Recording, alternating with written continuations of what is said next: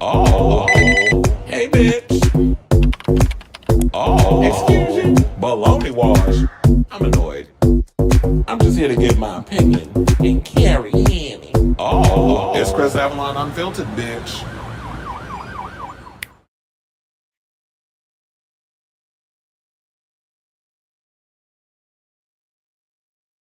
Y'all, welcome and happy Monday. It's your boy Chris Avalon, and welcome to a brand new episode of Chris Avalon Unfiltered, a show we basically talk about all things going on in pop culture. So if that's a show for you, excuse me, definitely stick around because we got a lot of tea to spill today, including I gotta give my overall thoughts on the new Silent Night Deadly Night movie that came out over the week. I don't know if y'all know about it, but I'm gonna give my little quick thoughts on it. Also, we gotta talk about this Rob Reiner story. When I heard about this yesterday, it was crazy.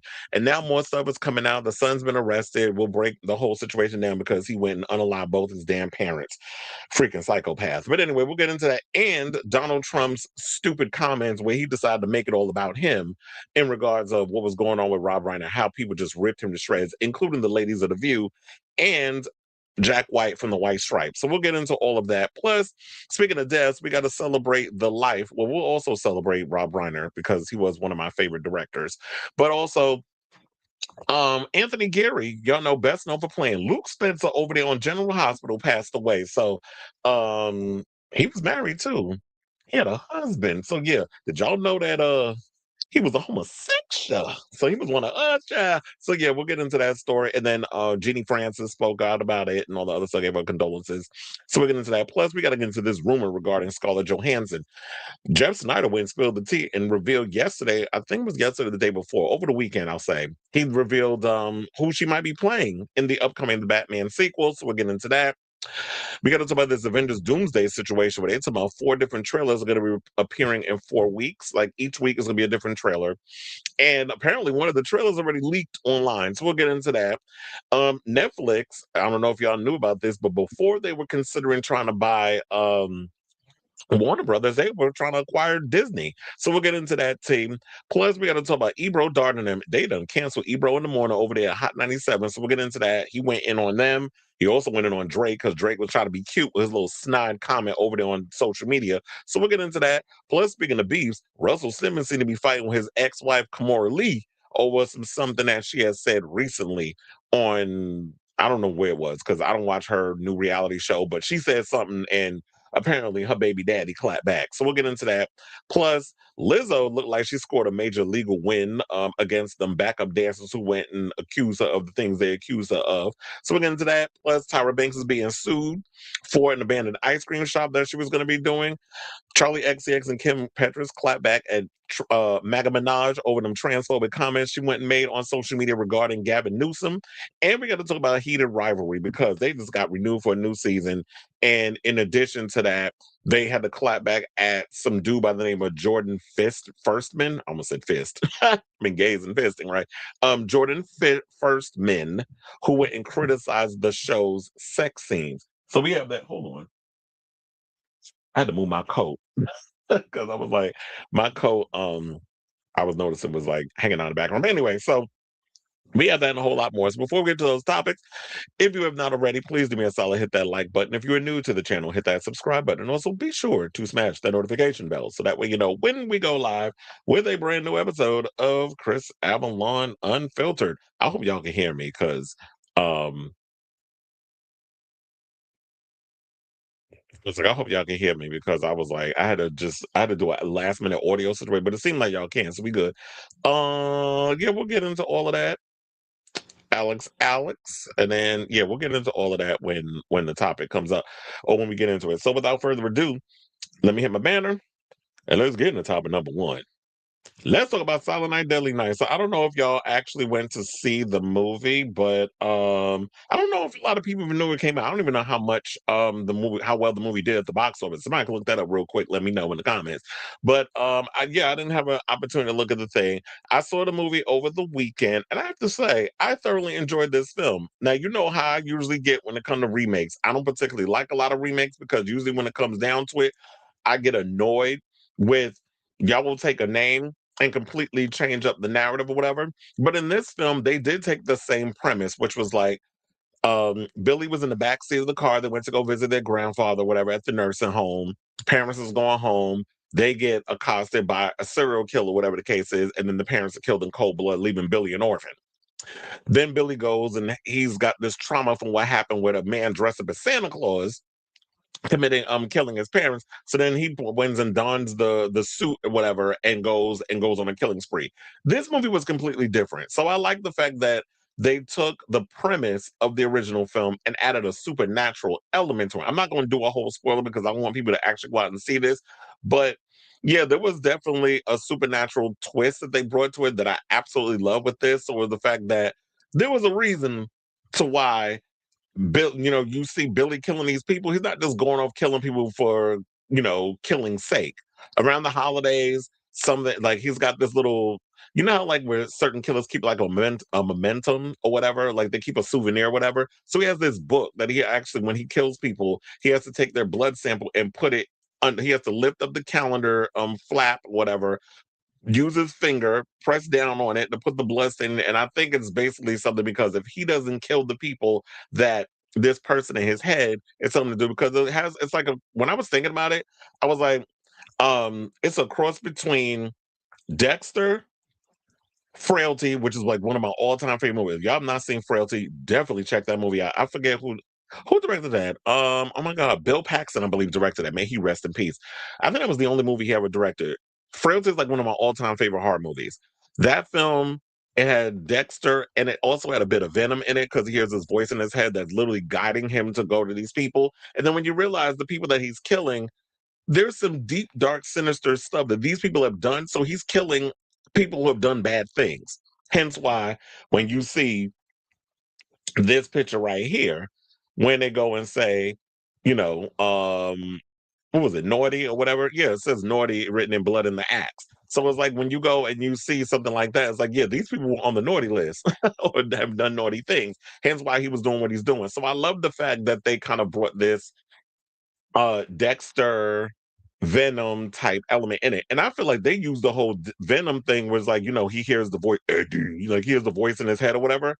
I like the way they used it for this film because I hated them Venom movies. I did not like any of them. I like Tom Hardy and I like the performance he gave with those films, but those movies was trash.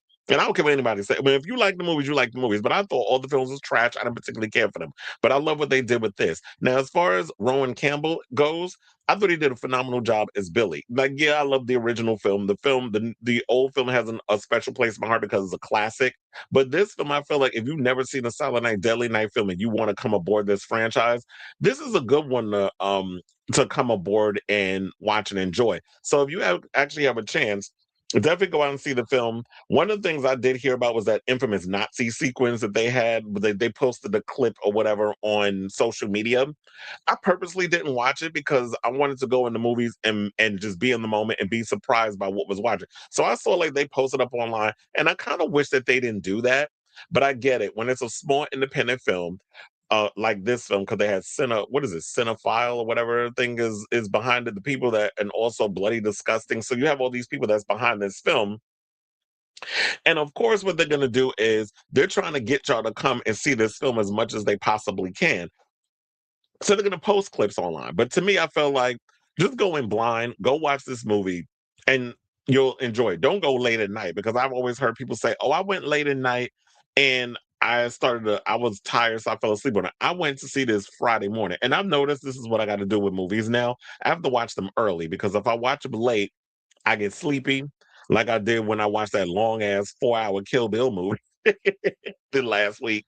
I was like, this movie is too long. When is it almost over? I started yawning. I'm starting to get tired. And I didn't get out of the theater for that one until midnight. So my overall thought, what I wrote about it was what I wrote on social media. The Silent Night, Deadly Night remake was awesome. Dare I say, I loved it more than the original, although the original will always have a soft spot in my heart. Rowan Campbell was a great Billy, and I love the backstory they created around his character. Instead of it being your basic slasher, Silent Night, Deadly Night offers layers to its characters, and you will root for Billy until the very end. Without giving too much away, Silent Night, Deadly Night is like a cross between Dexter and Frailty, and I also forgot to add Venom, but y'all get the point. Definitely on my top. Definitely in my top horror films of the year list. So yeah, with that horrible ass Five Nights at Freddy's movie that just came out, and people talking about that was a great movie. I'm like, really? As a horror connoisseur, that movie was trash. The script was bad. The character development was stupid. There was no like you killing people off screen. I'm like, really? This is literally like Disney. This is like a horror movie for Disney kids. Like if you watch something like that, that amateur style or whatever, you'll enjoy it. But for this movie, and yeah, I should also point out I think people were worrying a little bit because they were expecting the kills to be very much in the same vein as like Terrifier. It's not. It's not as brutal. It's not as brutal. Now there's one sequence where he smashes this guy's face to the point where you see like the skin hanging and stuff. So there's like a couple of little sequences or whatever where okay, it was a little brutal, but it's not as bad as like watching a Terrifier movie. Like it's not Art the Clown, Art the Clown insane. You will be able to watch some of the stuff and some of the kills. It was pretty funny. They even threw the signature kill, remember from the original movie where Linnea Quigley got impaled on deer antlers. They did throw that in there. It was a throwback, but it was towards another character. It was because of well, I don't want to say who, but if you see you've probably seen the trailers or whatever the case was, so you probably seen the kill already put in the commercials or whatever. But there's a whole situation around why it all happens and how he starts killing and stuff. So I just love the way they set the film up. I enjoyed this film a lot. I'm really looking forward to seeing this one. I might even go see it again before they take it out. But if you are a horror movie connoisseur like I mean, you love a good Christmas horror film, I definitely recommend go see Silent Night, Deadly Night, the remake. Rowan Campbell, I thought, did a phenomenal job. In my opinion, he's definitely like that type of actor that needs to be. I don't want to typecast him, but I would love to see him like stick with the horror genre because he's really good at playing like this tortured soul. Like to me, I didn't mind him as Corey Cunningham in Halloween Ends. I know a lot of people don't like that film. I am a Halloween Ends defender. I will defend that movie down to the ground. I know, like, and I've said many a times, I don't like the fact that they added this as part of this Halloween trilogy because it didn't fit within the story of you trying to tell regarding Michael Myers and Laurie Strode and having that as a thing. It felt more like you made her an afterthought, or y'all didn't even know what the hell y'all was planning on doing with that three-movie deal with Blumhouse. So y'all were just throwing baloney at the wall and seeing if it was going to stick. And then y'all just, whatever storyline y'all can come up with, you just kind of put it in this gumbo and expected us to accept it. And it's like, but wait a minute, you should have did what you did with the original Halloween, set all that up for your little trilogy and call it a day. But you didn't do that. So I love the Corey Cunningham story and all that with the transferring of power with Michael and all other stuff. It just didn't fit in with that trilogy of what David Gordon Green was supposedly trying to tell. But like I said, I don't even think they knew what they were planning on doing with that. They were flying by the seat of their pants. They were overwhelmed. They thought they could just sell us a story and then we were just going to go along with it. And people were upset about it. And so he delivered a great performance in that film, and I just thought it was unfair the way people came at him. But he definitely was perfect for this part, and he's definitely perfect to play Billy in this movie. And I'm looking forward the way they set it up. I'm excited for a sequel. So yeah. So at the end of the day, I say all this to say, what do you guys think of this story? Have you been? Have you? Well, can't even talk. Have you seen Silent Night Deadly? Did you see it? What are your overall thoughts about this film? Whatever your thoughts are, let me know in the comments down below.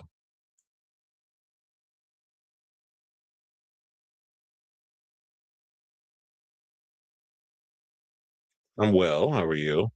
Merry Christmas. Not tickles.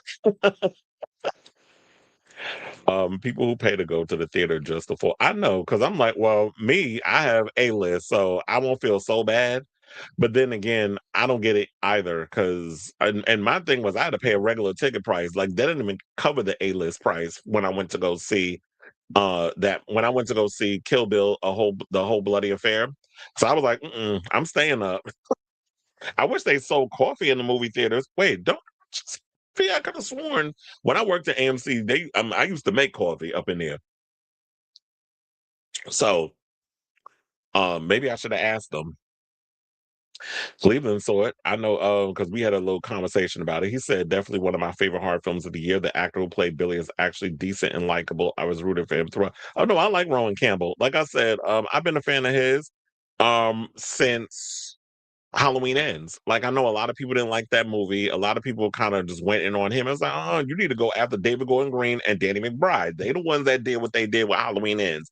He just showed up and did what he was paid to do and went and minded his business. But y'all decided to go in and drag Rowan Campbell. But I was like, ever since when the minute I heard he was playing Billy, I was like, perfect. And that was only of because of Halloween Ends. If I had never heard of him or whatever the case is before then, if I had never seen that movie, then I would say something different. Debbie says this is my first time hearing about. See, and that's why I was like, I had to do that review, and I think I'm gonna cut that up and clip it and post it up, so that way more people will know about it. Because yeah, I don't think. Well, it also could have been maybe it's the studio that when you do like these small films, their budgets are only but so big, so they don't really have the money to be promoting this movie the way they want to promote it. So a lot of people aren't even aware of it.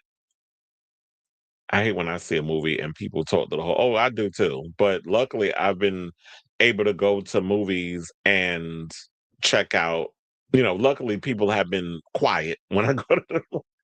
People have been shockingly respectful, especially in New York. How you doing? What's up? I've only seen the old one. Yeah, the old one. If you have Shutter, they finally put the original one up. And to be quite frank, that was the first time I actually saw it because I've been trying to buy this movie for years. I know Robert was like, they do have like the DVD or whatever. They released like a 40th anniversary or something, and you were supposed to send it to me if you were in the room. Oh, he is because I see him. Yeah, you were supposed to send it to me, sir. Yesterday, I had to do my last minute Christmas shopping, not watching Avatar 4 times. Me either. And we'll get to that story in a second. I'm like, it's not that serious. I mean, if I gotta wait a whole year to see a proper trailer, I'll do that. What you're not gonna do is gaslight me, MCU. Y'all desperate asses over there at Disney. Unfortunately, I didn't because I can't with her. I know. You like Wicked. One of my friends told me today while we was talking shit about another YouTuber that we know. I ain't saying who. Finding out some tea about that person. Um, what was I saying? Well, I was throwing in that little stray. um, oh, you said you came with heart. He told me he saw Wicked like 3 times. He about to see it a fourth. I was like, okay, well, you have at it. I know they sell soda, but and I did get a soda. I think I got a large soda because I hadn't eaten anything, and I was trying to figure out what I wanted to eat so I could sneak it in. So I decided I was like, let me go and get a so I want to get like the chicken tenders and fries with a soda. And you say, oh, to grow out of that phase. Well, no, not everybody likes what that look. There's some people that just don't like horror films, and that's fine. I don't know. For some reason, they provide me comfort. I'm a weirdo like that. It's like I will sit. I like action, sci-fi, and horror. I'm not really big on like. I mean, I like certain comedies, but they got to be like that old school toilet humor type comedy, like Scary Movie or something. It's banned in Arizona. Okay, they doing too much. Somebody they banning it in Arizona due to the themes. First of all the people in that movie that got killed deserved it. You said it was like what 5 parts? I think it was because who was it? Two people did rankings. My Lee from Drum Dums did a ranking of all the movies, and I think Cody Leach did um a, a ranking as well. I didn't see his. I saw Lee's, but I didn't see Cody Leach's. I was looking for his review of the movie. Somebody did. No, there was somebody's review of Silent Night Daily Night. I was looking forward to it. They didn't put it up. No, that movie was terrible.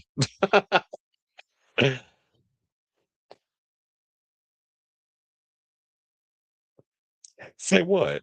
No, no, not that fat bitch. I don't be thinking about her. No, it's somebody else. Somebody who's a well-known YouTuber that does drag race recaps. And that's all I'm saying.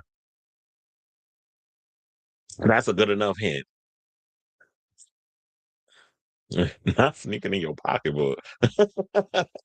I met him when I went to the celebration tour. Wait, who? Oh, Chauncey? He came all the way out there? Well, I knew him because we worked together at one point, and then we also did a podcast together. That was during the Robin Body Talk era. The gays love horror. No, we do. Her is my go-to, not a big zombie fan or Saw fan. Well, I know I gotta watch that trailer because I saw Shutter just dropped the trailer for Queens of the Dead. I gotta find out when that actually comes on that channel. Not you talking about Bussy Queen. You still digging. I said, yeah, he said he went to see 10 shows and okay. Well, that's commitment. 10 damn shows. You ain't gonna be doing that no more.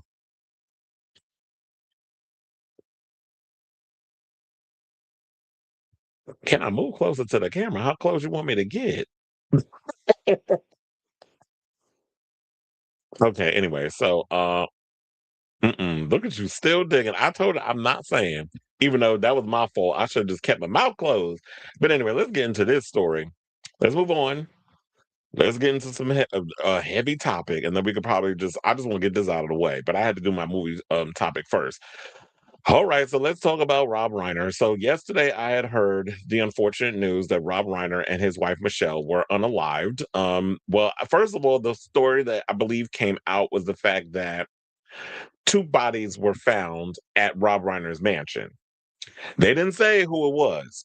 Then later on, the story came out that it was the famous, Well, I guess he is world famous. I mean, the filmmaker, and he was an actor. Remember, he played Meathead over there on All in the Family. Now, that of course was before my time, but of course, because of the era in which I grew up in the '80s and the '90s, being a child of the '80s and '90s, it was like I used to watch the reruns and stuff. So, because that show came on TV before I was born. But I used to watch All in the Family. I used to watch all those crazy shows. All in the Family, The Jeffersons. What was the other ones? There was Different Strokes, Facts of Life. Like I used to watch all those shows growing up. I mean, there was a lot of shows that was in syndication and on reruns even after they was canceled. We used to sit and watch a lot of those shows. Did I say Good Times? That was my show too. So yeah, All in the Family, I believe was the Jeffersons is a spinoff of All in the Families. I mean, All in the Family, by the way, because I remember George Jefferson did appear on a couple of episodes. There was a lot of shows that were spinoffs of shows back in those days. Norman Lear was real good at spinning off a lot of his shows and giving everybody, opportunities. But anyway, so then the story came out that Rob Reiner and his wife was knifed up, or whatever the case was. I heard the throat was slashed and all this other stuff. So then the story started coming out that it was like it was the son, Nick Reiner, who had something to do with, who has a series of mental health issues as well as has battled drug addiction for many years. And so his sister, Nick's sister, was the one who ended up finding the body. Now, the story also came out earlier that the parents and Nick were at a Christmas party, I believe that was being thrown by Conan O'Brien. And they said that Nick was acting weird. He was asking everybody there who was famous. He was being erratic. He was being, all kinds of crazy, whatever the case is. And Rob Reiner over the years has said many a times in conversations, there was even an interview that they resurfaced and they dug back up where Rob was like, because what was it? Nick, I believe, he worked on a movie with his father, and Nick co-wrote it. And I think it was based off of his issues with his parents, drug addiction, all that other stuff. And said that yeah, they were bickering and fighting and stuff, but he was somebody that at the end of the day could not give up on his son in regards of whatever was going on with him. And clearly, based off of everything that was being said, they was like Rob took care of his son, paid all of his bills, was trying to incorporate him in a lot of things, and it still wasn't enough. So a lot of people was like, to Rob, you need to show your kid tough love. You need to stop always trying to protect him or whatever the case is. But he's like, that's not in my nature. He said this in the interview that people have come up to him and said this stuff. And he's like, it's not in my nature to just abandon my son. And so literally to the very end, the very blood-soaked end of it all, he did, and his wife did whatever they could to protect the son. Someone even said that if you look at Michele, don't she look like Penny Marshall? Because once upon a time, Rob Reiner was married to Penny Marshall, who was from Laverne and Shirley, another show I grew up on watching. So, and then she passed away, I think over a decade ago. I think it was complications of diabetes, if I'm not mistaken. So yeah, so there was a lot of that. And so let's get into the actual People magazine story because they were the ones, shout out to them, who broke the news. Everybody else was talking about this other stuff. So between People magazine and TMZ, they were the ones that was going in with all the details. So Rob Reiner and his wife, Michele Singer Reiner, were unalived by their son Nick, according to multiple sources who have spoken with family members. Police have not yet confirmed the account. Also, I should point out this. It has been confirmed because this one came out yesterday. Today it was confirmed. Also, there was a story going around that Nick has posted he's on bail. Well, not on bail, but he was hit with bail. He is being held without bail. So he's still in jail. They're not releasing any bail for him. He is there. They're leaving his ass. If they could dig a hole any deeper, he'd be under the freaking prison. So Nick's not going anywhere. And they're not giving him bail. I don't know if they'll actually set one up, but if they do, who paying for it? The people that was bailing you out of everything, you took their life. So who's bailing you out? So on Sunday, December 14th, around 3:30 p.m., the LA Fire Department were called to the home to provide medical aid, the LAFD told people. Upon arriving, they found a man, 78, and a woman, 68, unalive. Sources confirmed the victims were Rob and Michele. Police say Nick, who's 32, was alive and being questioned. No arrests have been made. I also heard from TMZ, they said that Nick disappeared for hours after he committed the crime, allegedly. I'll say, even though we know you did it. Now, police said, so they said Rob is a director, as y'all know, and producer and actor. And, he directed This is Spinal Tap, which they actually did just come out with a sequel to that. I don't know if Rob Reiner did that or somebody else was behind that. But yeah, they did. I believe they came out with a This is Spinal Tap sequel or something. And then I saw they did like a re-release of This is Spinal Tap in theaters.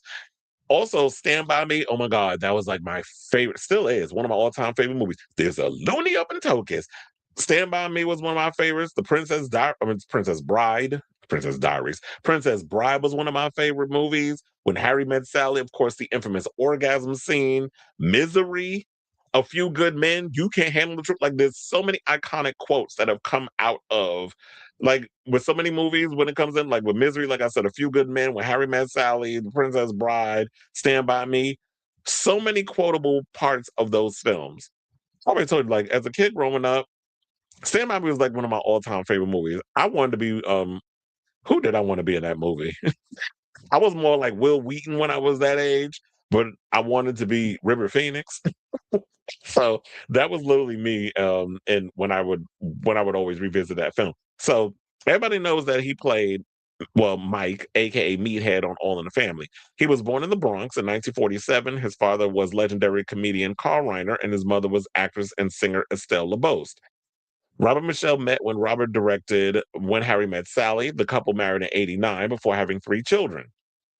Now, previously, Rob was married, as I said, to Penny Marshall, who passed away in 2018 at age 75. Okay, so I was right. It was complications from diabetes. In a 2016 interview with People, Nick spoke about his years-long struggle with drug addiction, which began in his early teens and eventually left him living on the streets. He said he cycled in and out of rehab beginning at around 15, but his addiction escalated. He drifted farther from home and spent significant stretches homeless in multiple states. Nick offered people that he told people that the chaotic period of addiction, including nights and sometimes weeks sleeping outside, later became the basis of the semi-autobiographical film Being Charlie, which he co-wrote. I should also point out that there was some audio that surfaced of Nick where he was basically talking about the fact that he would stay up late, like he would stay up for days on end, I guess, in a drug stupor, as a lot of them do. When you start taking them hard drugs, people stay up for days. And he said he was in the guest house and then just started wrecking it. I started punching the walls and I started destroying the furniture and all that. So he was saying all of this. So when he gets into his drug binges, he would just start getting erratic, which makes sense because that happens with a lot of people who do all kinds of crazy drugs. You don't know what they're putting in a lot of these substances. But at one point, I'm just like, I totally get why Rob Reiner wouldn't want to give up on his son, and I'm sure Michelle didn't as well. But it comes a certain point where it's just like, I don't know what to do. I don't know how I can help you in this whole situation.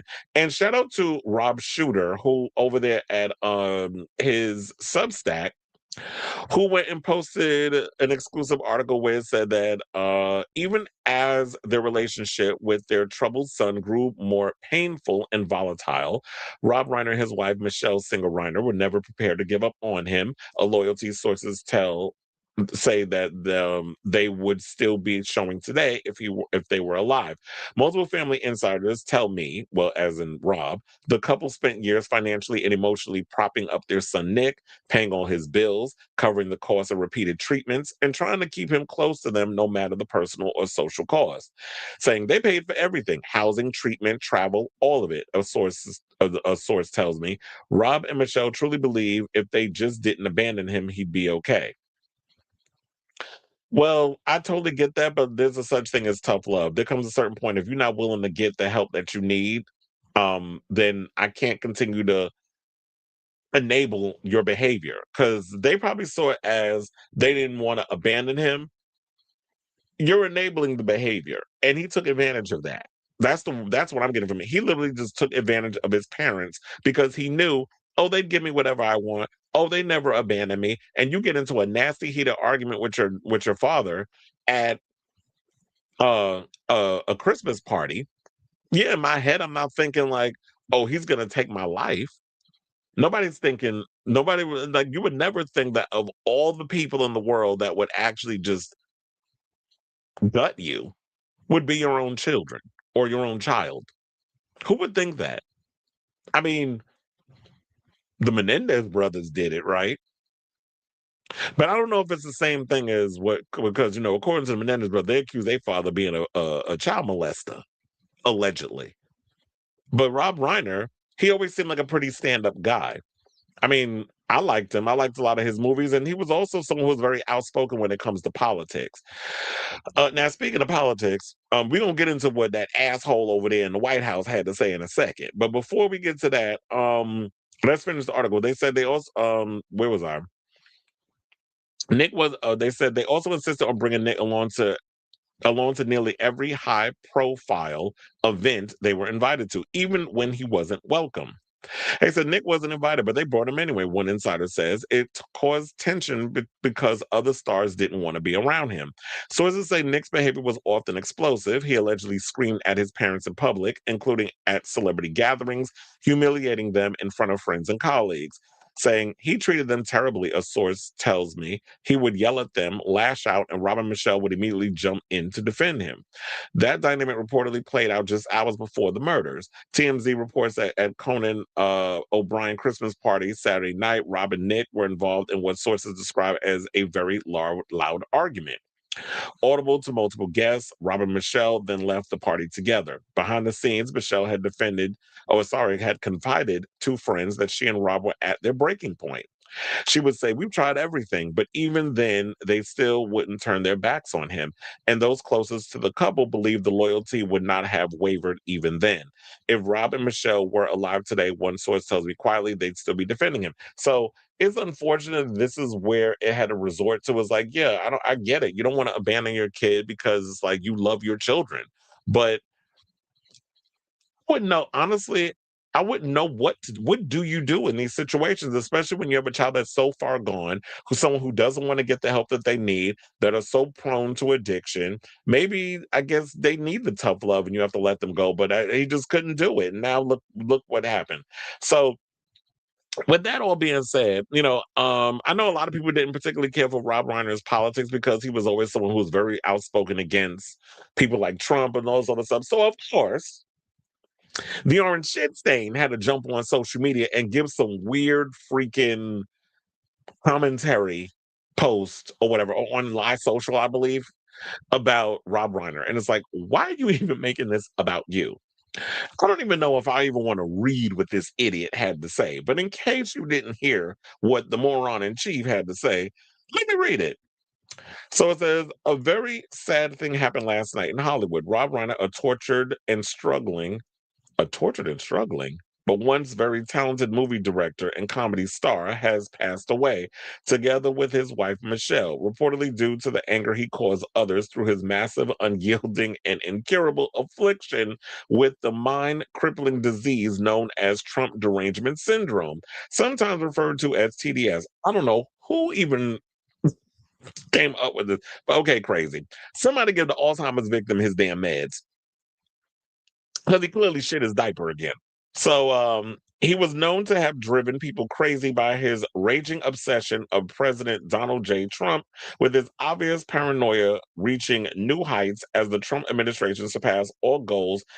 Okay, I'm not even. I can't. I can't. I can't. I can't. I can't. This man will literally make you want to rip your hair out by the root. And I know you got a little system situation going up here. You got a bird's nest because you got to hide your bald spot. Luckily for me, all my follicles still have their hair intact. So um I can't with him and the bullshit.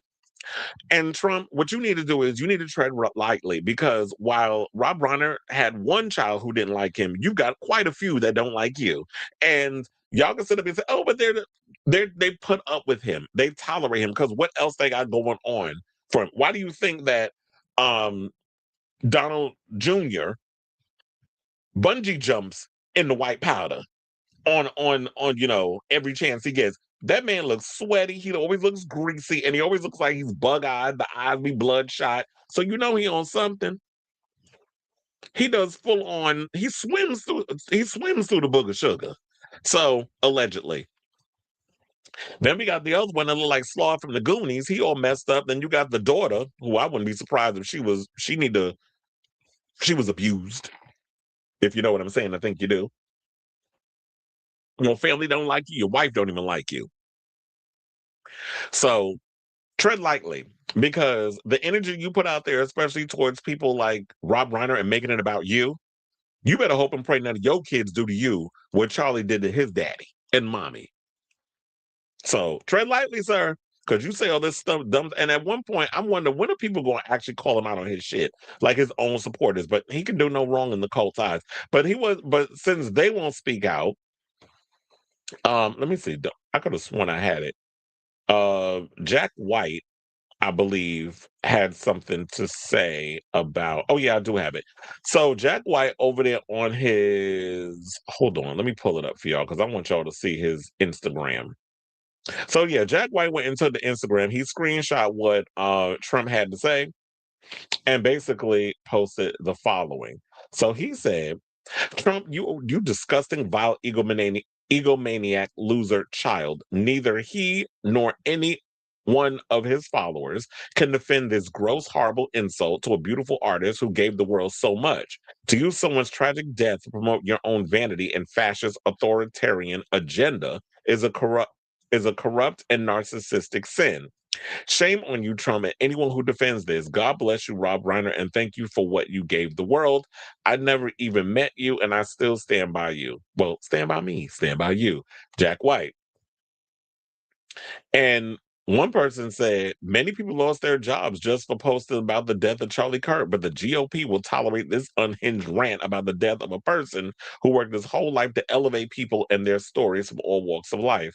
Well, that's because Trump is a chaos demon. Like he's never done anything to uplift anybody. He can't even uplift his dick into an erection without taking a supplement for it.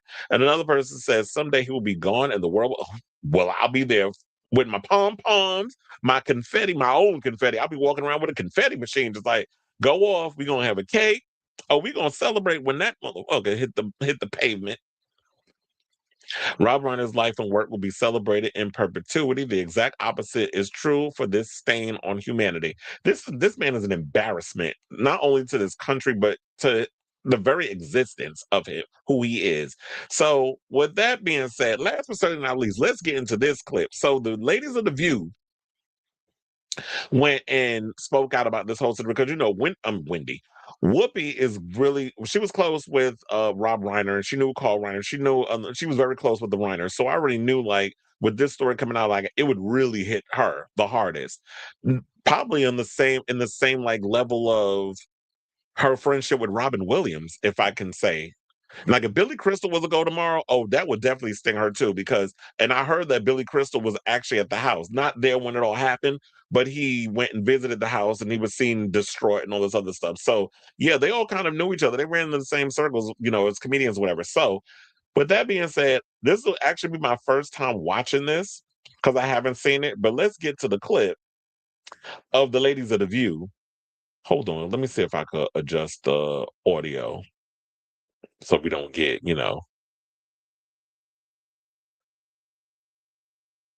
something happening to the situation. Okay, so we're gonna watch this clip and we'll come back and talk. And if there's any ad interruptions, we're just gonna have to work through it. So bear with me and please hold. There was so much tragedy this weekend, it's hard to process. Tributes are flooding in after news broke last night of the apparent homicide of Rob Reiner and his wife, Michele Reiner. Rob became a star in the iconic sitcom All in the Family and went on to direct beloved movies like This Is Spinal Tap, The Princess Bride, A Few Good Men, When Harry Met Sally. And I was lucky enough to get directed by him in Ghost of Mississippi. He was also an outspoken activist and quite a guy, quite an amazing man. And then there is what happened in Australia at Bondi Beach. At least 15 people were killed in an anti-Semitic attack on the first night of Hanukkah at Australia's Bondi Beach. Leaders from around the world are denouncing this act of hate and praising Ahmed El Ahmed, who is the hero that confronted and disarmed one of the shooters. Now, before we get to the rest of this thing, I want to literally, let's marinate on that for a second. A Muslim man stopped a terrorist attack on Jewish people. So a lot of you Zionists that want to run around with this fucking narrative about Muslims, take all this in. Barry Weiss, folk glasses over there at CBS, still trying to perpetuate this this whole Zionist propaganda bullshit that you over there doing. So yeah, let's give it up to someone who actually is, a Muslim who went and jumped in to defend these people. So when you get these corporations and politicians who try to cause this divisiveness amongst us, let's take a breath and put all of that aside and realize at the end of the day, we're all human beings trying to just get through the day.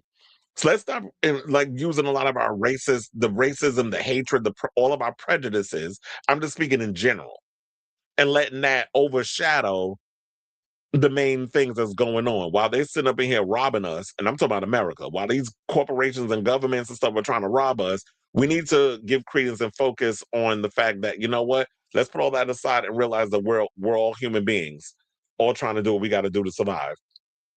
And stop letting these people, blindside us with and dividing us with all the racist rhetoric. But anyway, let's get back to the clip. I don't know how to process this because it just, and of course then there's the shooting at Brown. At Brown University, Yeah, two at Brown students University. killed. I mean, Gaza's population is on the brink of famine. It's each thing in its own body is horrific, and this is this, I don't even have words. I don't know what to say. So I leave it in your hands. How are you all processing this? I mean, I didn't know Rob personally the way you did. I just remember watching him on All in the Family with Archie Bunker, and actually having a television show that aired out these issues that families have. Archie Bunker was this sort of bigot, and then he's got this son-in-law, I think he called him Meathead, and they're having these difficult discussions that I had never seen on television before. But what do you, I know I asked you a little bit this morning, but what can you share about Rob? Just he was a friend. I literally saw him the last time I did the Kennedy Center because we were honoring Billy. Yeah. And this is when Billy got the Mark Twain Award, but we were together quite a bit, and he was a wonderful director and a guy who was a stand-up guy, and he fought for the stuff that was right. Yeah, he was such an activist. I was reading about how he, definitely helped to pass legislation about same-sex marriage, which is so important. Was helping pass legislation with educating our young people, universal pre-K, things like that. And then I hate to put a downer on it and make it political, but President Trump texted yesterday and said, Don't read it.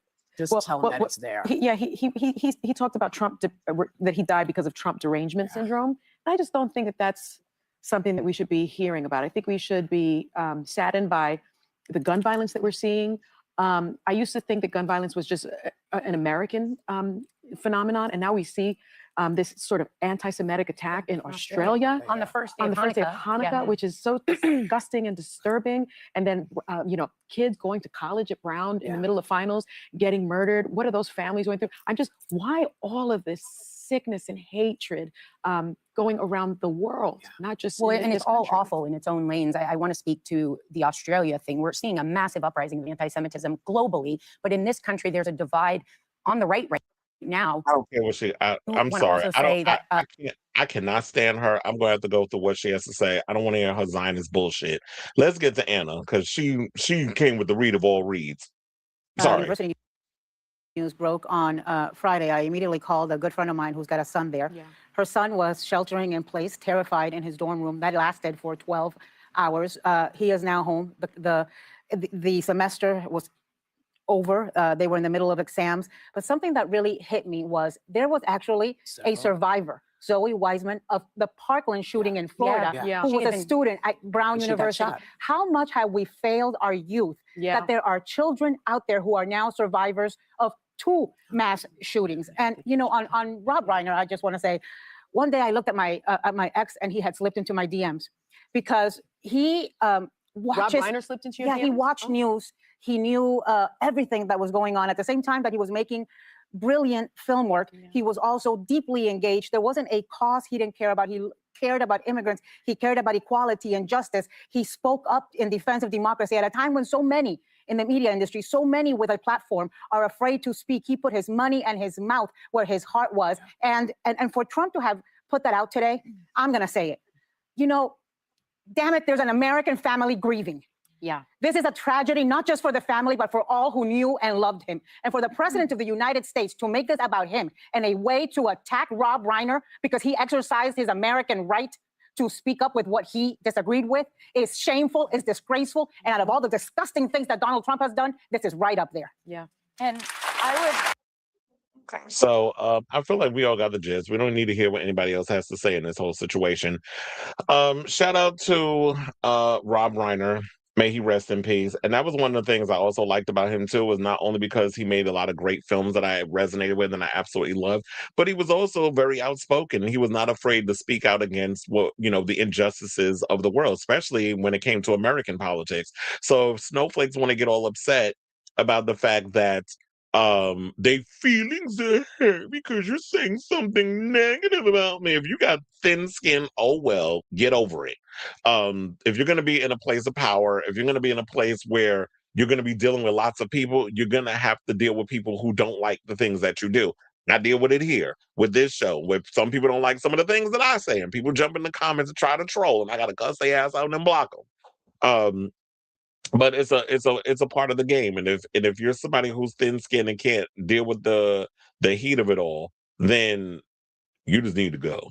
I was like, Alyssa was gonna talk. I really don't care what she has to say. I can't take her, and I damn sure can't take Sarah Haynes. That's why I was like, I'm fast forwarding through her because I don't know what happened to Sarah. It's like after she had that third child, the bitch got stupid. So, and I know some people get mad. Please stop using derogatory words toward women. Oh, you thinking you exempt because you were opposite gender? You say something stupid, you getting cursed out. I don't care who it is. So, with all that being said, shout out to you, Nick. I mean, not Nick. Fuck you. You can rot in jail for all I care. Rest in peace, Rob Reiner. Rest in peace, Michele. It's always sad when it's like the people who do so much good in the world end up being taken, and then we always get stuck with the assholes. They always get to hold on for long. Why are you forsaking us, sir? But I know we're not supposed to question the man upstairs. But anyway, so I say all this to say, what do you guys think of this story? There's probably a method to the man upstairs madness, but there's probably a method to his madness as to why you know who is still here making the comments that he's making. So I definitely want to hear from y'all, whatever your thoughts are on this matter. In the latest on it, because I'm sure more will be coming out as you know the days go by, and I'll definitely be up on it. And if then any more developments comes out, if any more of the story comes out, and all that good stuff. So yeah, I definitely want to hear from y'all. Let me know what your overall thoughts on this story in the comments down below.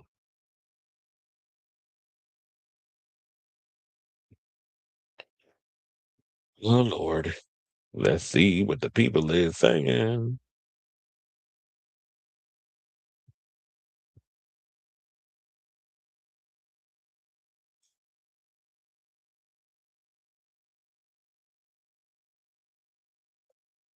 Oh my God, why is it? There's so many comments in here.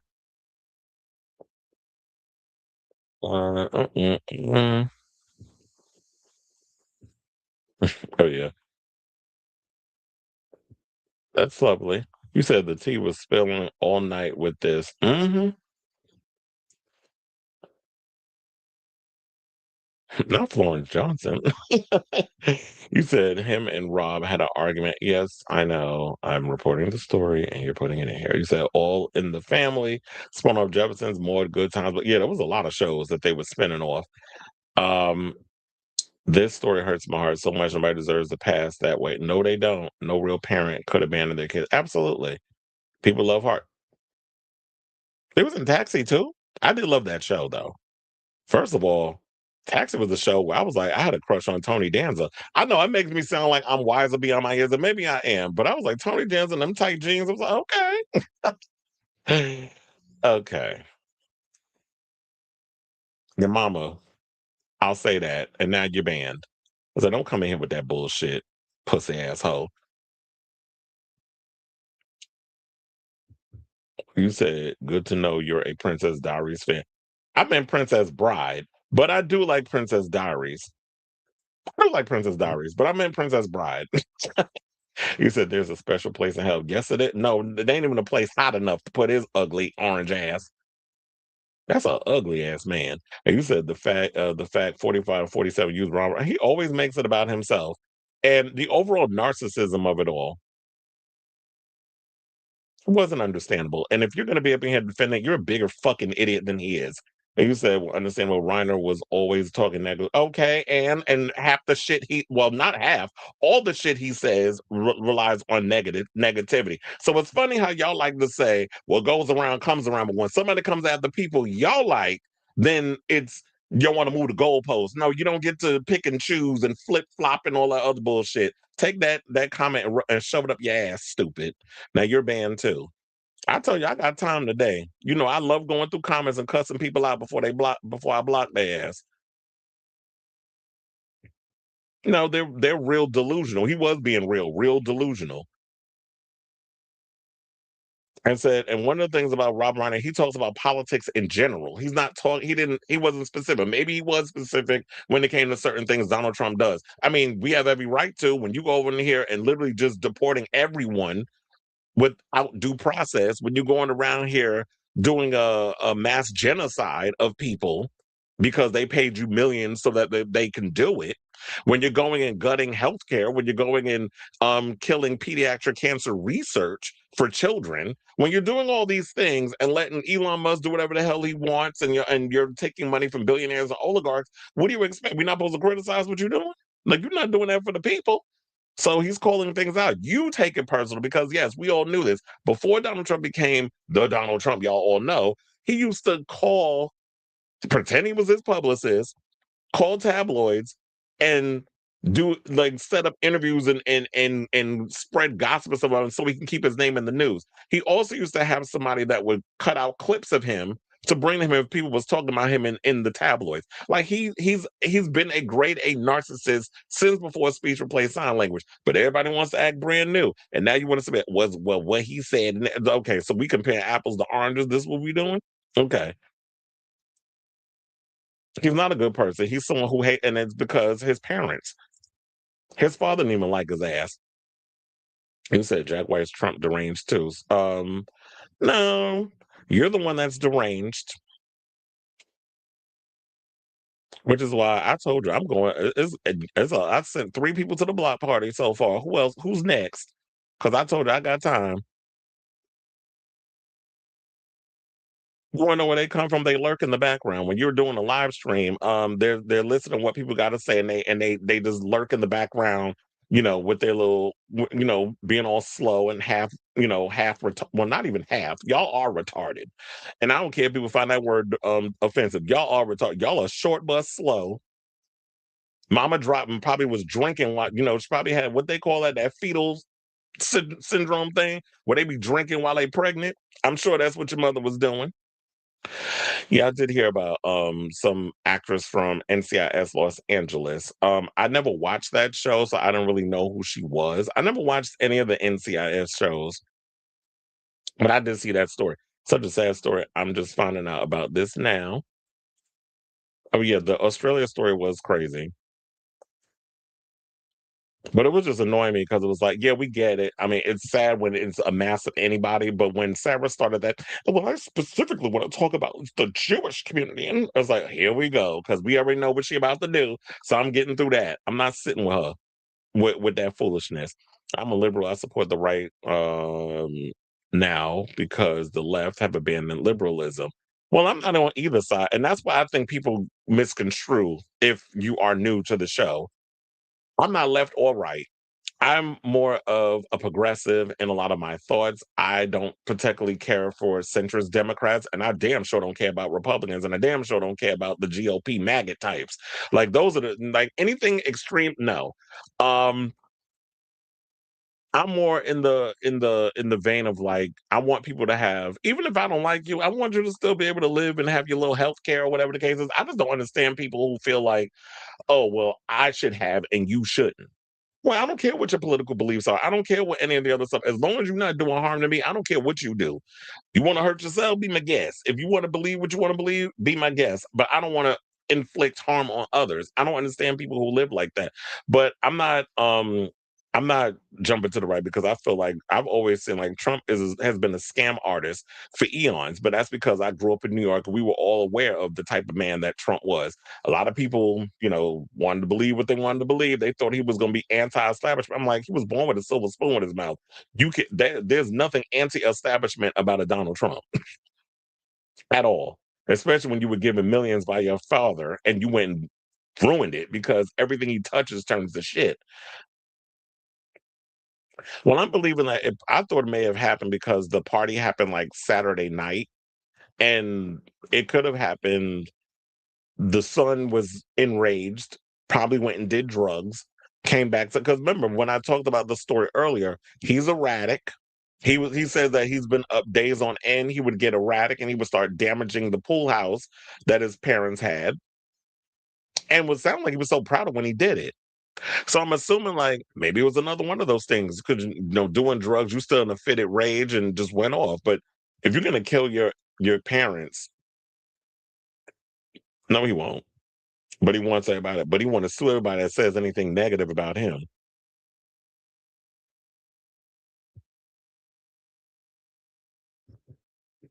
Not the breastfeeding tutorial, whatever the hell that means. You said mass not pew pew deaths are an American thing. Apparently, this is like the first incident in 30 years. Well, yeah, we've always heard more stories about mass, shootings. I know you won't see what happened in the UK because I believe guns were banned out there. They're not even allowed to carry guns. Not even the police are allowed to carry guns now. I guess they can carry a knife, which I did hear that story about a woman who was just released from a mental institution, went to the Macy's a block away from where I work in Herald Square, bought a knife from Macy's, and went and stabbed up a woman. She was changing her child's diaper in the restroom. That lady should have never been let out. Right wingers got angry. People quoted Charlie Kirk, but then tried to gain the place. And Charlie Kirk was a racist, like what's her name said, Amanda Seyfried. She said what she said, and she ain't apologizing. He was a racist. He was a bigot. He caused division and anger and hatred towards everybody for profit. And you shocked that he ended up how he ended up. I told you when you put that kind of energy out in the universe, you cannot be surprised when that comes back to you. Things are cyclical. It always comes around, but y'all want to, a lot of y'all like to walk around with rose-colored glasses on, thinking that y'all are immune to shit. The universe will tell you otherwise. Absolutely. Happy Monday. With all that being said, even the U.S. military, no, they don't. I love Spinal Tap. That was I banned a lot of people, quite a few people in here. So whatever your comments was, I didn't even get to read them. I had a feeling you were live tonight, so I put. Here you go. That damn Gilmore Girls. Chris is getting more extremely popular. Of course I am. Look. I told a friend of mine earlier when your wish is my command. I do want to tell somebody to block you. I was like, okay, well, you could have just unfollowed if you was doing that. Non-U.S. citizens are MAGA. Well, that's not necessarily true because there was even reports that there are other countries that are adapting ideologies from this whole MAGA movement in other places, particularly in the UK. I've been hearing stories about that. So a lot of the MAGA ideologies are spreading, where you have politicians that are trying to adapt those same situations. Trump spoke out. Well, his mouth does look like an asshole. So you know how thin those lips are. You said fetal alcoholism. Thank you.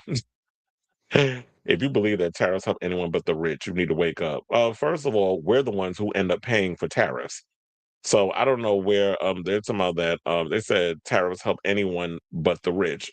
I was gonna say that unless you're okay, I don't know, maybe I'm having a moment because I'm in such a mood defending getting all defensive with all these people in these comments. So I'm just like ready to fight. But it's say like, yeah, tariffs don't really help us. We're the ones who's ended up having to pay for that, not the other countries, or as he always said. He said, I'm not on either side. Is a but we're not going both sides stuff either, because Trump's side is way worse. Now the Democrats ain't no damn innocent either, because y'all out here doing the bare minimum, not trying to fight. And then you had actual someone like a Zoran Mamdani.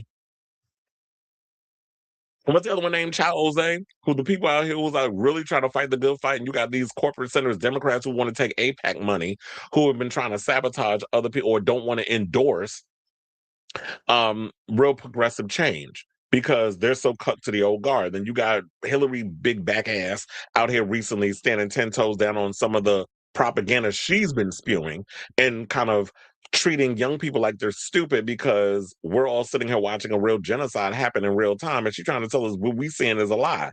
I was like, okay, sis, how much did they pay you? I'm not on either side either. What's right is right.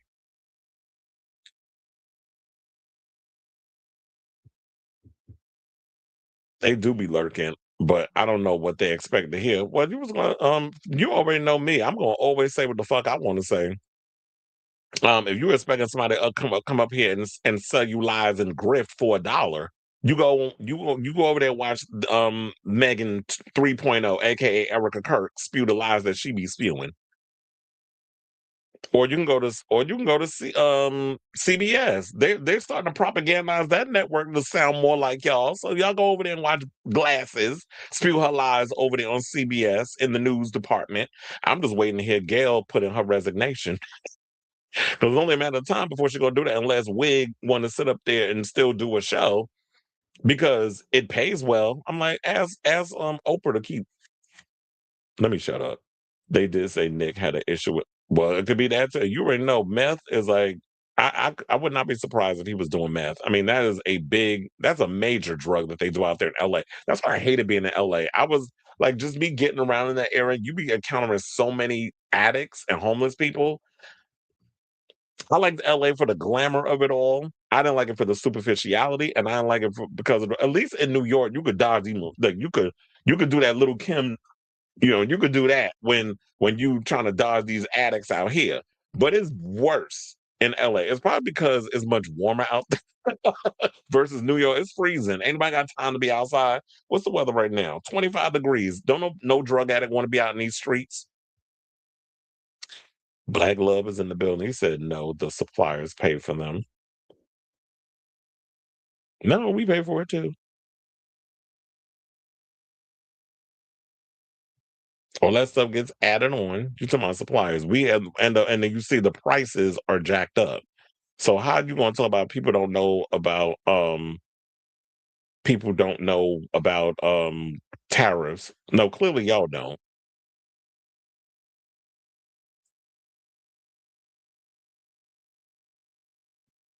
So hold on. Let me do a search since I don't know what the fuck I'm talking about.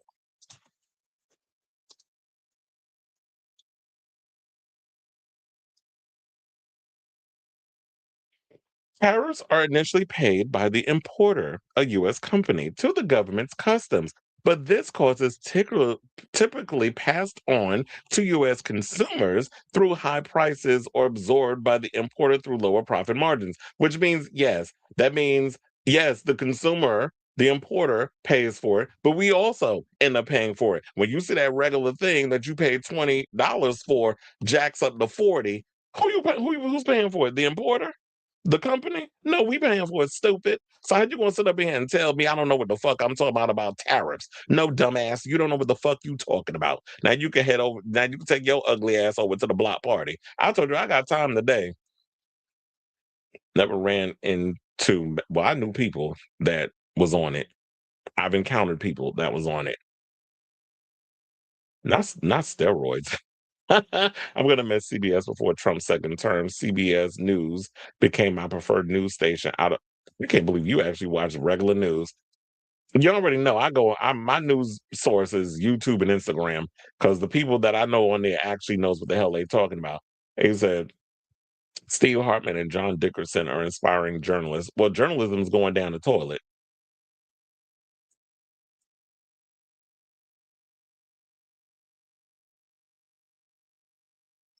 No, you weren't correct. I see a comment. It's somebody you was correct. It was like, yeah, the consumers, the company pays for. We also pay for it. What you thought that you was going to get that same thing for cheap?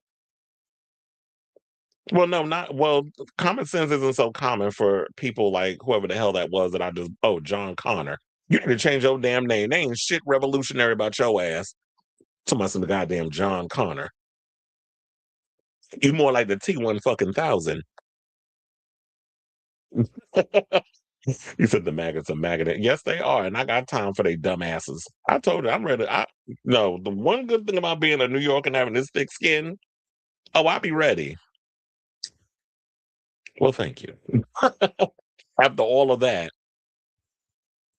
I'm like, who else is next? Who else is ready to go to the block party? Well, instead of us going to the block party, before we continue to go to the block party and me up here cussing people out and chopping their ass, because like I said, I got time. Oh, did she? Then somebody said, what was the post that somebody said? Oh, Erica Kirk's tissue is drier than oh my god, what the hell's his name? Oh, now I got it. And I remember, now I remember, now I remember. They said Erica's tissue is drier than Ben Shapiro's wife.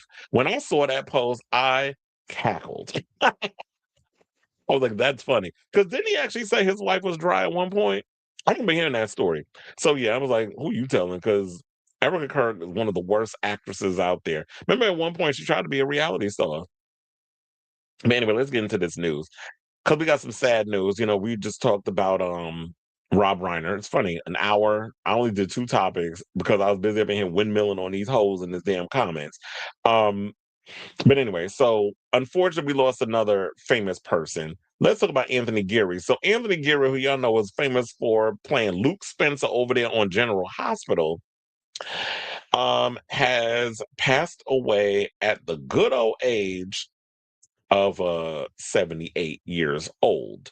And I don't know if y'all knew this, but Anthony was also one of the girls, as in he's a homosexual. He had a husband and everything. We'll get into that to you in a minute. So the actor died on Sunday, December 14th, following complications from an operation 3 days prior. See, this is what be scaring me about operations. We going to the doctor and you be thinking you're gonna be great, and then all of a sudden complications happen. But I guess that's always the risk. They said it was a shock for me and our families and our friends. Gary's husband, Claudio Gama, told the outlet in a statement. For more than 30 years, Tony has been my friend, my companion, my husband. He was best known for playing Luke Spencer on General Hospital, a role he originated on the soap in 1978. Luke was ultimately paired with Jeannie Francis's Laura, and together they became daytime's biggest super couple. Oh, I remember hearing the stories about that. They said in 1981, the wedding was watched by 30 million people in the most watched episode in soap opera history. Gary left the series in 2015. I'm like, damn, so he's been off the show for 10 years? I didn't even know that. So hold on, because I'm like, y'all probably didn't see what his husband looked like. So I was like, let me pull that picture up. So yeah, that's his blue thing on the side. So now in a separate statement, ABC Entertainment noted that his performance as Luke Spencer helped define General Hospital in daytime television. Anthony captivated audiences for decades and earned a record 8 Daytime Emmy Awards. The 1981 Luke and Laura wedding was a landmark moment that drew tens of millions of viewers and became part of television history. We extend our heartfelt condolences to his loved ones and colleagues. Geary was born in Colville, Utah in 1947. His birth name was Tony. He changed it to that's crazy that his birth thing was Tony, because when you think about Tony, Tony is short for Anthony, but his parents named him Tony. But he said he changed it to Anthony in 1978. He said, I had a happy childhood. My family was always close. But early on, they realized I wasn't of this earth, that I wouldn't follow my father's lead. In school, I was always the artistic loner. Hold on. So I was like, I'm actually pulling up the People magazine article. Oh, y'all forgot? I forgot Demi Moore was on General Hospital in 1982, because they had a picture of her in here for the People magazine article. So, he said he got a theater scholarship from the University of Utah, and during his sophomore year, he was cast in the touring company of the play. The subject was Roses, which took him to Los Angeles. He stayed and looked for work as an actor, saying, "I was cocky and confident." Geary's early career consisted mostly of guest roles on TV shows. He appeared on an early episode of Lord All in the Family. He was on there as a homosexual man who challenges Archie Bunker's homophobia. Other shows on which he made guest appearances during the 70s included The Streets of San Francisco, Room 222, Marcus Welby, MD, The Partridge Family, Barnaby Jones, Starsky and Hutch, and the soap opera The Young and the Restless. I had a friend who loved The Young and the Restless. Now they say in 78, Geary was hired to join General Hospital in what was meant to be a 13-week stint. The series was close to cancellation. Damn, I did not know that they were planning on canceling like 47 years ago. They were planning on canceling General Hospital. So they said the series was close to cancellation, but executive producer Gloria Monty was taking big swings to turn it around, and Luke became a central part of that. One of his co-stars was Demi Moore, who played Jackie Templeton. Luke was the sister of Bobby Spencer, played by, shout out to Jacqueline Zeman, because she passed away recently too. So may she rest in peace. Now, in the beginning, Luke Spencer was a complete bastard. This is what he told people in 1980. He was a cheap little punk who managed a disco and was a doper runner for the mafia. He was a real killer, but over time, his character became sympathetic and witty, thanks in large part to his romance with Frances as Laura, who he actually R-worded. So that was kind of like weird how they did that. It's like, you marry your rapist. But they said, but the romance, which was beloved by millions of fans, had an ignominious start. Luke R-worded Laura only for them to fall in love, saying, "I've had to justify it for so many years." Francis told people and on ABC's 2020 documentary, The Story of Soaps of the Storyline. And I have to say, it feels good to sit here and say, I won't justify it. It's awful. They shouldn't have done it. And that's what I was thinking too. It's like, yeah, that's an awful way to do it. It's like he sexually assaulted Laura Spencer, and then they end up getting married. Like, that was just crazy to me. To me, it was just like, have him be like a little punk or whatever, who falls in love with like this meek girl or whatever the case is, and she kind of makes him a better man. I thought like they could have played up into that, but Charlotte was the 80s. There was a lot of problematic storylines. The 80s and 90s, when it came to the soaps, there was a lot of problematic things that was going on in them soap days. But child, it was when I would have to sit there as a kid and I'd be watching with my mother. She would be watching her ABC soaps. She loved Ryan's Hope, All My Children, One Life to Live, General Hospital, The City, and also was The City the one where eventually they try to turn into Passions, where they had the vampires and all kinds of other stuff on it. I actually kind of like that twist that they did with The City. I think it was where it was like, oh no, it was Port Charles. That's what it was. Port Charles was the show where they tried to go all supernatural with the franchise. But let me see if there's any. Then they also mentioned about the wedding. And I forgot, Elizabeth Taylor actually appeared on on the show as Helena Cassadine, because she was a massive fan of the show. Now, people still see daytime TV as the bastard of the industry, but the fact that Elizabeth Taylor chose to come here because she's a fan must mean we're doing something right. This is what he told people in 81. It validated General Hospital for me. And not only that, but wasn't it always like a lot of remember, if I'm not mistaken, on All My Children, one of them shows, oh wait, no, but I think General Hospital, they always had like big stars that would come on and be a part of it. Remember, well, I guess he wasn't really like big-ish. Ricky Martin came out of General Hospital, where, he was part of Menudo and all that other stuff. And yeah, he was kind of carving out his solo career at that time. But he was in General Hospital. They had a lot of famous people that came out of those shows. First of all, there's a lot of famous people who started out in soaps.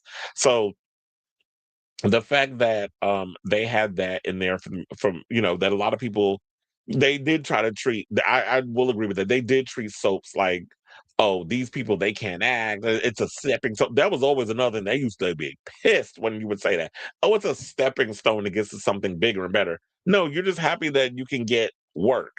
You shouldn't look at a soap as, oh, it's a stepping stone for me to get to do those A-list movies for Steven Spielberg. Like, get off my line with that.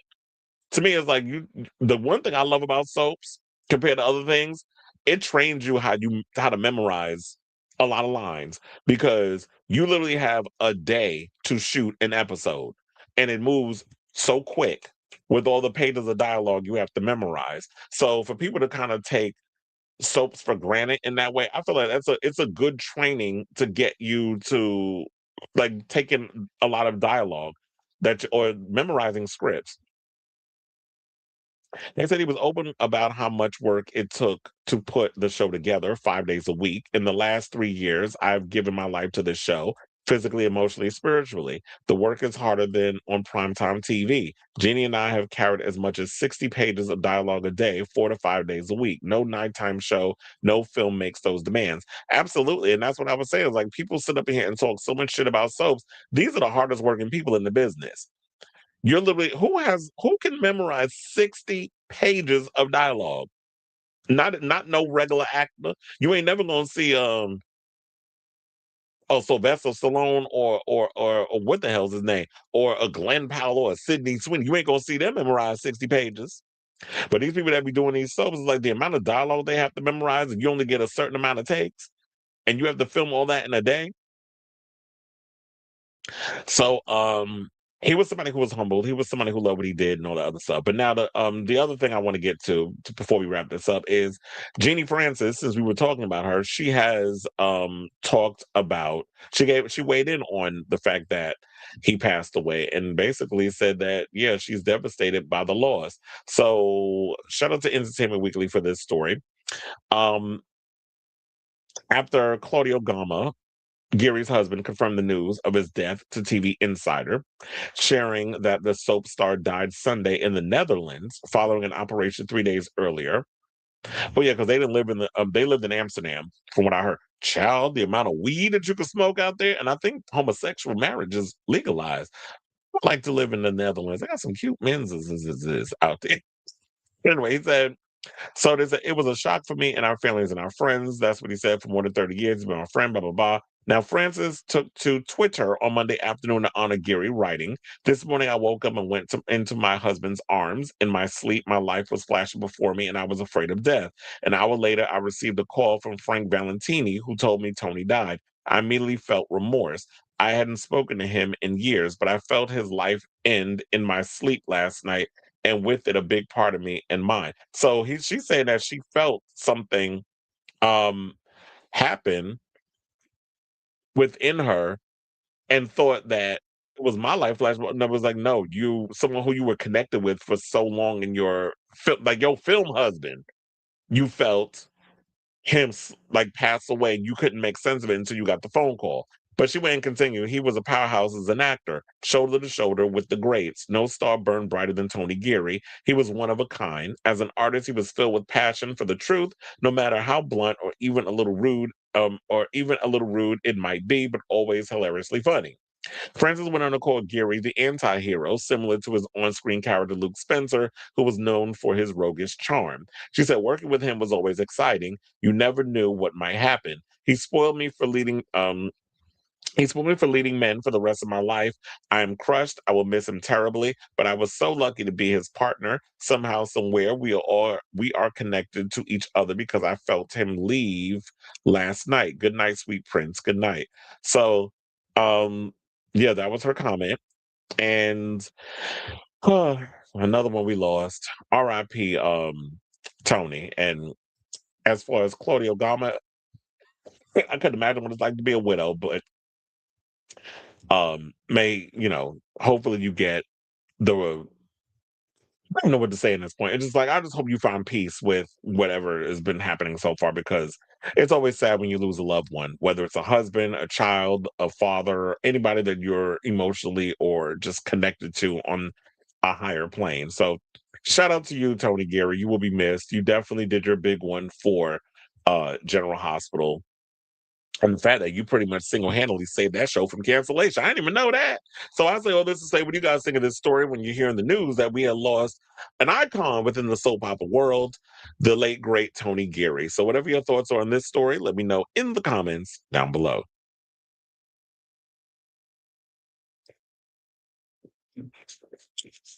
Had to take a pause before, because, editing. I'd like to make it easier myself when I have to cut these clips up. Kimora still watches General Hospital, by the way. You said, oh, because of the joke that I said. They said Eric Hurst's tissues was drier than Ben Shapiro's wife. Maggots not understanding how suppliers pass down tariffs to the consumers are up in prices.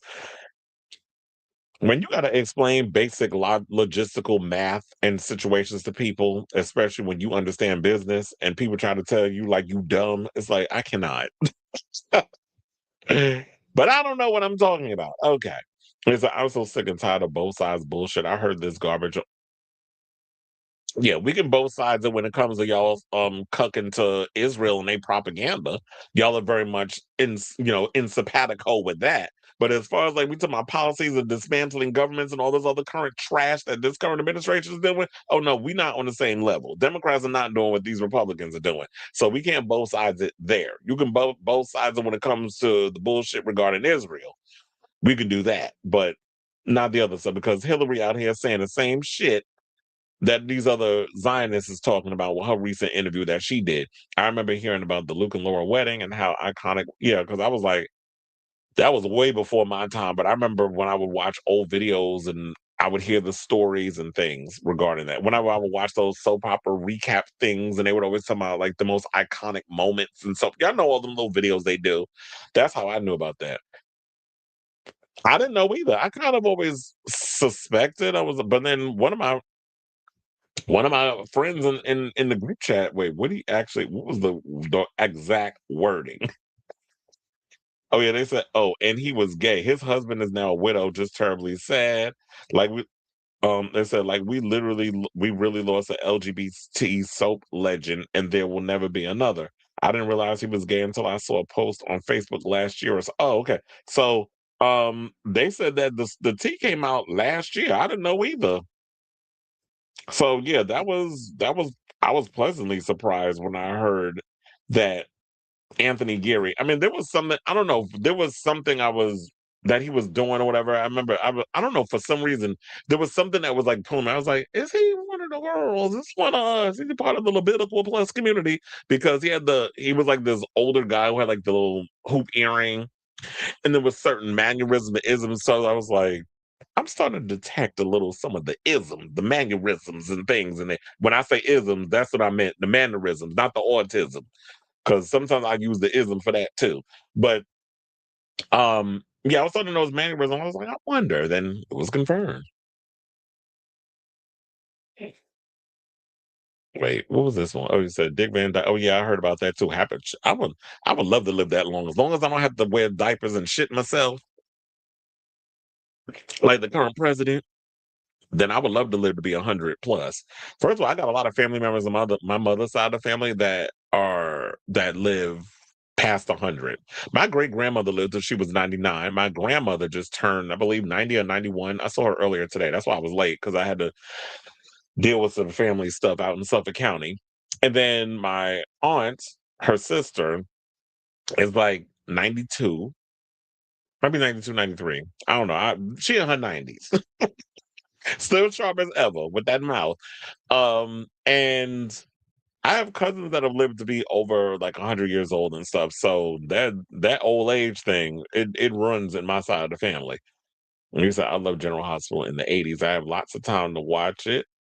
Or I had lots of time to watch since I was home from school because of my kidney surgeries. Why don't they rerun all the old? I thought they did. I mean, I remember they had what was it called? Soap Net or Soap Dish? Something. No, Soap Dish was the movie with Whoopi Goldberg and Robert Downey Jr. I think they had Soap Net, but they do need to come out with a soap opera streaming service. Will people pay for that? If they had a soap opera streaming service with the old, soap operas and stuff, I wonder if people would pay for that. Or just create a channel. There was a channel. I don't know what happened. He was on Days of Our Lives for a little bit. Yeah, they all float around. These assholes so greedy for money, they want to pay the actors for the reruns.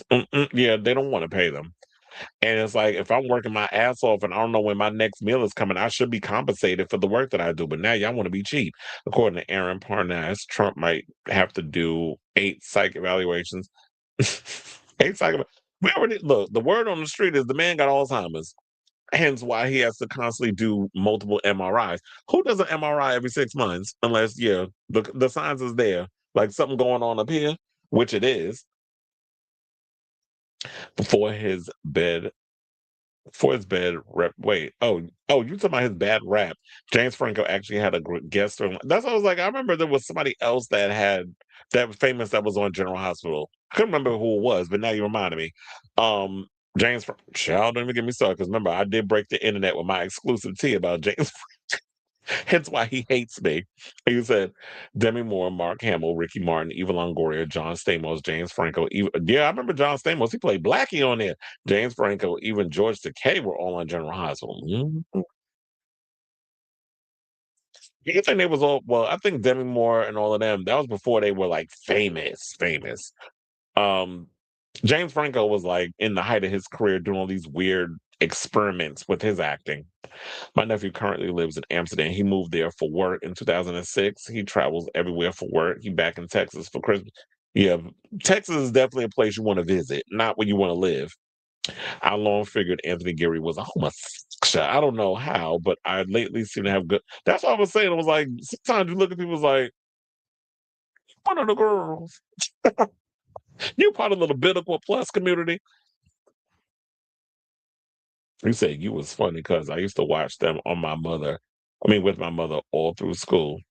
hmm Yeah, when I used to get babysat, well, she didn't watch ABC stuff. She would watch freaking NBC. So I have to watch Days of Our Lives. That's when I became wind of Marlena when she was possessed by the devil. Yeah, that's how I saw that storyline unfold. Because when my neighbor, who I got stuck with, first of all, I used to terrorize my babysitters back in the day. And those are all the stories they would have whenever they would say, "Oh, you used to treat, you used to give me hell." I was like, I was always like that. I used to test the hell out of people. So yeah, I was a little demon as a child. And he said back in the 80s and 90s, they kept that a secret. He said the difference between Republicans and MAGA is one group knows how shameful, embarrassing Trump's behavior is, but they go along with it anyway. Absolutely. Well, it's all about being in lockstep. Even as long as they get to the common goal and what they need to do, they don't care how you get it. Rosie O'Donnell was Erica's maid for about 22 episodes. That's how huge it was. Rosie O'Donnell loves, as they would call them, the stories. That's why I'm watching my stories. Nobody ever says soap operas. Well, no people of color that I knew. They never said, "Oh, I'm watching my soap." No, I'm watching my stories. That was always the term. That's when I started watching when Marlene. That's when I first. It was like when I saw Marlena possessed by. I'm sitting there like, what the hell is happening? Maybe that's when I got into horror, because now the soaps was doing it. All right, y'all. So now that we got all that death out of the way, let's lighten up the load and let's talk about Scarlett Johansson. So there was. We already know that Scarlett Johansson is set to premiere, or not premiere. Well, premiere and appear in the Batman Part 2. So a lot of people were speculating. They were saying, would she play Poison Ivy? Which I was like, no, I can't see her doing Poison Ivy because Matt Reeves likes to ground his characters. And he's not somebody that wants to, like, how do you ground a Poison Ivy? Like, how do you make that work in his world where it's based off realism and that sort of thing? You can make the Riddler work because you could have somebody who just creates riddles based on and do some David Fincher 7 type killings. of people, but then also create riddles so that you have to solve that. So there's a detective aspect you put to that. So over the weekend, Jeff Snyder and John Roca did a special episode where it was a one topic exclusive where they answer questions also afterwards of the hot mic. If you have not watched that show, because yeah, I like to promote people who I genuinely like, and I like John Roca because he's another one like me that'll say what we need to say. We don't give a good goddamn. So maybe that's why I relate to him in a lot of ways on how he talks. But anyway, so he and Jeff Snyder they do a show called The Open Mic, where Jeff Snyder, is an insider in the industry, and he gets a couple of scoops or whatever, and he'll spill it on the show. So apparently, he actually ended up getting a scoop from some reliable sources of who who Scarlett will be playing. Now, funny enough, there was another story that came out that I was going to bring on here, but I could debunk it. That Brad Pitt was also in talks to star in the Batman Part 2. Those rumors have been put to bed. Apparently, according to insiders in the industry, they said no. Brad Pitt, I believe, was circling, but things didn't work out. So what they said is they were looking for to cast three new key roles: a man and a woman in their 40s and an older man in their 60s. And what they were saying was they were looking to cast Harvey Dent and Harvey Dent's father. I believe his father's name is Christopher. And then the word on the street is, well, let's just get to the story. So the Batman, as y'all know, put the spotlight on the Riddler and to a lesser extent the Penguin. Well, I actually like this Penguin. They're saying to a lesser extent the Penguin. The Joker also made a cameo appearance, but all three are villains who have been featured in the Cape Crusaders' previous movies. The hope was that the Batman Part 2 might do something different, with filmmaker Matt Reeves hinting as much earlier this year. He also said that because people were like, oh, well, would it be this person? Would it be that? I said, Matt Reeves has said that he wants to bring in a character that's never been done in live action. Also, people believe that villains such as Hush and Phantasm would be in there because, and that was the kind of the one I was thinking about too, that possibly it could be Phantasm. Well, they said that the sequel will be basing itself off the Long Halloween, which we've seen that already done. But I guess they're taking a couple more elements out of it and incorporating into the sequel. So according to Jeff Snyder, Scarlett Johansson will play Gilda Gold, aka Gilda Dent. Now, in the Batman Part 2, like most DC comic characters, there have been multiple interpretations of Gilda over the years, but the most famous was revealed as the Holiday Killer in the pages of Jeff Loeb and Tim Sale's The Long Halloween. Hoping to lighten her husband's workload, what people should know that she actually started unaliving Gotham City's criminals. I also heard that she had an affair with what's his name? Carmine Falcone. They said in one of the other issues, I don't think it was the Long Halloween. It was another one. I forget that came after the Long Halloween that she appears in. But they said the Long Halloween is like her most prominent role that she's played. So so hoping to lighten up her husband's workload, she started unaliving Gotham City's criminals. However, her actions led to Harvey being attacked and becoming Two-Face, turning one of Batman's greatest allies into perhaps the most twisted member of his rogues gallery. I'm also thinking that what they were saying as well is that if Brad Pitt was going to be cast, it would make sense because Brad is like 62, and if you're casting someone to play someone in their 60s, he probably was going to play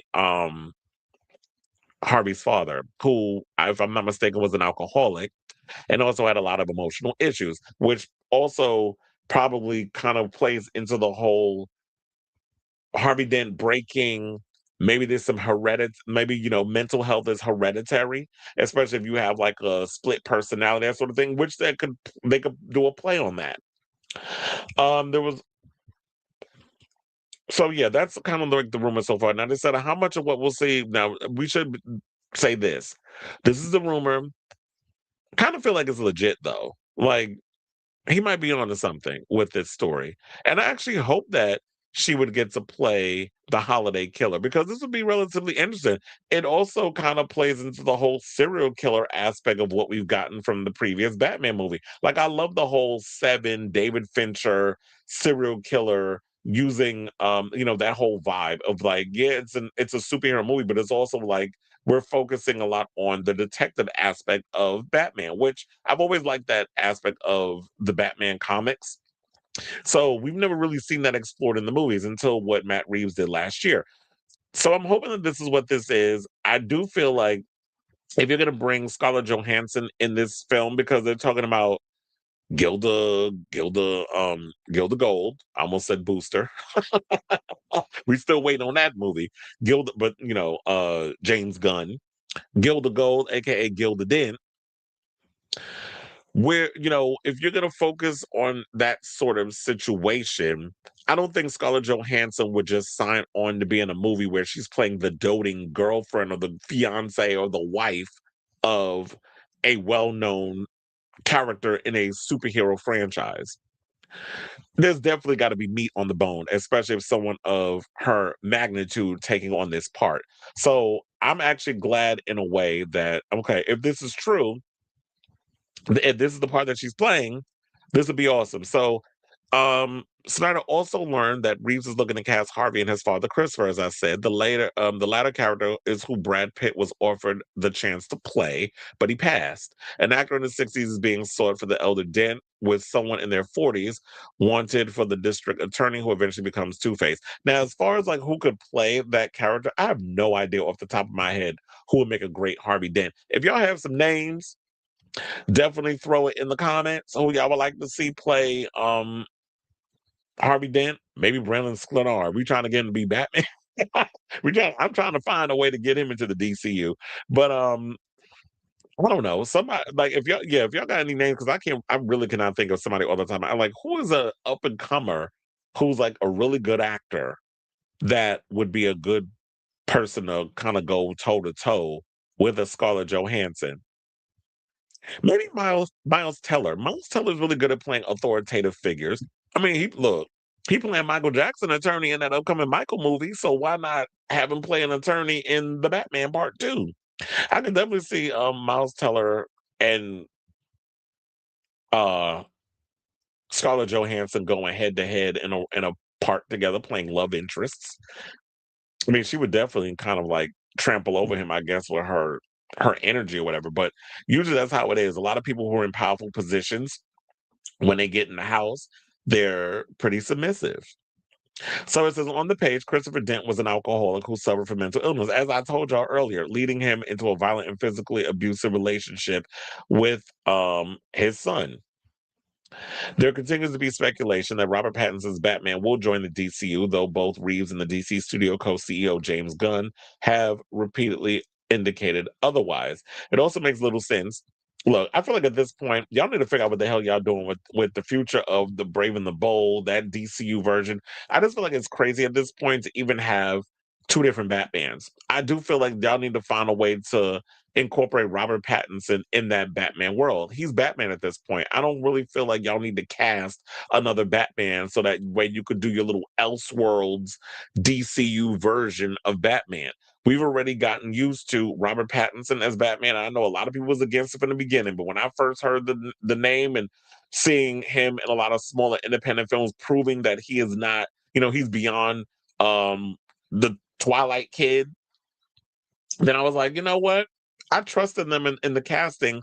I definitely am looking forward to seeing who he's going to bring up in there. I definitely want to see what they're doing. And look, so far, everybody that I know they like the Batman and they want to see him play that part. So, is there any more to add? Well, they did say the movie's coming out October 1st, 2027. So, if you're going to have someone who's based around the holiday killer, or her be eventually become the holiday killer, and it's coming out in October, which is close to Halloween. To me, I feel like that would be a good time to release the movie. But I'm sure that we'll find out more about this stuff as it develops. But yeah, so far we haven't heard. Well, Brad Pitt has been debunked, so it'll be interesting to see who they pick to play the father. Who should they pick? I was gonna say Stellan Skarsgård, but you can have Alexander Skarsgård play the attorney, and then you can have his real life father, as I said, Stellan, play his abusive alcoholic father Christopher. That'll be a good cast, and you get a real life father and son acting duo to play father and son in You know, the movie. Somebody did say Colin Jost should play Scarlett's husband. I'm like, that's her husband in real life. That meta casting, I find that corny, but for the most part, I am pretty much excited by this news if this is who she's going to be playing, because I would definitely love to see Scarlett Johansson get her teeth, her hands dirty, her teeth wet, or whatever the case is. I mean, her teeth is already wet, it's in her mouth. But y'all know the phrase. It's like, I would like to see her like get down and gritty and dirty into a meaty role and not just play the hero all the time, like she did in a horrible Jurassic World movie and like she did as the Black Widow. So I say all this to say, what do you guys think of this story? Are you excited over this news that is coming out from Jeff Snyder that she could be playing Gilda Gold, aka Gilda Dent, aka the Holiday Killer, allegedly? That they're taking parts of the Long Halloween, they're going to incorporate it into the Batman Part 2. So whatever your thoughts are on this story, let me know in the comments down below.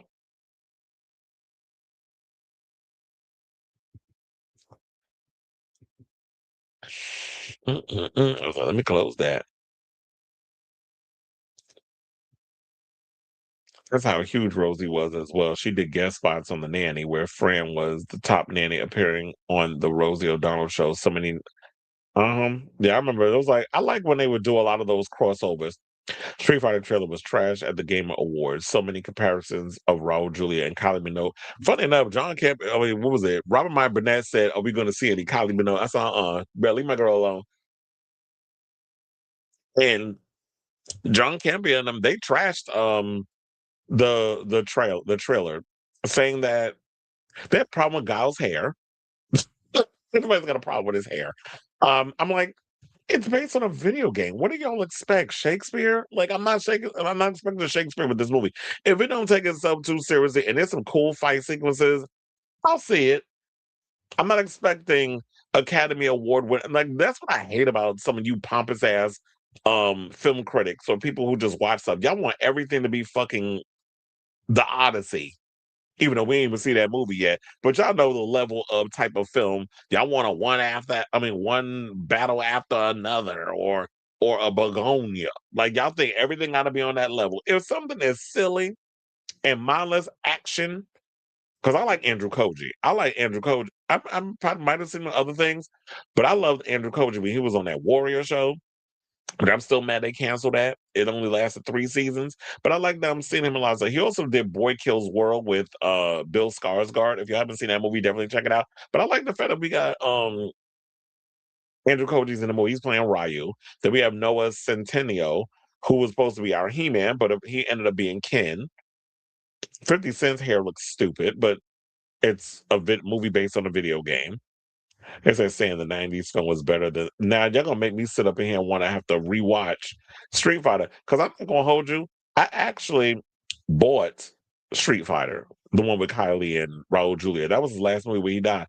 We said, what was the James? Oh, the James Franco T was, because I had people who was there that I knew, and they sent me photos of everything. That apparently there was a book signing that he did, and he was acting like a freaking nuisance.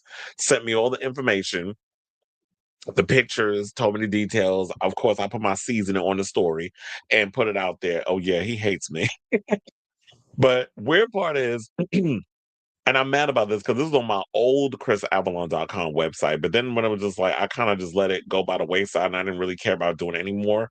I lost all those stories. I even lost I even had a Bob the Drag Queen interview. And I interviewed him around the time and he did Drag Race and lost all of that. Yes, not is a Two-Face. Well, he is Two-Face. You said Harvey Dent is a two. Shut up. Said a homosexual complaint because gays walk around with 2 identities. I thought Clayface was originally going to be in Bat. No, it's a solo film. Um, I don't know how it's going to work either, but Mike Flanagan wrote the script, so I feel like if Mike Flanagan can make it work in the world of horror and telling these crazy, amazing stories the way he writes things, then I trust in him that we're going to get a good one out of that. So I'll just have to wait and see when we get a trailer, hopefully soon. The most difficult thing when they do a Batman film is finding the best, both Batman and Bruce Wayne. All the Batman films got the Batman correct. You want to know something? That has been my same argument when it comes to talking about Spider-Man. I've always said, like, you got Spider-Man down, but you didn't get Peter Parker down. Or you got Peter Parker down, but you didn't get Spider-Man down. But I feel like the first time they actually got Spider-Man and Peter Parker right was when they hired Tom Holland. He's definitely good at playing both parts. I just wish that the writing in those films would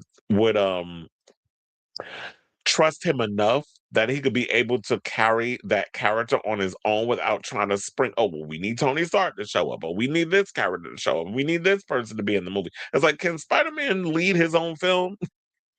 Like, that was the one thing that used to irritate me about the Tom Holland Spider-Man universe. I like Tobey Maguire. The first two movies, not the third one. I don't like Andrew Garfield. But like I said, it was always like either or. But I agree with you on that because I liked Christian Bale as Bruce Wayne, not as Batman. I hated the voice that he did. The fight choreography was. I'm like, first of all, I know older people that fight better than this. Like it's literally like, huh, huh. Like, what kind of choreography? Like, really? And I like Christopher Nolan, but I'm like, the choreography and the action in those movies was so bad, used to irritate me. But I do like The Dark Knight. Is I really want to see Rob Pattinson Batman to fight Joaquin Phoenix. He wouldn't do that. He'd probably quit halfway through the damn movie before they even get the cameras rolling. It's a nice. I love that. You told.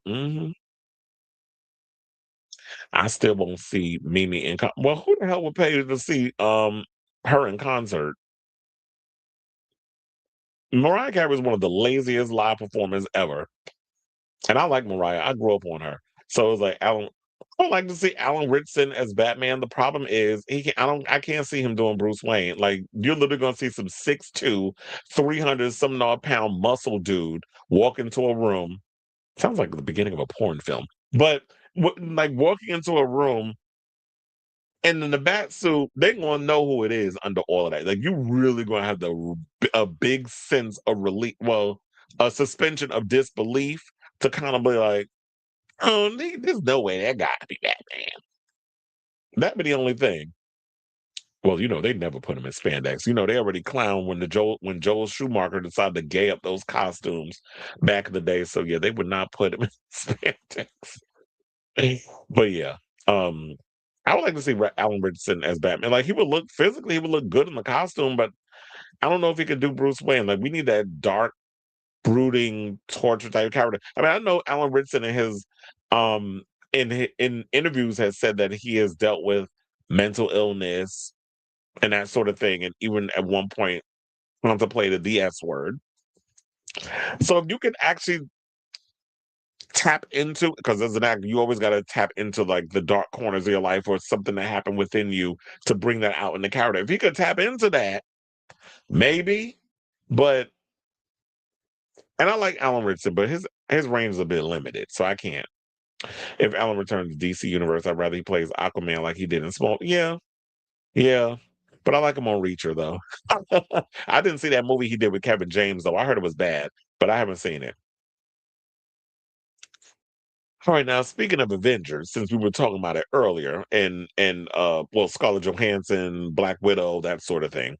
Let's get into Avengers Doomsday. So there's rumors swirling that we're going to well, it's been swirling for a while, that we're going to be getting multiple trailers of Avengers Doomsday.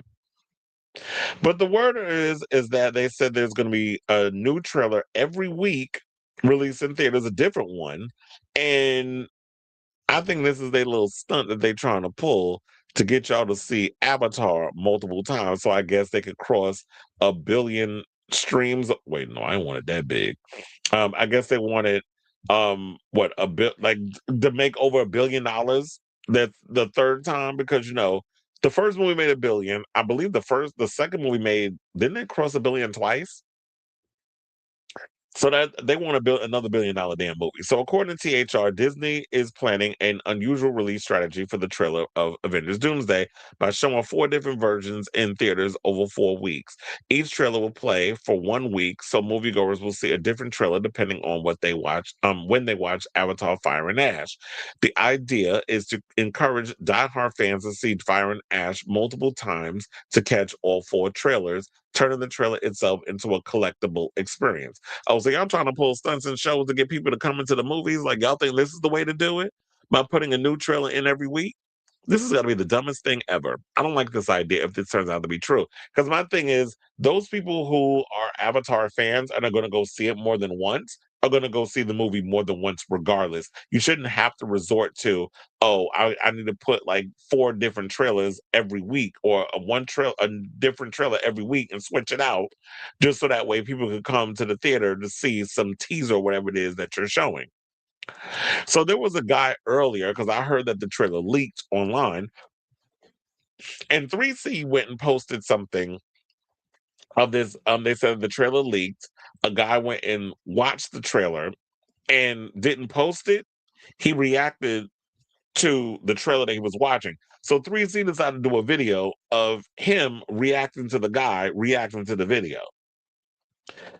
I'm like, what? This has got to be the dumb. I said, oh, so we so thirsty for clicks, likes, and views that we gotta watch reaction videos of someone reacting to a video that you can't see. Like, I'm not sitting here entertaining this. I'm not gonna sit there and watch a video. And there's no shade. If that's what you want to do on your channel, you do what you want. I'm not criticizing that. It's just weird to me that I was like, what would I be reacting to? I'm reacting to someone commenting about like, I'm reacting to this guy reacting, and I'm commenting off of his reaction.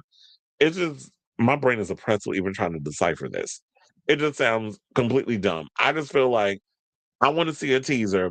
I want to see a trailer and give my own authentic opinion off of what I'm seeing, versus me having to be like, oh, well, look, the thing leaked and I want 20,000 so that way I can get my little check from YouTube. So I'm going to come out with this bullshit propaganda video so that way I can, get my little coin from, because, we all get paid around the 20th.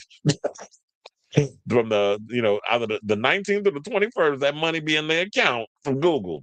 Trust me, I know. As a commentator and as someone who does this, I know the days that we get that money in the account, that monthly check. So and it says, so if you want to see all 4, you'll have to watch Fire and Ash, which clocks in at 194 minutes. I'm not sitting up in there watching a 3-hour movie multiple times just to see a teaser or whatever it is you're going to show. For all I know, you could be showing us more chairs. I'm not sitting there watching all of that. And it's unclear when these trailers will appear online, and it's kind of the point. Disney wants to milk it as much as possible. Well, you already know somebody's going to record it and post it on Twitter. Don't put it on the YouTube, because YouTube will definitely flag it. You'll get your channel banned or whatever the case is. Twitter, Elon don't care about, Apartheid Clyde don't care about what goes on over there on that channel. There's a cesspool of mess going on over that channel. So you could post it on there and it won't be that much of an issue. But just have people describe to me what happened, because if I'm not going to watch no low quality trailer either. So they said the first trailer is set to debut next Friday. After that, a new teaser replaced the previous one each Friday. So yeah, they had all of that. So the second is going to be around Christmas, the third near New Year's Eve, and the fourth in the week that follows, all attached to Fire and Ash. Now, someone actually did see the trailers. My Time to Shine Hello said the Doomsday trailers are all boring, but will the movie be good? I guess this is what somebody wrote in the comments. So he says, I've seen the Doomsday teaser and it's pretty good and has lots of doom in it. So I guess that was a question that somebody asked on My Time to Shine Hello. Or they were probably saying it was boring. So look, I get it, Disney. Y'all could use a hit over there. Y'all been struggling a little bit, especially with the MCU. Thunderbolts didn't do all that well. What was the other one? Fantastic Four First Steps didn't do well. Look, first of all, I just heard this tea, and I meant to bring it up on the show, but I can bring it up now. I was gonna make it a topic, but I could just say it in passing. Apparently, Fantastic Four didn't do that well on Disney Plus either. In fact, they said it charted lower than. Hold on, let me actually pull that story up so that way I could get it right. Because the last thing I want to do is, get things wrong. Because apparently, a lot of times when I'm on here, I don't know what I'm talking about. And I just be pulling things on my ass, kind of like how I do with the tariffs. Because I don't know what I'm talking about with that either, according to some people that are currently sitting over at the block party. So, yeah. So, there was an article that pretty much said Phantasm 4 massively flops on Disney Plus. According to TV Fandom Lounge, the film pulled in 4.9 million views in its first 5 days, 10% below the 5.5 million of Thunderbolts and 23% lower that of the 6.4 million for Captain America Brave New World. So it's charting lower than Captain America Brave, and Captain America Brave New World was not a good movie. Fantastic Four was, and so was Thunderbolts. Some would no doubt say that its success at the box office was to blame. The film pulled in 522 million worldwide, 25% more than the 415 million of Captain America, and 36% more than the 382 million of Thunderbolts.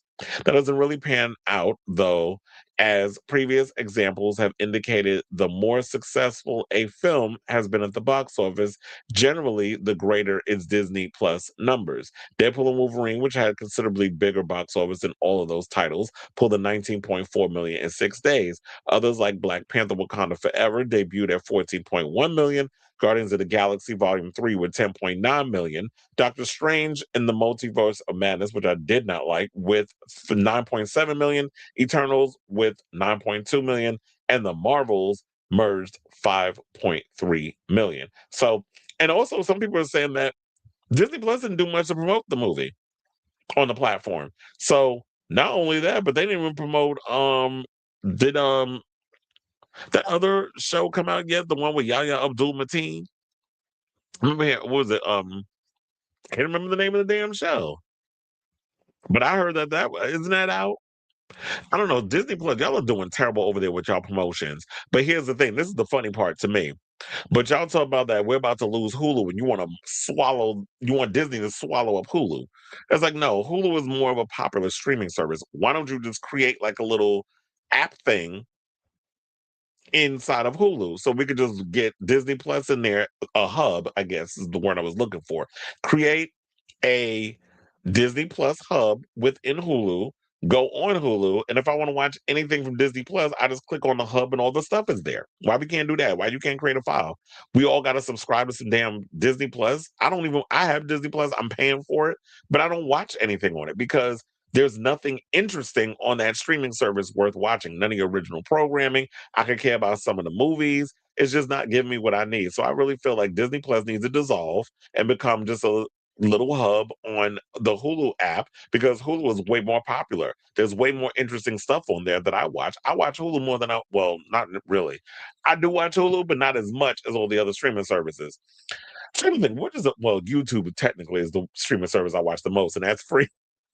But if there was anything that comes in second, I watch Shutter.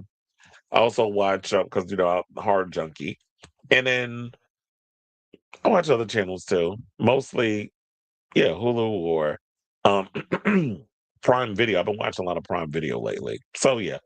So there you have it. Avengers Doomsday is coming out in December of 2026, the 18th to be exact. Fantastic Four didn't do all that well, and I don't know if I even care enough about. Do care about Avengers Doomsday, but y'all doing the most with all this. I mean, I get why you're doing what you're doing, but I'm not that hard up to go to the movies to see this trailer just because y'all want to help find a way to create stunts and shows to get butts and to go see this Avengers trailer. So you're using Avengers as a way to get people to go see Avatar because, I mean, I don't know. I haven't checked. Is Avatar 3 even tracking well?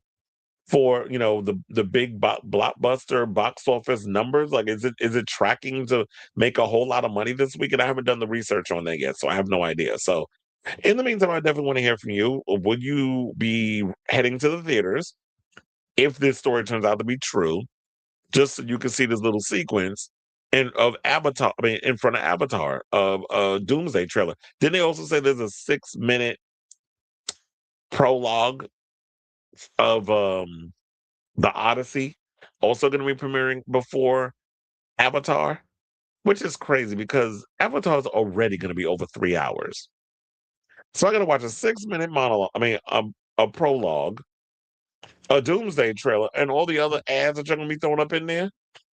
When I'm going to have a pee break, because you need one watching these long ass movies. So yeah, I definitely want to hear from y'all. So let me know what your overall thoughts on this story are in the comments down below.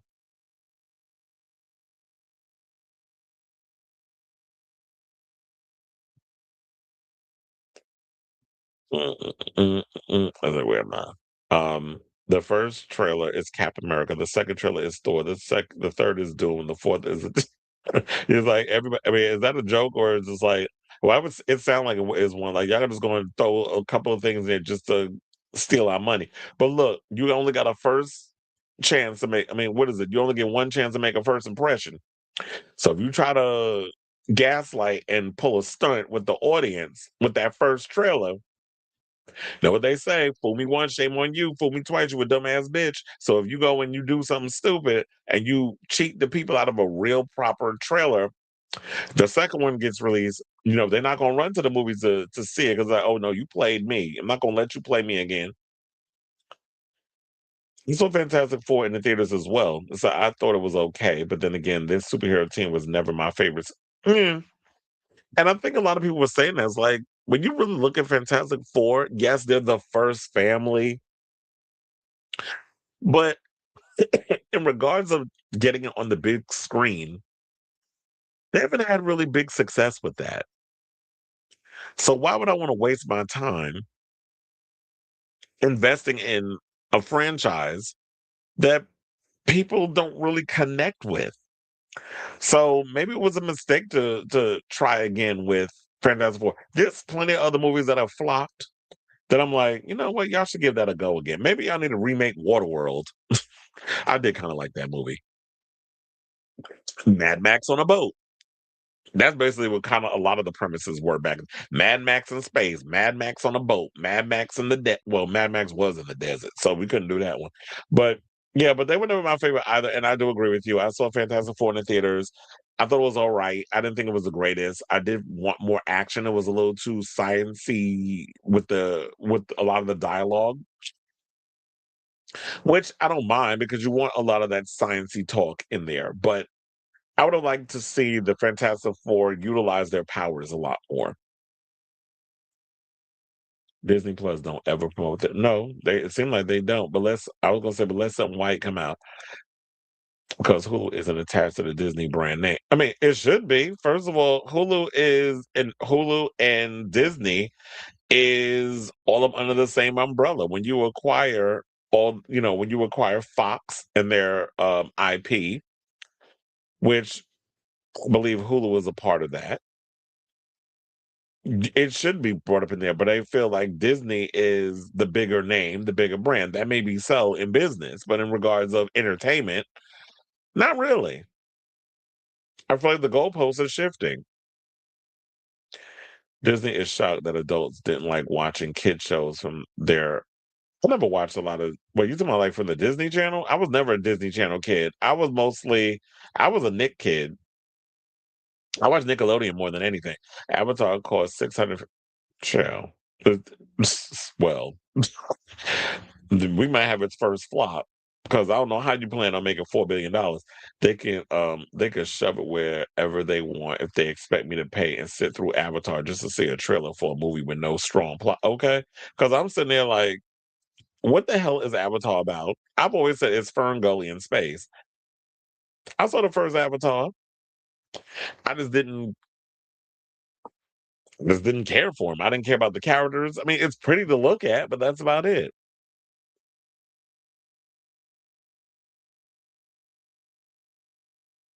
Is that the one with Michael B. Jordan? That wasn't a good one. Or you talking about the one with Jessica Alba? I mean, I was thoroughly entertained with that one. I don't know. Think if Avatar is going to make $1 billion like its other movies.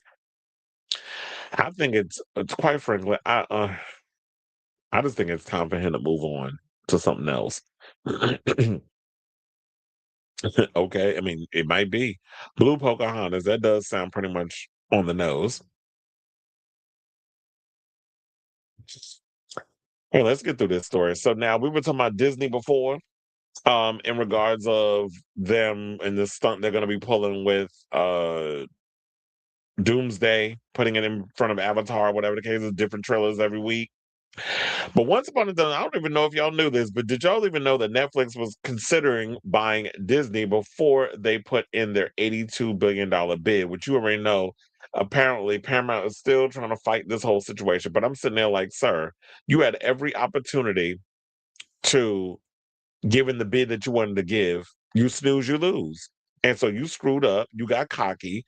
You thought you was going to do your big one, or you still was going to have a hold on this whole thing. You thought it was a lock, and Netflix bested you. And I know people are afraid what Ted Sarandos is going to do, whatever. But I feel like, you know what? I was thinking about this over the weekend. I'm like, we've been here before. Ted Sarandos, if you really look at it with Netflix, they revolutionized how we consume stuff in the digital world. Before Netflix even existed, there were DVDs. But Netflix took something different that we had never had before. Like with Blockbuster, you had to go into the store, which I was so happy when I grew up that I actually had, when I grew up in the suburbs, I had a Blockbuster video around the corner from my house. But every time we went up in there, every time we wanted to get a new release, they were all gone. So we always had to go to a further Blockbuster to get movies. I'm glad that we have the access to get these, because one thing I used to hate is that if I never got to see a film in the movies, like I said, the first Scream, because I was way too young when that movie came out. I wanted to see that movie when it first became available. And we had to, back in the day, in like the 90s, we had to wait years. Well, not years. That's way too long. We had to wait almost a year for the movie to get released from the theater to come on VHS or whatever. So a lot of times when you want to sit and watch those films, we had to wait a long time. And when that movie came out, I was like, "Oh my god, I need to see this movie." And then we would go. It was all sold out. So I like the fact that they kind of changed the thing. With Netflix, you go on their site, you order 5 movies or whatever, they send it to you. My father did. He would basically get the movies and burn blank copies, on a blank DVD. Would burn the copies, and we have it so that way we can, if you want to do a rewatch. Now with the streaming services, you can go on there, do a subscription, you can watch whatever you want at any time. The only thing I don't like is the fact that they hold on to the property for a short amount of time and then it's gone, and then you gotta either purchase the movie, or you gotta wait until they put it up on the streaming service again and catch it the next time. So that's the only issue. But so the way I look at Netflix revolutionized the way we consume content. I know people hate the word content because it's just a throwaway. But how we get our entertainment, how fast we get our entertainment, because we have to have it now, which is true. I know it's a good thing for some and a bad for others, but I always look at it as like a yin and a yang. As long as you can find the balance in between, I'm not someone who's overly excessive when it comes to things. I can find the balance in everything. But so I like that idea. So who knows? Maybe with Ted Sarandos coming on board and Netflix having their own studio, they will revolutionize the future of movies and cinema. I'm also hoping that could you imagine them also buying like a movie theater? Chain like an AMC or Regal, something, or a Cinemark or something like that. Like that would be cool if they actually did something like that too. And it'd be like, yeah, we're changing the way we that you go and see movies, whatever. But anyway, let's get into the story. So while it will still face competition from Paramount Skydance, Netflix is moving forward with its planned acquisition of Warner Brothers Discovery's film and television assets. When all is said and done, the company will own one of Hollywood's oldest movie studios, Warner Brothers Pictures, giving it a theatrical business to go with its streaming platforms. Of course, the big fear is that this is all part of Netflix's plan to destroy theaters and create a Netflix Warner Brothers HBO mega platform. And yes, if it happens, bet on the monthly subscription price skyrocketing. Oh, I already know that's coming. It seems Netflix has been on the hunt for a major acquisition for some time, as Bloomberg is reporting that the streamer previously considered buying Disney. That means it would have owned. Hold on, because I just realized I didn't put the picture up like I always do. Hold on a second. I was so busy getting into this conversation, I forgot to put it in. So let's get back to it. It seems Netflix has been on the hunt for a major acquisition for some time, as Bloomberg is reporting that the streamer previously considered buying Disney. That means it would have owned Marvel, Star Wars, and even the House of Mouse's theme parks and cruise ships. Well, maybe if Netflix owned Star Wars, they'd probably do a much better job than Kathleen Kennedy, because these other Star Wars movies that come out have all been atrocious. EA was also considered, except Andor. EA was also considered, though the video game company has since negotiated a deal to go private with the help of a group of investors, including somewhat controversially, not y'all going getting into business with Saudi goddamn Arabia. The same people that were trying to throw their money into the where the Ellisons were trying to use money from the public investment fund over in Saudi Arabia to acquire Warner Brothers Discovery. And my thing was this: I didn't even think about this. If David Ellison and Larry Ellison, to my Larry Ellison, because Larry Ellison's the one with the money. I'm sure that he invested in his son's vanity projects, because you know how a lot of these rich people are. They don't work for the money. A lot of them are born into it. And David Ellison was born with a silver spoon in his mouth.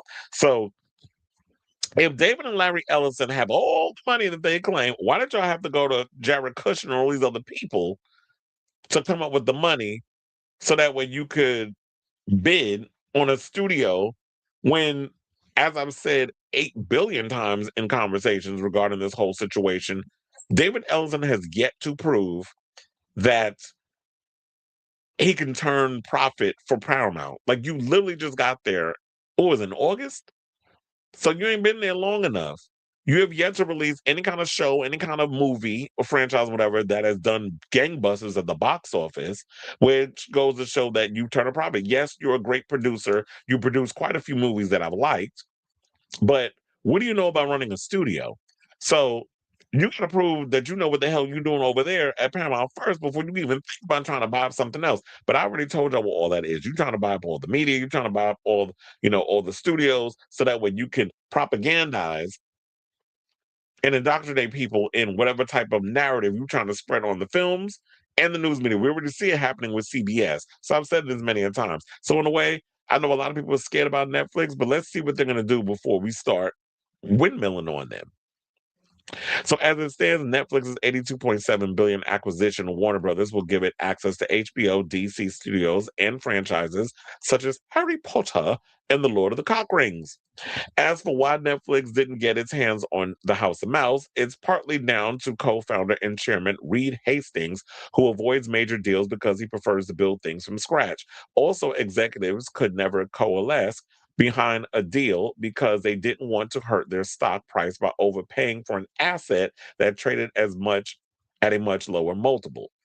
Netflix co-CEO Ted Sarandos recently said that despite industry fears, he remains committed to the theatrical model for Warner Brothers titles, saying, quote, "We didn't buy this company to destroy that value. We're deeply committed to releasing Warner Brothers movies exactly the way they release those movies today. If we had this deal 24 months ago, all those movies we saw this year do so well at the box office for Warner Brothers would have been released in the same way in theaters." Talking about Minecraft, Superman, Weapons, Sinners, all those movies. And they were all hits, by the way. With the Warner Brothers operating entity, we think it's really important the way that they create and the way that they drive value. And look, he was about shorter windows, but I'm like, why shorter windows? First of all, the 42 days that you leave stuff in movie theaters, which is like literally a month and like a month and a half, I would say, if we want to be in the ballpark. Um, the way that y'all have the windows as it is, y'all be releasing stuff way too early. I mean, why not have the same standard of like, okay, just do 6 weeks in the theaters and then already put it out on digital and we can watch it at home. But I don't know how long the window they plan on doing before, say. Well, I think by the time Warner Brothers Discovery is owned by Netflix, the Batman Part 2 should be out. So we'll use that as an example.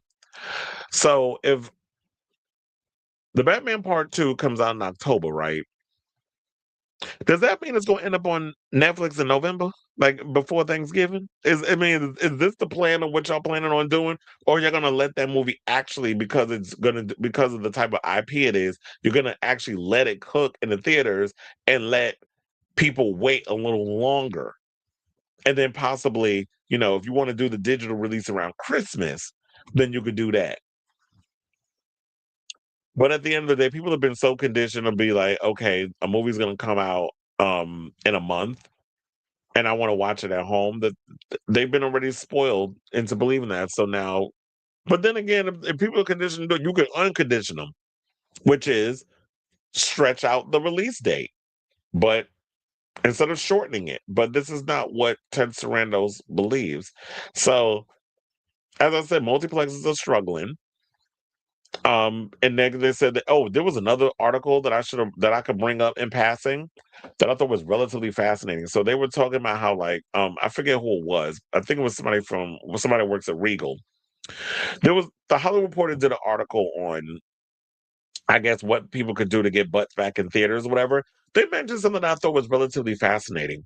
They said something or another like, why don't they just incorporate a section in the theater, not in the theater, but in the movie theater, not inside the theater where people watch the movie, but on the outside and like maybe like a section of the thing. Because I used to work at Empire 25. That place got 6 floors, 25 movie theaters. You can actually do it on the. No, you can't do it on the main floor. I would say do it on the next floor. So where theater 7, like across some, like I think it's theaters. Is it theater 13? Where it's like one of the big theaters. I haven't been there in a minute, but it was like as soon as you come up the escalator, there's a little area where they usually put like the big billboards and all the other stuff, the big cardboard cutout billboards, whatever. You can create a section over there where it's like you have ring lights set up and that sort of thing, where you can create like a little booth area. People go in who watch movies because you have those now what's becoming really popular. I don't do them, but they have the out of the theater reactions. You see John Campea does it, John Roca does it. Who else? Quite a few people. Christian Harloff does it every time he goes to the movies because I know he does the 34th Street one, or he'll be at Lincoln. Those are the two that I usually go to. He does out of theater reactions. Instead of having people holding their phone and looking weird over in the corner doing their reviews, do create a little booth area, whatever, or like a little section where they can go in and do their reviews, have them look good under the lighting or whatever the case is, have good sound or whatever, and then they could post up on their channel. It's a way for them to promote the movies, get people to come to the theater and start that whole situation. So y'all got to create little things to get people to come to the movies besides showing 4 different trailers for Avengers Doomsday before Avatar in order for y'all to get your $4 billion box office gross. So they got to find ways to get people to come out, like events or a Barbenheimer type situation. They'll figure it out. But I say all this to say, what do you guys think of this story regarding Netflix consider buying Disney? I mean, quite as good, they could use the help because y'all had a lot of bombs, except Lilo and Stitch and Zootopia 2. And now I think they're hoping they're going to have another big hit with Avatar. So let me know what you guys think of this story in the comments down below.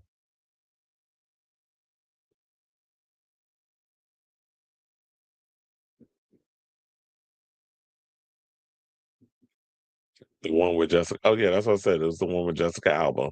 I didn't like the one with Miles Teller and Michael Bakari Jordan. How many times you going to make a movie about blue people? Okay, and the Smurfs movies was terrible. That's the thing with the rides at Animal Kingdom, pretty but kind of boring. Well, yeah, it sounds like an Avatar movie, pretty but kind of boring. The FTC needs to put a stop to these companies becoming monopolies. Yeah,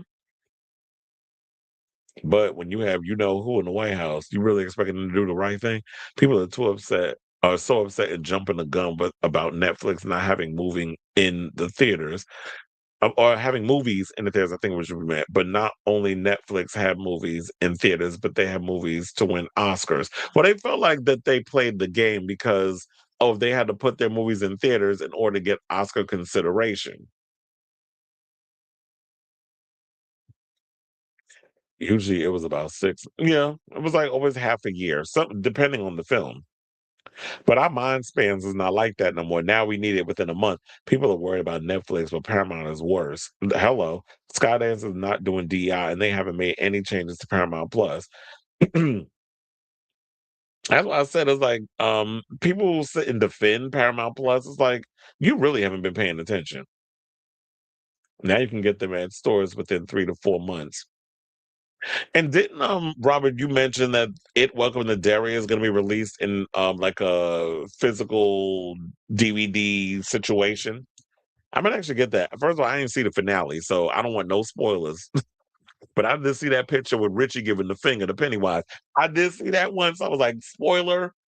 But I do need to see the movie. And it's funny, I mean the show. It's funny said that this is the Welcome to Derry is a sequel. I'm like, how when it took place as a prequel? But I guess when I watched the episode, then it'll all make sense. I don't want nobody telling me what had happened. I'm just going off of stuff that I heard. And also Paramount and Netflix just built billion-dollar studios. Exactly. And that's what I was thinking. I'm like, sure, I might want a job over there at Netflix. I was gonna say maybe that's why I'm being a little biased. But no, I just don't like the politics of what Paramount is doing. The streaming service price will go up either way. I currently pay $12.99 with Paramount Plus. If Paramount Plus gets WB, the price will, yeah, exactly. But how much is it gonna cost with no ads? That's what I'm curious about because all the ones I pay for except Peacock has no ads. Peacock, I do have ads at the moment. I'm thinking about changing it because the Real Housewives of Beverly Hills new season just started, and plus there's some stuff on there that I do want to watch, and I don't know if I want to keep going through the ads because I'm already being driven crazy with all the ads on YouTube. So I'm considering just upping the price on Paramount just so that way I can get it ad free. He said Netflix, I mean not Paramount, who did I say? Peacock. There's so many goddamn shows with P's. We got Prime Video, we got Paramount, Peacock. I was like, God damn, why so many P's? PPP. The loan. It said Netflix only wanted Warner Brothers Studios at HBO Max. They didn't want the news. Okay, but I think they'll be able to split that off. I don't think they care about news and all other stuff. They'll be able to split that off. And plus with Netflix, I do like Netflix, their whole motto. And look, they're about to put podcasts on there. So yeah, I am vying for one. A slot. He said if Paramount gets Warner Brothers, they can control whatever narrative. Exactly. And I don't want that. I don't want you putting your political spin on whatever it is that I'm watching. If you want to believe what you want to believe and make it a little propaganda, make it specifically for whatever movie. You don't have to turn a whole network into it. It's like Fox News, they got their fake narrative news over there. I don't watch it because I know what they give. Although I will watch YouTubers who do videos and react to whatever they're saying on there, so I don't have to sit through it. But no, I'm not sitting there watching that mess. But now you want to put it in on our streaming services. That's what happens when these billionaires or oligarchs wants to own media and movies, which they know nothing about. Let's not forget. Shell. Wait, is it on Apple TV? Hold on. Is it up there? Because I'm like, child, I will watch that tonight. But I can't. I gotta watch It Welcome to Derry. Y'all gonna have me busy tonight. Hold on, let me check. Wait, is it on there to rent? Where is my Apple TV Plus? Because I'm like, oh wait, F1 is up here. I saw that in the movies. I do want to watch that again. I gotta watch Pluribus too. Yeah, I was like, is it up here? All right, I'll take your word for it. But yeah, I'm seeing that's up here. I don't know. I'm in the middle of a live, so I guess I'm not really fully concentrating. But and Invasion, that show is so damn boring. I don't know how people get through that. I could never finish that show. I always believe that you can get me that you can get me your pay to see a movie in theaters Wait, so I always believe that you can get me to pay to see a movie in theaters or have me pay for the streaming service. I refuse to play both. Well, it depends because I don't go to the movies all the time. I will go see a movie if I want to, depending on the film. But I'm not gonna sit like I've never seen an Avatar movie in the theater. Those movies are too long. I don't have the patience. Like I barely had the patience to sit and watch Kill Bill, that 4 hour version. I was ready to go because I'm like, damn, it's about to be midnight, and I'm still here watching this movie. And I knew the commute was going to be a bitch getting back home. Disney movies could actually prove successful if the executives stopped constantly meddling and restricting the visions. Well, it's probably because they feel like it hits a limited demographic if you do Disney. Like Disney's demographic is very limited. I mean, yeah, it's kids, but to me it's too frou-frou with them. I like a little edge with my kids' entertainment. That's why I was a Nick kid, not realizing that some of them adults and some of the inappropriate stuff they was putting in them shows. Didn't think about that back then. With Netflix buying Warner Brothers, they can help with the gaming brand. Well, they could definitely use that. Warner Brothers was horrible at gaming, always canceling games like Wonder Woman. So yeah, I forgot that they have a little experience with gaming. Oh, that was a long ass movie. Like you said, Kills of the Flower Woman, Kiss of the Spider Woman. I mean, tomato, tomato. Well, if you actually want to watch Kiss of the Spider Woman, you can rent it off Prime Video. I saw it up there the other day. You could just rent it at home instead of buying it. I considered renting it. Emphasis on the considered. I'll just wait for it to pop up on a streaming service and I'll watch it that way. All right, y'all. So now let's move on to some gossip. And let's talk about Ebro Darden and them over there at Ebro in the morning. So I don't know if y'all heard, but I don't know if people have access to this show or whatever the case is, because I only know Hot 97 being like one of the big prominent radio stations in New York, but I'm sure that they're syndicated so people hear their shows in other places. But yeah, the news came out that Ebro in the morning has been canceled, and he believes that it has to do with the current administration and the fact that the guy who owns Hot 97 is a casino owner and they just got the licenses for the casino. Child, I think he might be my boss too, because y'all know I work at City Field.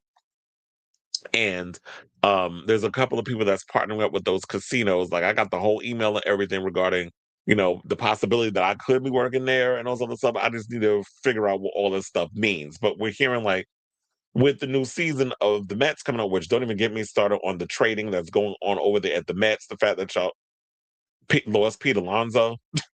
Still reeling over that. But nevertheless, with that whole situation, everybody's trying to figure out that whole parking situation and how that's going to affect a lot of people that drive in rather than getting on the trains, because the trains can be very unpredictable and stuff. But then during the Med season, they always make sure those trains is running because you got to get those fans in and out of when you're coming into Flushing. So with all that being said, I know that's like a whole nother tangent, a whole nother situation. So I was just thinking about that with the casinos and everything. But Ebro went and did a video in his car because I was like, when I was reading all this stuff, I don't know why it wasn't computing. Like I'm sitting there like, nah, there's no way in hell they canceled that show. And I don't know, and I will say this, I don't really watch Ebro in the morning like that, but there are clips of his show that I do check out on YouTube, and they do go in a lot on a lot of politics, all this other stuff. Particularly, he goes in on Trump, but he feels like because of his recent interview that he did on Andrew Cuomo, and they ate him up to the point that Andrew hung up on them. Andrew might have put in a word to the boss and was like, fire them. But sir, you the one that's out of a job because you didn't become the mayor of New York. We're about to get Zoran Kwame Mamdani as the mayor of New York. He about to be sworn in. And yesterday he did a sit down where he talked to people, a listen in, I guess is what they call it. I'm listening, a listen in. But anyway, I have a clip of him in his car talking about his theory on why he believes that Ebro in the morning was canceled. So we're going to listen to this clip and then we'll come back and let me make sure the audio is up. Please hold. If you look around all the major media outlets, look at all the major media outlets, man. All of them. Look at all of them. They all got to fold up because they all trying to renew their deals, their licenses.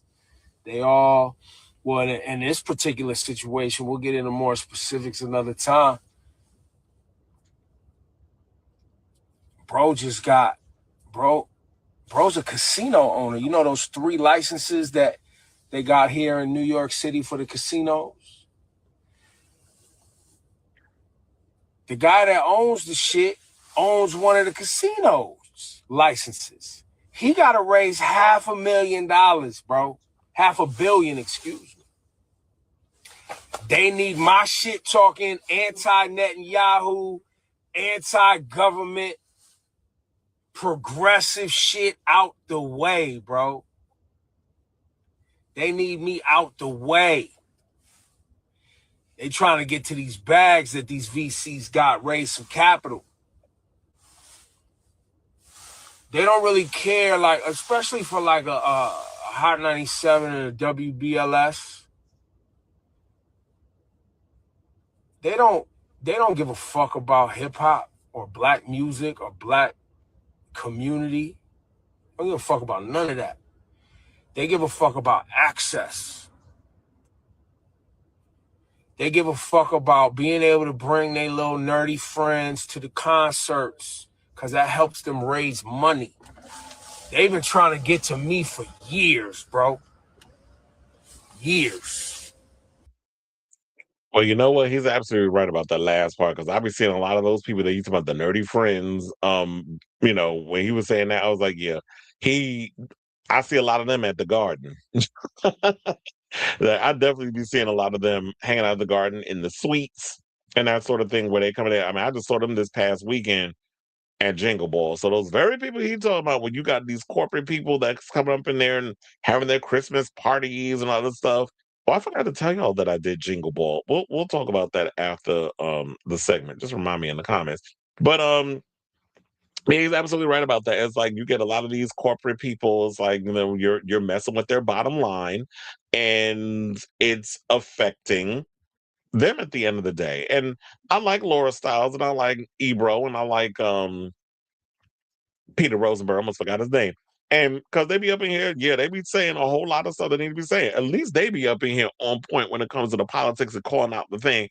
But and one of my friends said this, and I was like, shout out to DJ. He was absolutely correct. He's like, yet the Breakfast Club is still on. Yeah, because you got a bunch of damn idiots over there on that damn channel. Charlamagne don't know what the hell he's talking about. He another Stephen A. Smith. He's like a lighter version of him, where you just be saying dumb shit for and don't just be educating yourself enough on a lot of things. Stephen just be loud and wrong for the sake of being loud and wrong because he cucking himself to them, you know, tap dancing for them white dollars. Shout out to Joy Reid for eating him up with that recent read that she did. If y'all haven't seen that video, definitely check out what she had to say. Charlamagne was talking about Just He Not Larry is an idiot. The only one on there that I particularly like, and I'm not going to windmill on them too much, is Lauren LaRosa. She's the only one because she's got a journalistic background. She does her fact checking. She just reports the news and she minds her damn business. The rest of them on there is like looking at the 3 dingbat amigos and Lauren. That's literally what that show is. But a lot of times when you're in a place where you're on a corporate network and you're spewing out the anti-establishment shit, it's only a matter of time before you end up on the unemployment line. So I'm not surprised by this at all. But in addition to that, of course, Drake decided to jump on the line and be shady with a little comment that he made. He posted when I guess Ebro posted the video that I just showed y'all in regards to the whole Ebro, was it Ebro and his morning show got axed, and now he's saying it's because of the right wing. So Drake posted an axe emoji, trying to be funny. Boy, it's so damn corny. So anyway, let's get into that story because it was like, oh, now Drake got some shit to say in regards to this situation. So yeah, as y'all know, they were canceled. He left, well, they said axe, hatchet, tomato, whatever. So the radio hosts, specifically Rosenberg and Ebro, have criticized him a lot across his career. As it turns out, they didn't appreciate the online gloat. Darden took to Twitter to react to Drizzy's comment with a simple claim. He said Drake is right wing, and so is what is SAK? They put a small S. Are you talking about academics? I don't know who that is. I mean, if y'all know who that is, then let me know. And then he tweeted and said Rosenberg, on the other hand, basically had this to say. He said, it's behavior like this that has made it impossible for people to defend the whack shit that he does. But happy Hanukkah, my one-time pal. Yeah, he's half Jewish. That's why he said that. I truly wish you well, even Drake is, not Peter. I truly wish you well, even if you're celebrating what you believe is our demise. Spoiler alert, we're about to be much bigger now than that. We won't be held back by a company that is and has been completely lost ever since they bought the station. Well, look, and I've been saying this too. So when I heard about this story, I was like, go independent. That's what everybody else did.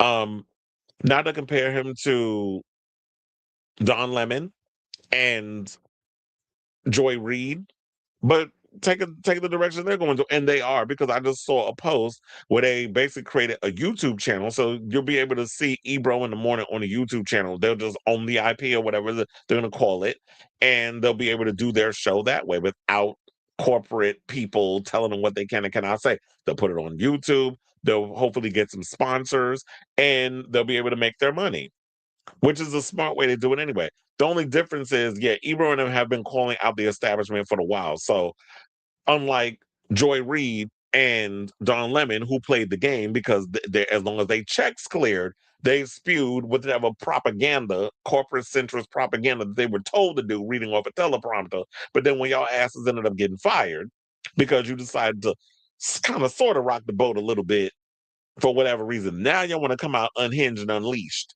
And now you want to speak on the thing. I mean, I'm glad y'all decided to wake up and come to the conclusion of what the rest of us over here have been doing. But for the most part, you don't get no kudos for it. At least they were out here saying what they've been saying for the longest, and now they got fired. But now, I will say this: there was somebody that debunked this and said that.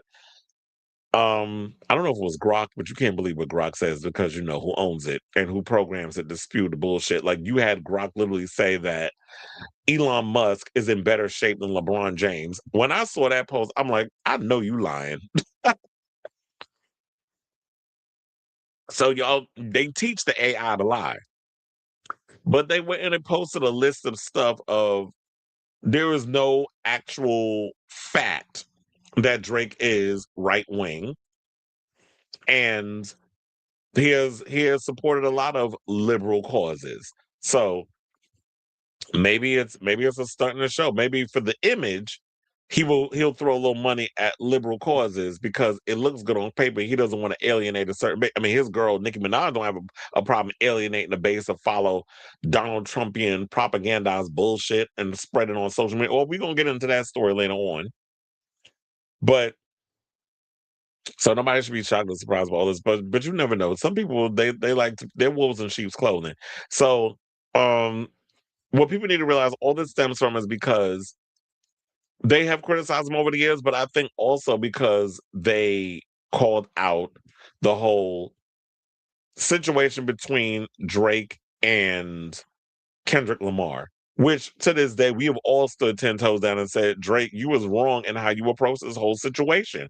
You were absolutely incorrect on how you approached this whole beef with you and Kendrick. Like, you sat out here looking like a straight up Blaren, a black Karen, where, because y'all came out here and made these accusations about me, now I want to file lawsuits. That's what white women do. And you giving me white bitch ass and tease. I understand you half white. Now you tapped into your white side, even though you culturally benefited off of black music.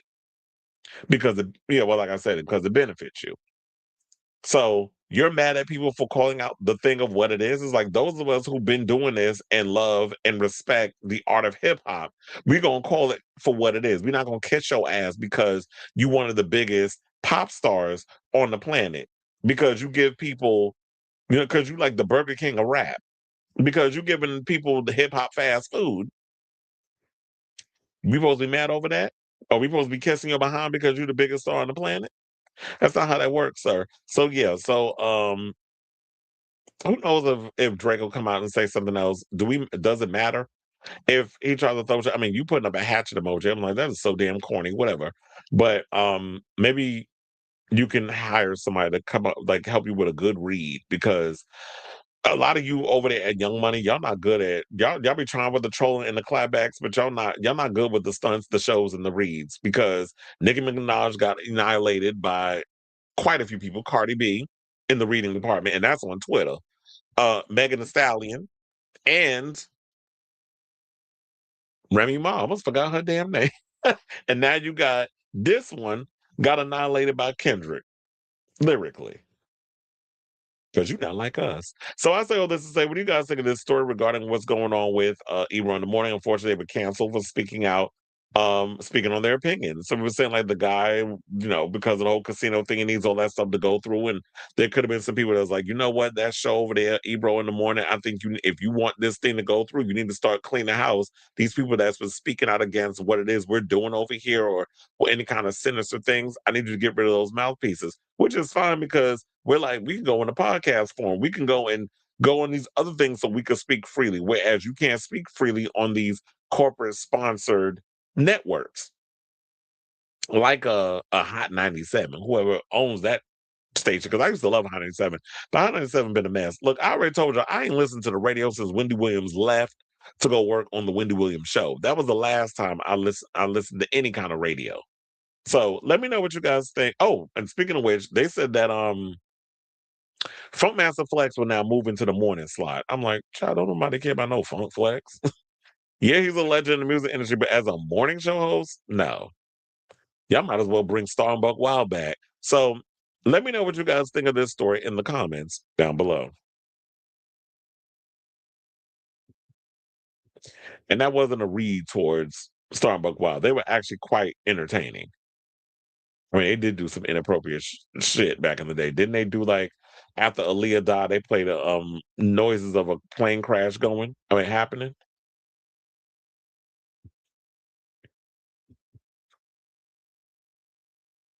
That's what I said. Going outside, pathetic. Ebro was also on Apple Music. I bet he could take that show. Yeah. He does do a lot of interviews with Apple Music, so he could probably work out a deal with Apple Music, being like, now that I'm a free agent over here, can I create a show over here and do it there and post it up on, like I said, he's got a YouTube channel, so I'm sure he'll be posting stuff up there on the network.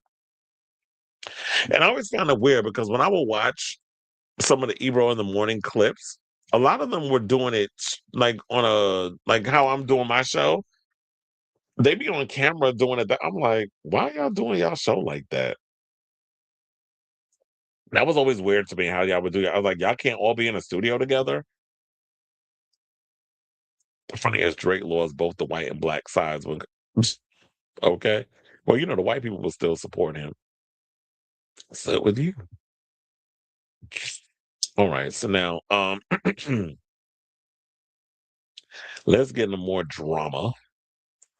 And let's talk about Russell Simmons. So apparently he's clapping back at his ex-wife Kimora, because she has said something negative, basically saying that she don't maintain relationships with her children's fathers, probably because of whatever was going on in her personal life with them.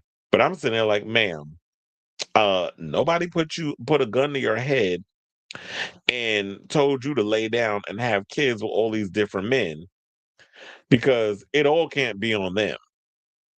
And that's no shade. I'm just saying, that's like, people call people in their life. You got to take responsibility in that too. But let's get into the story. So, and she also called the men in general weird. So does that mean you're going to be like Portia Williams and be a lesbian? Because all of a sudden now she with a stud.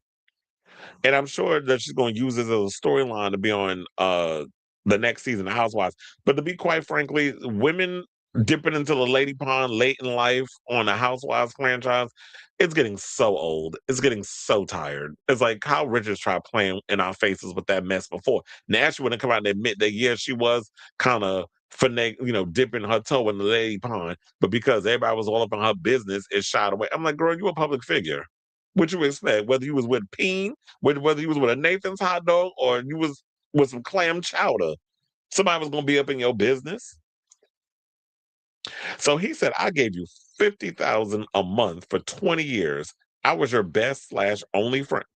Child, the shade. Hold on. Let me see if I can pull. Is there an actual? Oh no, it's a thread. Uncle Rush. Hold on. Let me actually. I can pull it up because I open up the thread. I didn't even. This is my first time looking. Sometimes when I be pulling up stories, I don't be having all of my stuff together. Okay, so oh wait, no, that's not what I want to do. I was like, can I expand it? I still haven't figured out threads and the whole thing. So basically, I gave you 50,000 a month for 20 years. I was your best slash only friend. I'm the godfather to your other three kids until one day you stole my stock. I have been fighting for my kids' love and my bread ever since. You threatened that if I sued you, I would never speak to my kids again. There are two sides to every story. Oh, I've always said Kimora is evil in so many ways that she ain't. Well, I can't say evil. I'll say she ain't innocent in a lot of the situations that is going on between her and Russell. Because I'm sitting there like, how's all your baby fathers trash? And don't even get me started on that recent one. Didn't he go to jail for committing white collar crimes and like embezzlement? So, come on, what's good? Now, Restful Kimora, I should say, hasn't responded to Page Six's request for comment. Now, the former couple who were married from 1998 to 2009 shared daughters Ming Lee, who's 25, and Aoki Lee, 23. She also has three sons from two other exes and a son she adopted in 2020. Usually, I would say that I co-parent okay, but the kids are with me full time. This is what she told people in an interview published on Thursday. I'm pretty much the primary parent. It's difficult, but I don't know sometimes what other people are thinking. Guys are weird. Well, yeah, guys don't really share their feelings and stuff. So that's probably what she's getting at. She said, if I wasn't this person, I don't know if we would have made it or if we would be okay. She added, of her family. Now, back in May, Kimora noted that Russell's relationship with daughter Aoki was non existent. She stated at the time, I do the allowance, and no, it hasn't been upped recently. Now, Kimora has put her life as a single mom to five kids on full display with a new series called Kimora Back in the Fab Lane. Well, I have not seen the show. I don't know if the show's good or not. I know it's on E, which basically means it's on Peacock, probably. And no, I haven't seen the show, so I don't even know if it's a good show or not. Like back in the day, I did watch Kimora Life in the Fab Lane. I did watch that show back in the day because when I was all big on reality shows and people being fabulous and all that other stuff. But now it's just like I've outgrown all of that. I just don't be caring enough to wanting to watch people live fabulous lives, especially in the current environment in which we're in right now, where people are struggling. Ain't nobody got time to be living in no fantasy land. The only show that I would be willing to put up with people living the fab life and all the other stuff with drama would be the Housewives of Beverly Hills because I'm fully invested in that franchise. But anything new, I don't know. I don't know if I can get 110% behind that. So, as he said, there's two sides to every story. Quite frankly, I would think I wouldn't put none past Kimora or Russell that they both are vile human beings. So I wouldn't. I mean, he ain't no innocent in the stuff he doing either. Especially with the accusations of him assaulting quite a few women are out there in the ether. So, um, I guess that's all we got to say on that. We don't really need to elaborate on that story unless Kimora comes out and says something, or they really start to spill the what's really going on between them two in their non-existent relationship. So he says that she's keeping him from his kids, or whatever the case is. I'm sure that you can find ways to make an effort to want to spend quality time with your children. I mean, put it out there. You put it out there on social media. It's like, yeah, I'm trying to get with my kids. I'm trying to spend time with them. I want them to come out to Bali because I don't know if he can come back to New York. I mean, come back. Well, yeah, New York or wherever Kimora lives. I don't think he can come back to the U.S. Although he has said that he has come in and out of the U.S. and he hasn't been stopped or placed under arrest for whatever accusations he's being accused of. So yeah, I want to hear from y'all in regards to this story. Who do you believe or who you don't believe, or do you think they both are vile human beings? So whatever your thoughts are on this matter, let me know in the comments down below. All right, Brittany. Yeah, I believe it too. She ain't that damn innocent. Did you hear Manila Luzon is going to be on the next season of Worst Cooks in America? No, I'm just now hearing about that now. I did not know that they were going to be on there. I mean, I'm glad she got a gig. One of my friends told me that they saw Bob and Saphira's show while they was out in Texas. They had a show. What was it? Saphira, I believe, opened. Bob performed, whatever. They said it was a good show. Now, if you really want to know who I was talking about, a YouTuber that talks about drag queens that recently went to go see Bob and Saphira's show in Texas. That should be all the clues I've given you who we was talking about. They go on there and rant sometimes like I do. They said, I wonder how the show will work without Ant. Yeah, I mean, they would have to find a new way to make the revive the show. Don't try to copy what Ann Burrell did, but yeah, don't try to copy what Ann Burrell did. Just go in and do whoever they hired, just do your own thing, just change up the show a little bit. And there's that. This has happened before where people they cancel shows or people pass away and then they bring in a new host. I'm actually curious to see how this new Fear Factor is going to be. I'm glad they didn't bring Joe Rogan back, probably because he would have been asking for way too much. But I'm actually curious to see how this new Fear Factor is going to be. And I think it's smart that they got Johnny Knoxville to host it, especially with all the crazy stuff Johnny Knoxville did back in the days of Jackass. All right, y'all. So before we get to the rest of the topics, we got 4 more topics left to go. So before we get to those final 4, if you could please do me a solid, hit that like button. If you are new to the channel, hit that subscribe button, and also be sure to smash the notification bell so that way you know when we go live with a brand new episode of Chris Avalon Unfiltered. Please and thank you. Now, without further ado, let's talk about Lizzo. So Lizzo looks like she scored a big win in her lawsuit against 3 of her former backup dancers. But it's a small win. But nevertheless, girl, you still not off the hook, quiet as it's kept. So, excuse me. All right. So, a California judge has removed fat-shaming allegations from the lawsuit targeting Lizzo. Excuse me, delivering a notable legal win for the singer as the case continues to unfold. I'm like, how you accusing a fat girl of fat shaming you? Where they do that at? But that ain't how she got away with it. Now, they said the ruling cuts down one of the most damaging claims made by her former dancers and shifts the focus of the ongoing dispute. The lawsuit was filed by Ariana Davis, Noel Rodriguez, and Crystal Williams, who accused Lizzo of inappropriate conduct during their time on tour. While multiple allegations were originally included, the court has now determined that the fat shaming claims will not move forward. At the center of the decision was a secret recording made by Davis during a private dancer meeting. Court's findings showed the recording was created without permission and later shared with Williams, who was no longer employed at the special tour at the time, or on the special tour at the time. The judge ruled that well, you know what? There was a breach of trust there. So if you are sharing information with somebody who doesn't work at the company, whatever the case is, um, why are you giving someone ammunition and try to get a payday out of somebody because you were fired? Because the judge basically said that the conduct justified Davis's termination. First of all, you shouldn't have been secretly recording me in any kind of a meeting.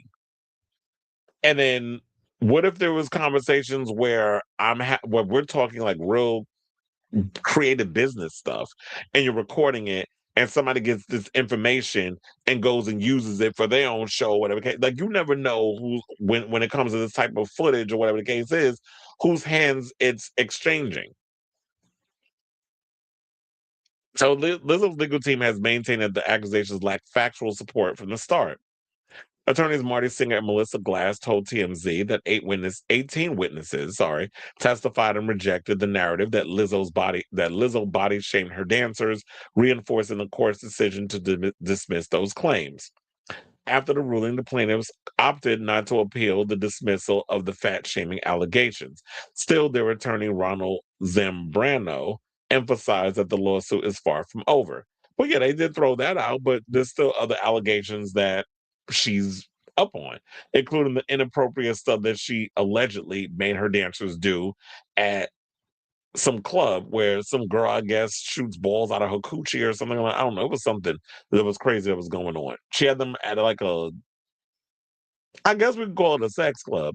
And my thing is this: I don't care how friendly or how loose I am with people. I'm not going my if I'm the boss, I'm not inviting my coworkers or my, what do you call it, your employers, to go to a club where some girl is pleasuring herself with a banana. I'm just using it as an example, or whatever the case is, or doing sexual things, or she wants you to do sexual things to the dancers for her entertainment because she freaky. It's like my freakiness is amongst people that I know are into the same things I am, and we go to those clubs and we do those things together. Or if I'm in a relationship and I'm with my significant other and we're going to a party or whatever and allows this stuff, I'm not bringing my people that I work with to these places. It's like you got to learn that the people I hire or work for me, y'all go over there and do y'all thing. I'm gonna be over here doing my thing with my people because we can't mix the business and pleasure thing. But I understand in this industry, the lines definitely get blurred. I've been around in situations where, yes, even when you're in those corporate offices that do something like a VH1 or whatever, it's way more lax than you would work in a, compared to a regular corporate type of a job. So the entertainment industry is on a whole nother plane when it comes to that. So in a statement to TMZ, he said, "We are as Ronald Zambrano, that's what he said. We are maintaining that Judge Epstein was correct in his ruling denying Lizzo's special motion to strike the vast majority of claims they attacked, including false imprisonment and harassment. In of the couple of claims Judge Epstein did dismiss, the plaintiffs have taken a considered approach to leave that be. One would hope to see the same level of intellectual honesty and neutral assessment from the defendants, but that hasn't been the case thus far and is disappointing. Now, although the fat shaming claims are now at the table, Lizzo continues to face other serious accusations. The remaining claims include allegations that she pressured dancers to interact with nude performers at Bananen Bar in Amsterdam.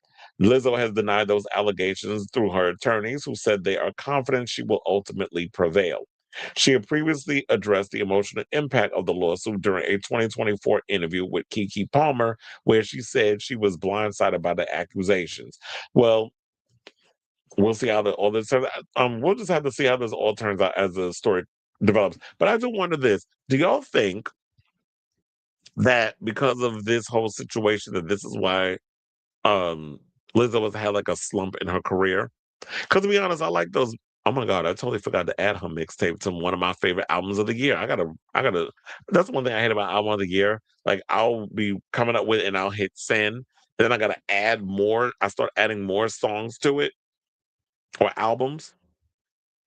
I'm gonna have to do that because I totally forgot. But I like Lizzo when she's rap Lizzo. I don't particularly like the little, like, sound like commercial jingle songs that she does. So I'm actually I do wonder, like, do you guys think that this is what's affected her career in a lot of ways? This whole accusations, or is it that people just don't be feeling her music like that? Like she has some bops that "I'm Ready to Be Loved" song I like, "About Damn Time." Like just a couple of bops. They play a lot of them at when I'm at the Garden. But there's been a couple of bops. But as far as like an overall like favorite artist, she is not even in my top. But I do like some of the songs that she does. So I say all this to say, what do you guys think of this story regarding Lizzo? She got a legal win so far in regards to them being able to throw out the accusations of, them using recorded footage without her permission and trying to submit that in court and all this other stuff, the fat shaming and all of that.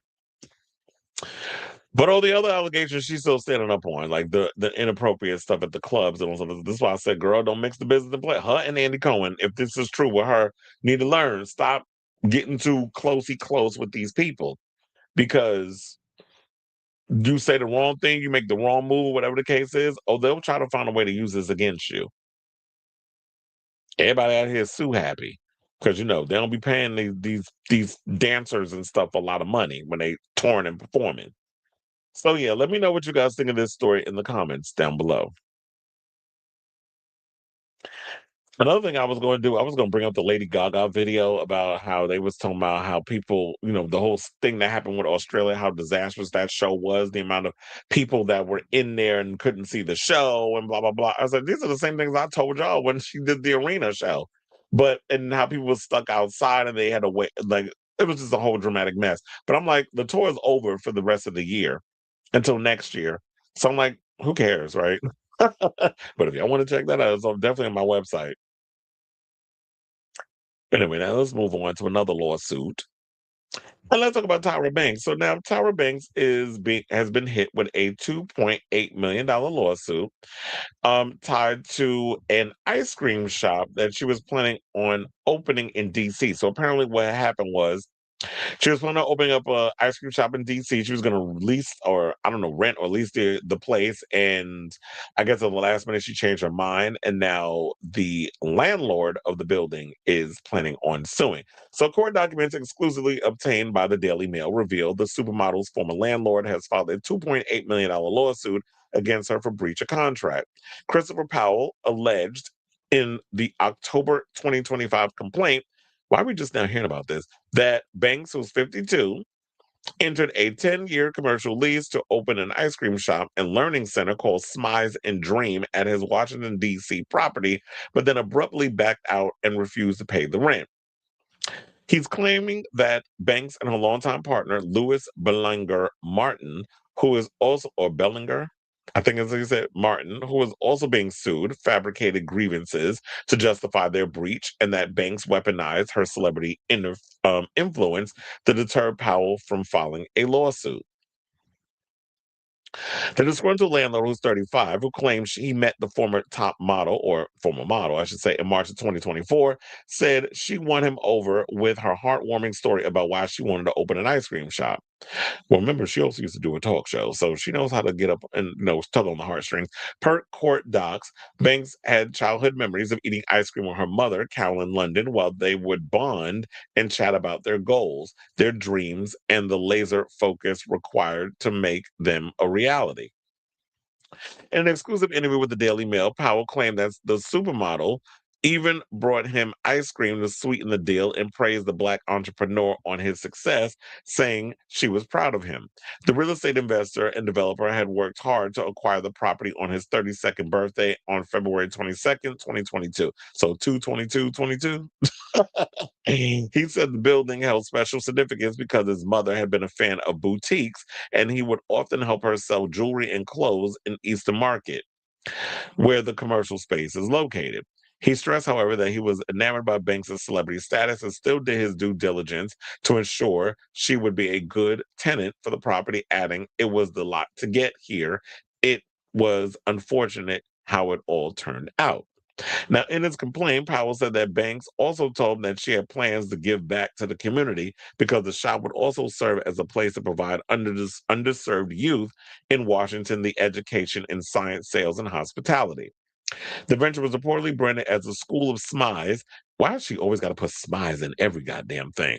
And Powell said he believed in Banks' ability to leverage her business acumen and her celebrity to make the business a success. On April 17, 2024, the parties signed the lease and began meeting with architects and designers, receiving various machines and supplies, and allegedly spending thousands of dollars to meet Banks' demands per the complaint. However, in June of that year, Banks and Martin allegedly abruptly abandoned the premises and were refusing to pay rent. Powell claimed to the Daily Mail that although he was informed by Banks and Martin that they were vacationing that they were vacating. I want to say vacationing in space. I'm like, what? Vacating the space. He was under the assumption that they would still uphold the lease because they could sublet it to someone else. He claimed that this point that he and his former attorney did not seek clarification on this matter and instead told Banks and Martin that Powell simply was not accepting the termination, not willing to take the keys back, and that Banks and Martin needed to look into what other options they could take. Then Powell claimed that he was taken aback when in July he turned on the news and saw Banks enjoying an ice cream at a pop-up shop in the nearby neighborhood of Woodley Park with none other than then Vice President Kamala Harris. Oh, I did see that picture. The developer noted that the high-profile sighting felt like a slap in the face. So what probably happened was that she sold him this sob story, which I totally get. She sold him a sob story. She was like, "Oh, I like I like the space." Basically got on him and was like, sold him a little thing and tugged on the heartstrings a little bit as people normally do. And it was like, you know what? I actually like what you're saying. I want to give you the venue, whatever, so on and so forth. And what she probably did was instead of, settling on this one place, what you should have been doing is looking at multiple places and then came to your conclusion then. Had like a little bidding war or whatever. I don't know. So she should have did that. But I guess what she did was she found a place that was probably less expensive and was like, you know what? I like that other place, but this is better. And this is what I want to go with. So I'm assuming that was probably the case. And now this guy is upset over it because it's like, yeah, a lot of money was burned, a lot of money was wasted, and now I got to come in with something else. And that sort of situation. So hold on, it's like did I lose my spot?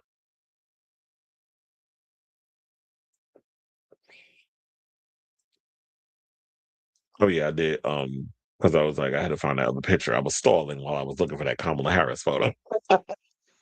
Okay, so they said the developer noted that the high-profile sighting felt like a slap in the face. Now, Powell's court filing alleged that it wasn't until September of 2024 that Banks and Martin sent a letter explaining how they suddenly vacated premises because they were promised the entire building.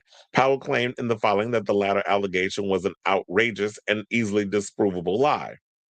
He provided in his complaint a series of texts purportedly sent between him and Martin prior to the lease signing, in which Banks' partner asked, "Is this building available?" Yeah, they got the whole thing. She said, "Hello, Chris. I'm on an airplane traveling internationally, so I'm not sure of what time it is in Washington, D.C., and I apologize if this is at an odd hour. We have seen the listing on 218 7th Street, SE, and are on our way to Washington, D.C. from Australia and would like to see it. We are interested in all of the building if it is available. Looking forward to hearing from you, Lewis." "Hi, Lewis. Are you looking to rent the full building?" And then it says, "Is the full building available to rent? There are 2 apartments that are currently rented. Everything else is available, 2 retail spaces and 2 office spaces." Then he goes and responds, "Okay, we are interested in seeing these available spaces. What is the square footage of the available space and the price per square foot of the different floors?" And then he goes on and says the 2 retail spaces come together as one at almost 4,000 square feet. The price is $14,000 monthly for that space. The front office space, which I'm currently converting to live workspace, is 625 square feet and will be 4,000 a month. Well, shit, if I had that kind of money, I definitely would rent that out. Is that I'm currently converting a live workspace is 625 feet and will be renting at $4,000 a month. The back office space, which is also being converted, is 825 square feet and will be renting at $4,500. So he was letting them know from the jump what was the tea. Um, and show the text. Now, Banks and Martin claimed in the notice that Powell failed and was entirely unable to deliver 40% of the promised premises to School of Smiles. They further claimed that Powell did not respond to the notice until August of 2025, at which point he allegedly requested an exorbitant ransom of $2,951,331. Now, after the defendants refused to kowtow to plaintiff's celebrity shakedown, plaintiff commenced this action by filing a complaint rife with outrageous lies and slanders. The moment to dismiss alleged, adding Powell was engaging in an opportunistic ploy. In response, Powell's attorney, Aziki Adamu. Okay, I got it now. Because, sometimes with these, it'd be a tongue twister. Told the Daily Mail on Wednesday, defendants use hot button words like ransom and extortion so they could recast a valid legal case as a celebrity shakedown and discredit my client's claims. Mr. Powell is deeply disappointed and offended by the false accusations, especially in light of its repeated efforts to resolve this matter privately and amicably. Mr. Powell has worked with other high-profile clients with only positive results and speaks publicly now solely to protect his professional reputation. He added, refuting any allegations that her client may be speaking out for fame or other ulterior motives. Adamo concluded his demand is solely for the amount to which he was entitled under the lease. To date, my client remains open to resolving this matter in good faith, but defendants prefer to drag him through litigation despite knowing they are in flagrant breach. All we ask is that the court enforce a valid contract. Now, in his original complaint, Powell said Banks and Martin lodged numerous false allegations against him in his building and threatened to publicize their lies, and Mr. Powell filed a lawsuit against them. To further defend himself, the landlord provided a sworn declaration from a female tenant who lived in his building for more than 20 years and unmistakably communicated that she has no plans to move. In the filing obtained by the Daily Mail, the woman claimed that she met Banks and Martin in 2024 and had several meetings and informal get-togethers with them, where the supermodel allegedly never indicated to her that she was unhappy with her or the other residents living in the building, or that she expected them to move out. Powell is seeking a total of $2,831,331 for costs, including past due rental payments, accelerated rent, late fees, accrued interest, and attorney fees. He is apprehensive that he will receive any funds despite a potential ruling in his favor, though, because his court docs allege that Banks and Martin said they would avoid liability by shifting blame onto their company, which they claim has no assets. Child, why are you pulling a Nicki Minaj with that whole thing of you supposed to pay that man that money for you putting paws on him? You know, the one from the security guard. And it's like you supposed to pay the money, whatever. You ain't paid it. Why you pulling that same stuff?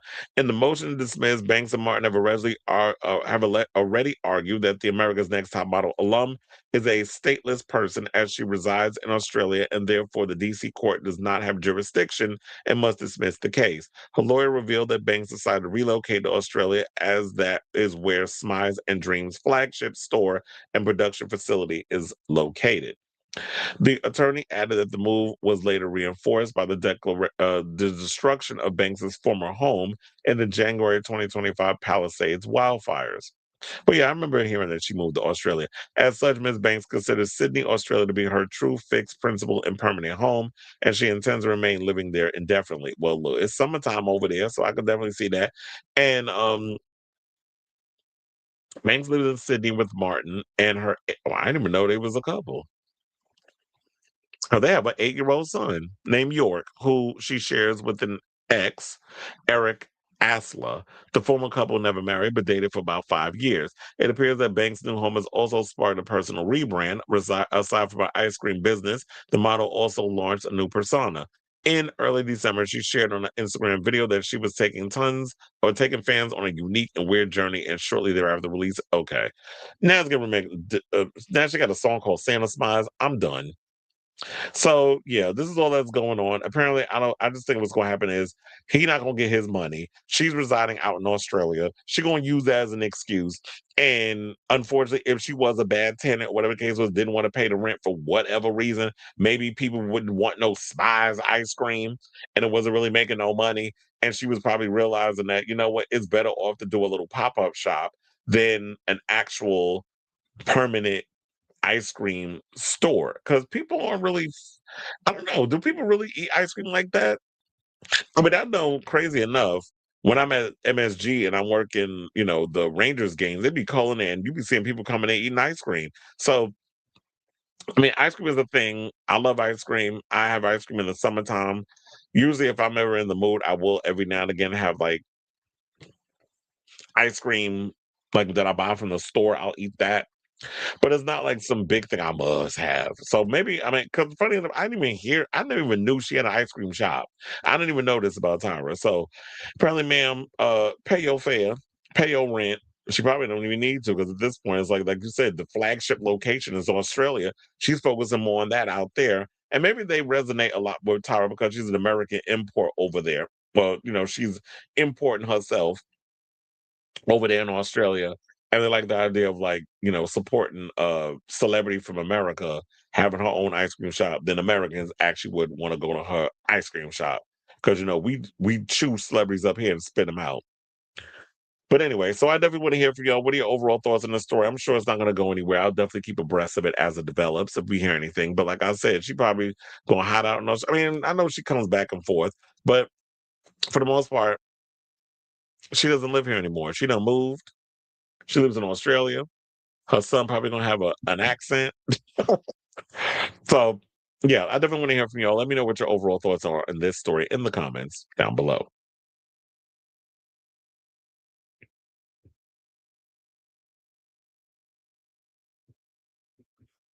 Because they don't know what the hell they doing. That's probably why.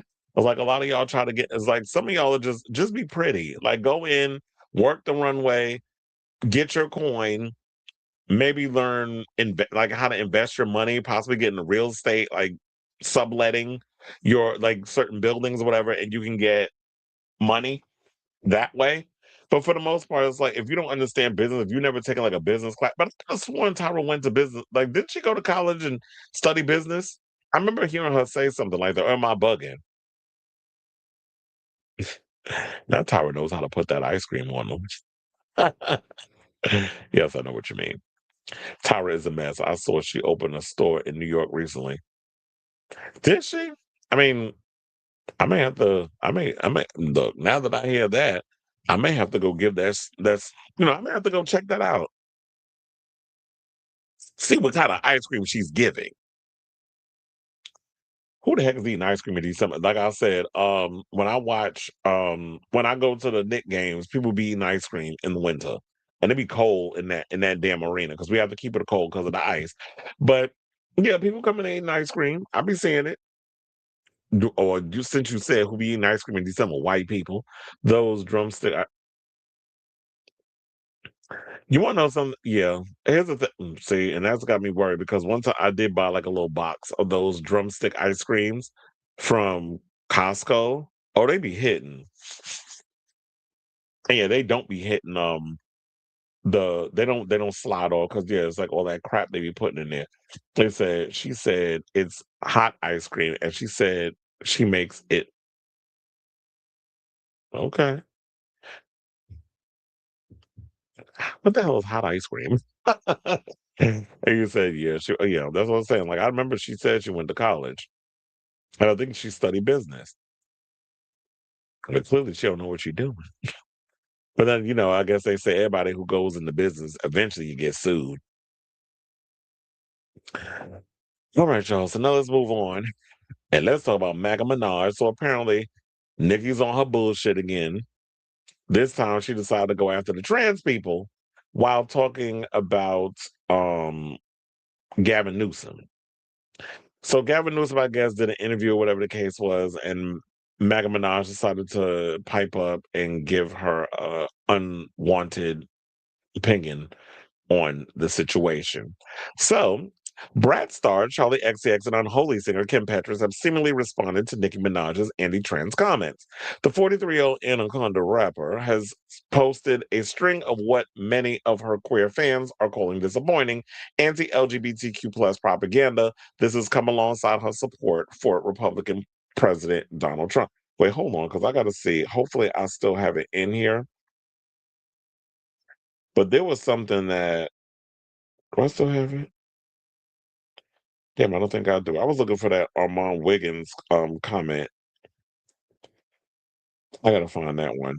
I have to probably go through. Oh wait, hold on. I could probably find that in a second, and then we'll because some people's like right message, wrong messenger, because a lot of people don't particularly care for him. I was like, I should have had this ready, and someone was telling me to look for it, look for it, look for it, and I didn't. Well, look, I know it's in one of my friends' group chat, but anyway, let me get to the story. So, on Friday, 12th of December, that escalated when Minaj criticized California Democratic Governor Gavin Newsom for expressing his support for trans children, which I would say there's so many things you can go after Gavin Newsom on. Trans kids ain't one of them. He said, I want to see trans kids. There's no government that's done more pro-trans legislation than I have. No one has been a stronger advocate for the LGBT community, Newsom said on the Ezra Klein show. Well, I don't know. See, I didn't really do my research on that? Because I got to look into that because I've heard that, yeah, you may have been very pro-trans in a lot of situations, but recently I could have sworn the trans community is mad at you because you've done some backpedaling in regards to the whole trans situation, and it left the community pretty much disappointed. So for you to say, "Oh yeah, I've done a lot for the trans community," but then you've gone off and you've done things that people would deem anti-trans, where I guess it was, I mean, is it the fact? You may have to remind me in the comments. If I'm not mistaken, it may have something to do with maybe gutting or cutting trans healthcare or something or another. You have to remind me what it is in the comments because I can't remember exactly what it is. But anyway, it said in response, Minaj posted, "Imagine being a guy running on wanting to see trans kids." So she literally took that and made it into something else. Because that's not what he said. He basically said, "I want to see trans kids. There's no government that's done more." So he doesn't want to see them. He wants them to be able to live their life without judgment or ridicule, whatever the case is. If people are going to come in with their rhetoric, talking about, well, kids need to be kids and they don't know what they want. Yes, a lot of people, there's people out here, just because you don't know what you want to do in life, and there's people that are of age that aren't sure of who they are or what they want. What this decision this kid is making have to do with you? It doesn't.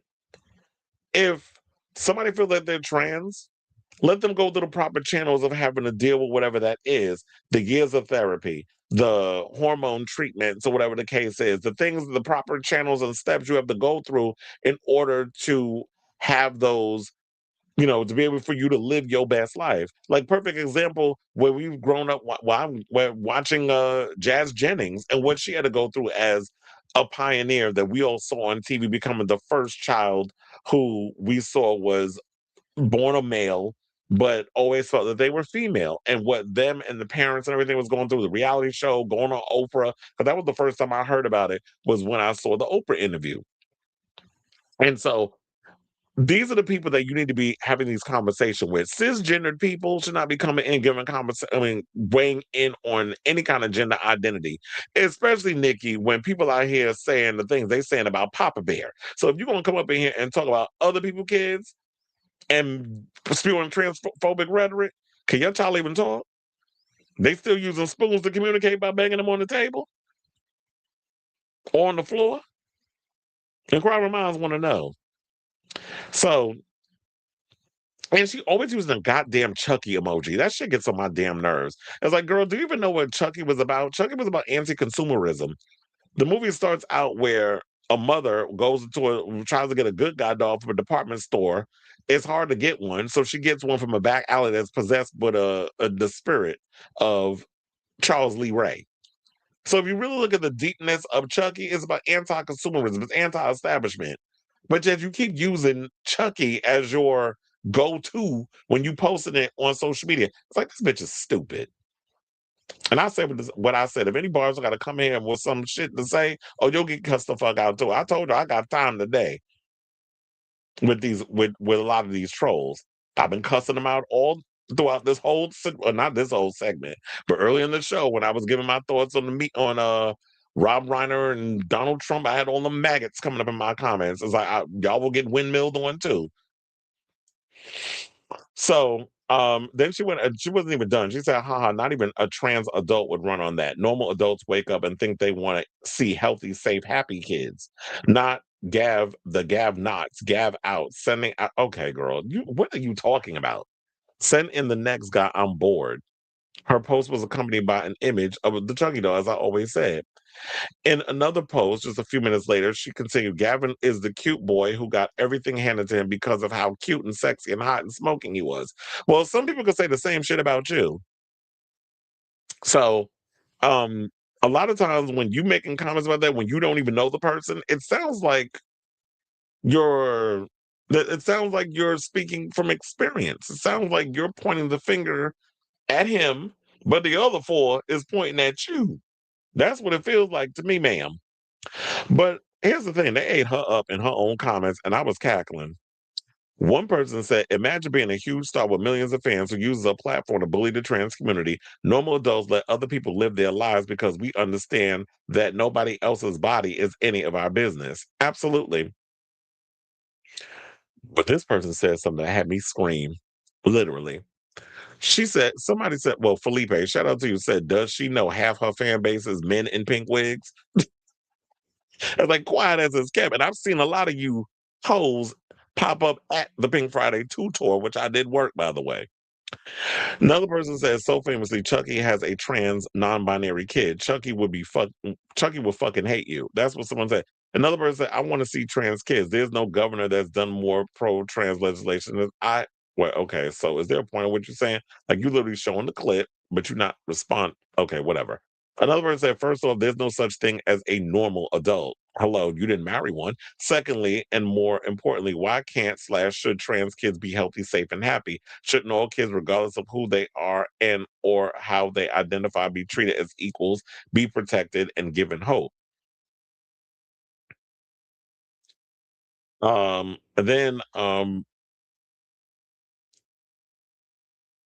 Another person said, okay, because I was like, let me just go read. Okay, so I think y'all pretty much got the gist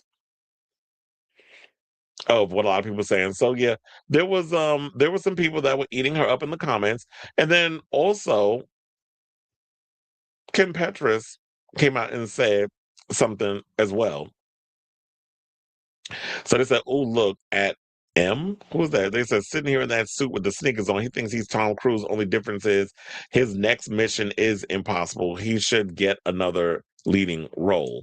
These comments come after a spree of Nicki voicing her support for Trump and anti-LGBTQ plus sentiment. However, Minaj responded to the backlash, claiming that her support for Trump's defense of Christians did not detract from. Yes, it does. When you have a president of the United States rolling back all kinds of things, particularly towards people of color, cutting all kinds of health care, AIDS research, pediatric cancer research. Like when you're cutting all these things, it definitely affects people. And I'm not saying all gay people have HIV or whatever, but a significant amount of queer people are affected by HIV and AIDS.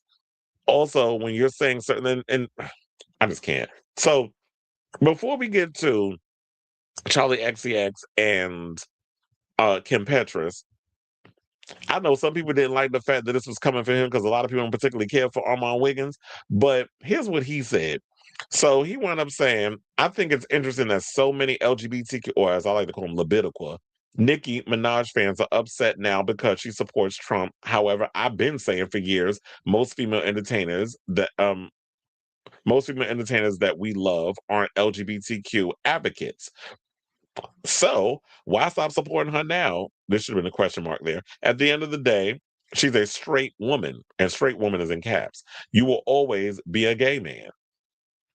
And that's why I said, like, I don't understand it either. There's a lot of you, for some reason, as gay people, homosexuals, we've been conditioned to automatically support the divas. Why is it that it's always our obligation to go in and support female performers? One thing, at least Madonna, she's one thing that's been consistent with her. She's never kind of thumbed her nose at her queer fan base. She's always been there for everybody, even before it was chic to do so.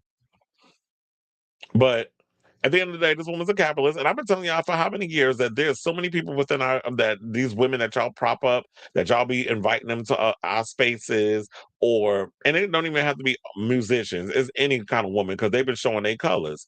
It's like they love the femme queens and all the other stuff until you come out of line, then you every sissy punk and rhymes with maggot under the sun. When it comes to then they want to call you out your name.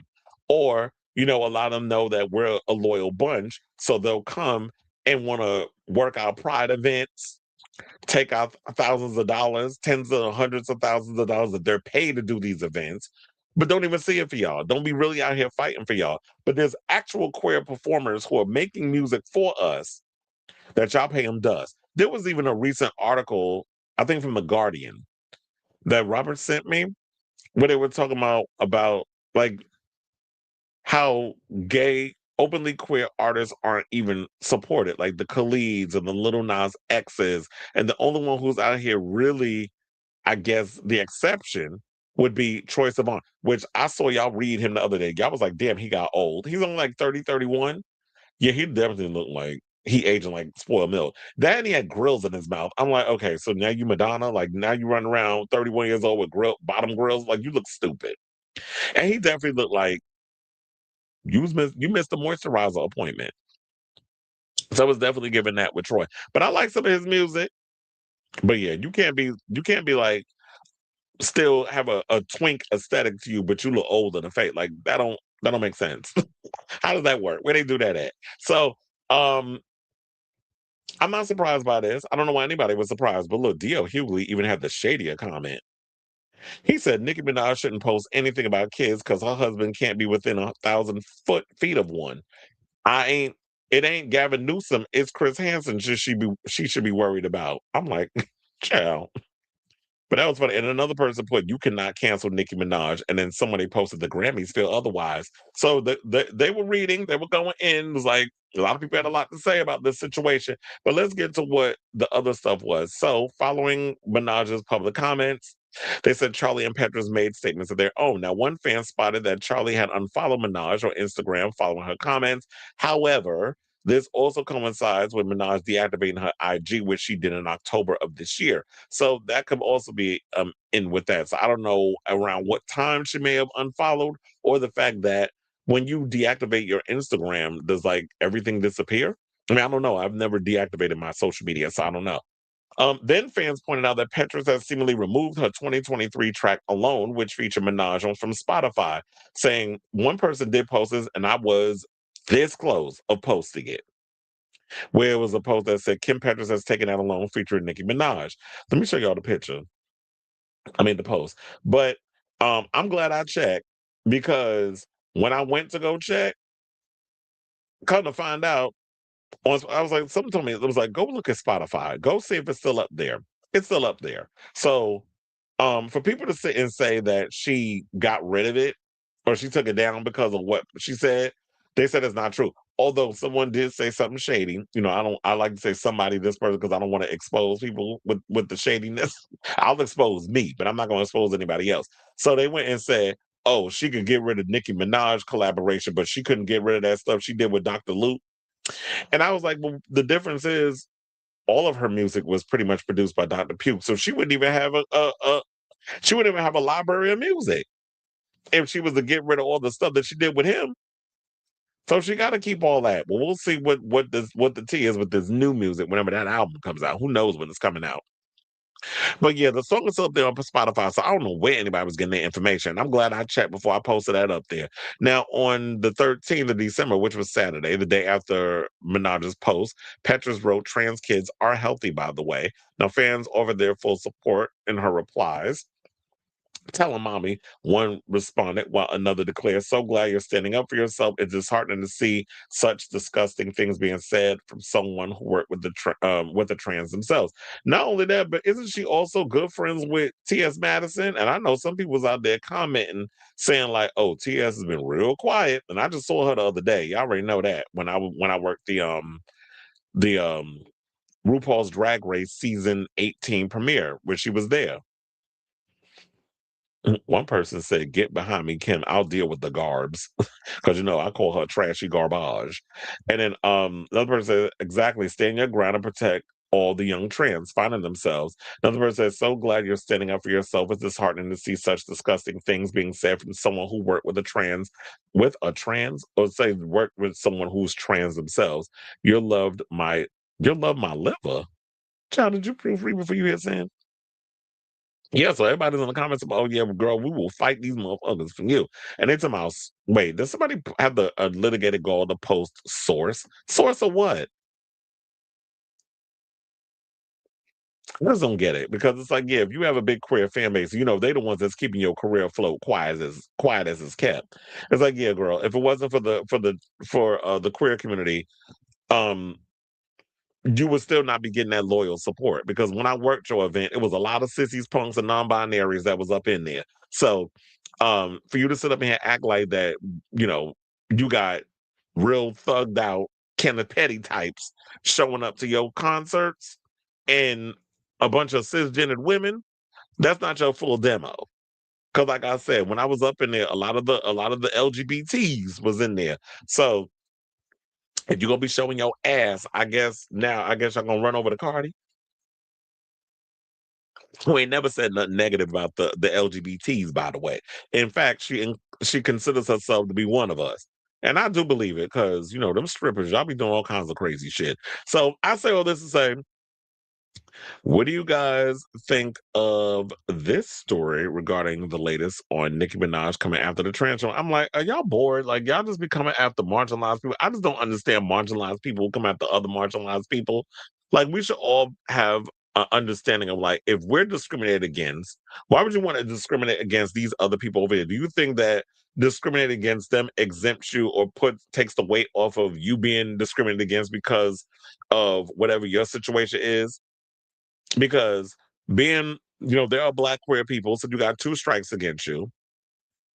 And I know people hate trying to equate that, but I'm like, discrimination is discrimination. If somebody's discriminating against you, we should have empathy for other people instead of just only thinking about ourselves.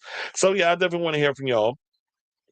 Whatever your thoughts are on this matter, let me know in the comments down below. I was like, I had to close that window for a second. All right, y'all. So now I saw we had a lot of comments.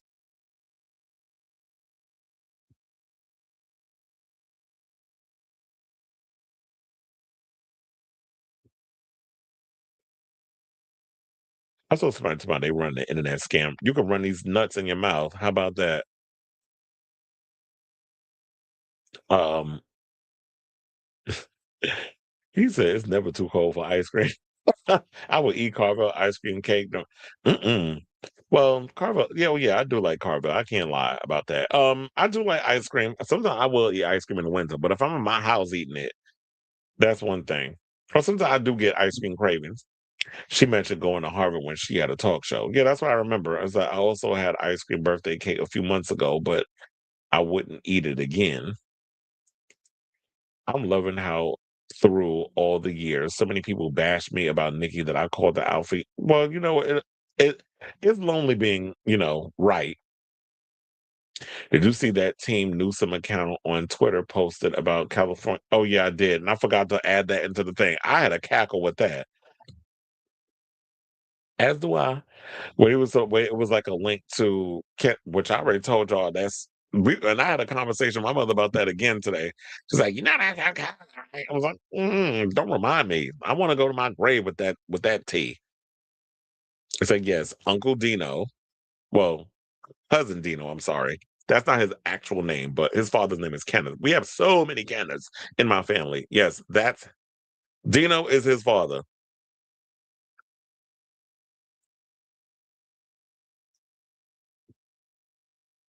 It's like, I wonder well, we know that Craig will probably have more to say about it than her. I like TS, but I do be feeling like sometimes she be a little flip floppy when it comes to that line she tries to toe, being, in the industry. And that's a line you want to take. That's on you. That can't be me. Like if somebody says something, I don't give a fuck if we was friends or whatever the case is. I got to say, I gotta say what I gotta say. Gavin Lilly threw trans people. Okay, thank you for somebody bringing this up. Gavin Lilly threw trans people under the bus when he was trying to buddy up the Steve. Yes, yes, yes. That's what it was. When he tried that tight ass podcast, and you were trying to sit up there and cuck to these right wing extremists because you thought that was a way to get in and have conversations with, these incels. And then when you was getting clowned because of how disingenuous it felt, then you tried to backpedal a little bit. Then there was a whole thing about where people was questioning about taking APAC money. So now apparently he's backed off of doing that. So, because he's trying to run for president. I still don't trust the fact that I want him to run. Now, speaking of Kamala, I heard she's trying to run again. Ma'am, please don't. Please don't. You didn't win. There was a reason why you didn't win the first time. You're not going to win again. So, I mean, if you want to run and whatever, then that's great. And if people want to vote for you because you're a Black woman, that's great. But if your policies ain't matching what I want at this point, because that's what I'm doing. I'm like, what are you going to be doing for myself and on my interests? I'm not voting for somebody because I'm not doing no DEI high shit. I'm sorry. If I got to get real um unfiltered with it, then I don't care. But yeah, I'm not voting for people because, oh well, I've never seen something like this in office before, so that's what we need to have. If you're not willing to match me on where I'm at progressively and politically, then I'm not voting for you. Shit, if she not, I'll write in Jill Stein's name if she not running again, because she like Curtis Lewa. She come out like Groundhog Day. Like whenever there's a political situation, she pop out of nowhere and want to run. Like the same one Trump was inaugurated into the White House. I thought it was like it was his mad fake. So I don't trust him. I have had several trans friends, and they said they knew when they were kids. Look at Jazz. Exactly, they always know. It's kind of like I think when you're gay. I think we all know that we all know when um we all know deep down what we are. I mean, you're going. Some people know just like off rip. Then there's some people that's just like, I know, I'm not sure. I just want to make sure. So you're testing the waters a little bit. You start playing around with little things and trying to figure. And yes, there are some people that go through the transition, then they realize it's not what I want, and that's fine.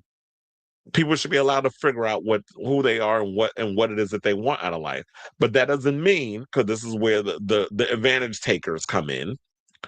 Oh, see, they don't know what they wanted. They were confused. Da, da, da. So they're all like that. So to justify their ignorance, they'll jump on that small percentage of the people that are like, well, I thought that I was, but then I realized that's not a word.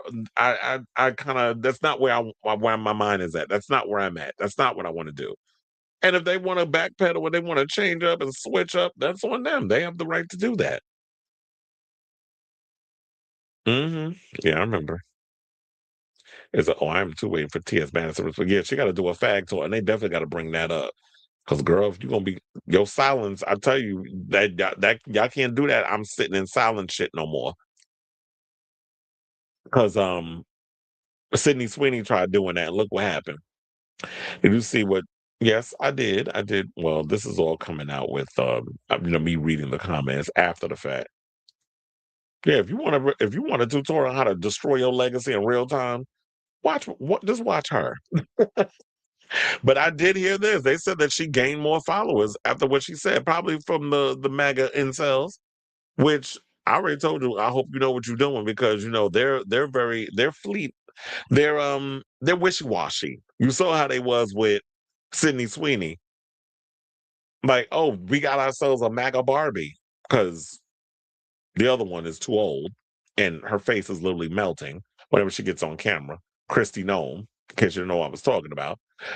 So when it comes to Sydney Sweeney, she's young, she's got big tits. They just want you to be quiet and be a whore. Like, that's what they're looking at with her. And then they realize now she's backpedaling, now they going in on her, and now they don't like her no more. And once you hit 40, they'll move on to the next pretty thing.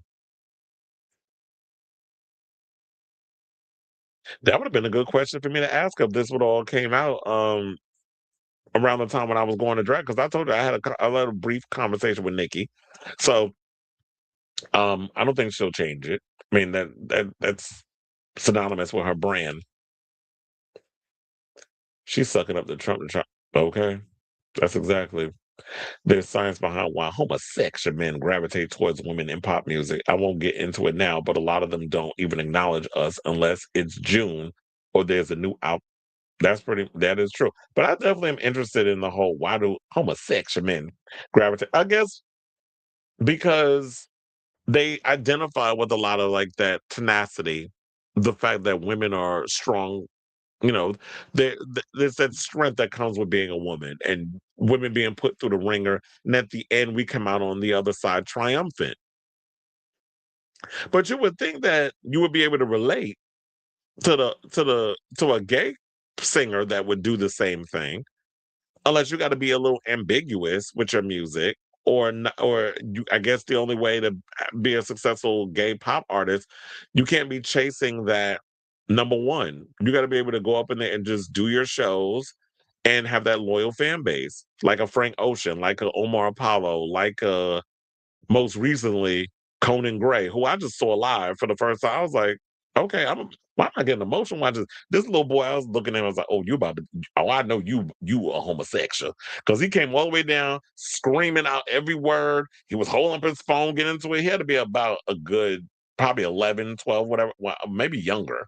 And I was like, well, I know you're going to be gay when you get older. But he was into it. He was living for Conan. So we got him the fan. And then security gave me this love. Don't do it. So, but yeah, he definitely gave a good show. I'm gonna tell you about that. Yeah, the working the Jingle Ball. Oh my God, it was so long doing that. I was literally emotionally spent by the end of that show. But there were some good performances though. I kind of wish we would have had Kylie Minogue close out here versus Ed Sheeran. I'm like, God, America is so boring with y'all performers. Last year we had, well, what is her name? Leifei. I did like her show. I didn't see Nelly. I went on break when he came out. I was like, I don't care about that old coon. Zara Larson gave me my life. I had to see her live. She definitely gave a good show. Yeah, I don't know when that episode of Jingle Ball comes on, but it was just a lot because I was interacting a lot with the camera crew and all this stuff because they were filming a lot in my section. Who knows? I might even be on camera. Y'all let me know because I was all over the place trying to be out of the way, moving around. It was just a lot. So they said the 10-year anniversary of Blue Neighborhood was a few weeks ago, and it felt like a pop. Oh, because of how long ago it came out? I know we don't fuck with her, but you know Kaya is somewhere. Well, look. Oh, speaking of which, what the hell was her name? Zara Larson. We just talking about. She said, "I'm not a Kaya no more," because you know she's not. She's got a hit on the charts. Cardi is another one we should be on the lookout. She may be bi, but we forget. Mm, yeah,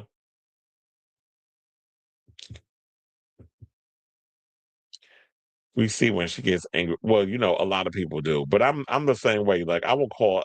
I'm like real ruthless with my mouth when it comes out. Like I don't care. I will call you every name under the book until you walk away screaming and crying and wishing that you know your life was over. So I get petty at that point. But she's a Pisces, and you know them Pisces be too damn emotional. Oh wait, no, she's not a Pisces. She's a Libra. Who am I talking about? I stopped caring about Nicki a while ago. Yet.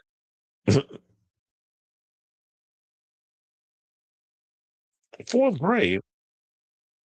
Yeah. Look, when I was in the fifth grade, I used to get boys to take their dicks out. I don't know how I was able to do well, because I was a mess back then. I used to dare boys to take that. There was this boy in my class, Frankie, and he was like in the fifth grade. I ain't never seen a dick so big in my life. Black kid. He used to always flash me in the class. I was like, that's a big old thing. And it's like when you seeing penises at that at that age, when you in the fifth grade and you daring boys to take their penises out, yeah, there was a time to be had in you know, back then. Show can. And you said, I think, and it's funny how I remember his name too. And it's, I think it's because both gay men and women have been restricted of their autonomy and face discrimination on a social and systemic, or systematic scale. So yeah, I definitely agree with that. Is that we have similarities in a lot of ways, but we should also be conditioned to supporting our own who actually make music for us instead of being so quick to think, oh yeah, we should only support the women and just pay the men dust.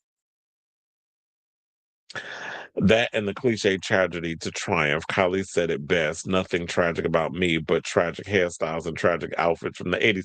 Well, she's always had kind of those triumphant type of songs though. Like she's had like anthemic pop hits and also her cancer diagnosis. So um for her to say nothing tragic about her, she may not consider that like we think that that would be a tragic type of situation, but it is tragic.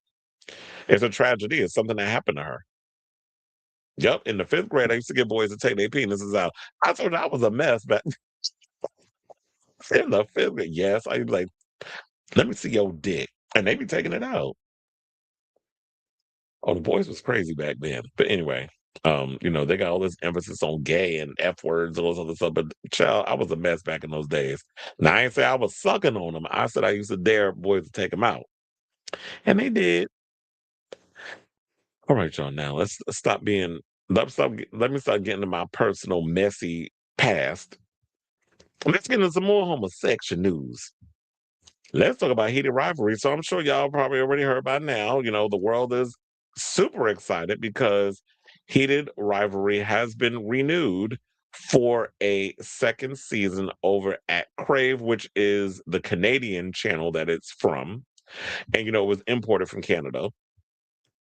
And what is it, HBO Max? So I haven't seen the new episode, so I need to get into that. But congratulations to them that, the show was coming back. It's been renewed, all the other good stuff. Unfortunately, not everybody is a big fan of the show. And it's rightfully so. If you don't like, everybody's not going to like what you like.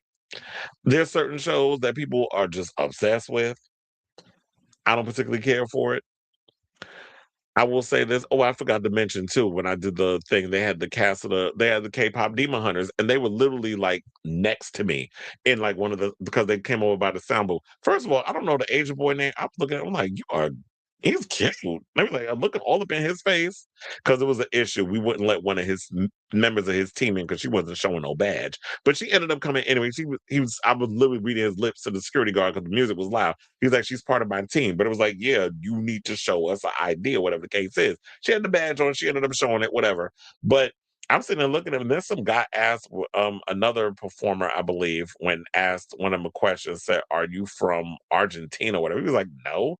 So I managed to interact sort of with the because I was like, okay, y'all are all cute. The cast of the K-pop Demon Hunters. And one of the things was like, I never watched the show. I've kind of just like treaded off of it.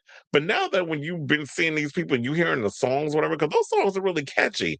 Now I'm kind of interested in checking out K-pop Demon Hunters. So I may end up watching that before the end of the year. But anyway, I don't know why I brought this up with this, but I guess probably because like I was talking about, like people are so quick to jump on what's popular and trendy, and I kind of shy away from it. And usually when it's coming to a lot of the gay shows, like I still haven't watched Boots yet. And I've been hearing so much stuff about it. But for some godforsaken reason, I don't know why, I immediately had to jump in and watch the show. Probably because of all the talk about the sex stuff. So that's probably why I jumped on it. But here's the thing.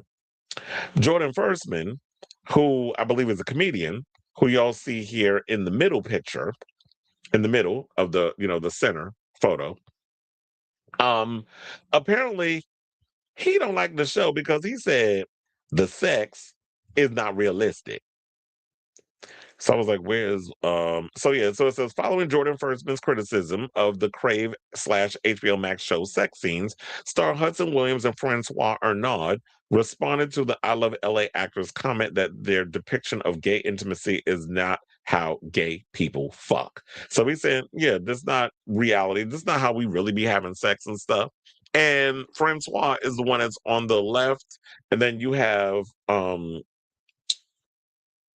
Hudson Williams on the right, because he plays one of the main characters. But the one on the left, Francois, he's another hockey player who is in the closet. And they did a whole one episode story on him falling in love with this guy that works at a smoothie shop and their relationship and how that all turned out. So it was multiple closeted hockey players on this show. It ain't just that the two couple, the two that they be mentioning. There's other people in there too. And I kind of sensed based over his body language, I say, are they about to do something with you? And in real life, I should say, Francois Arnaud is bisexual. He identifies as bi.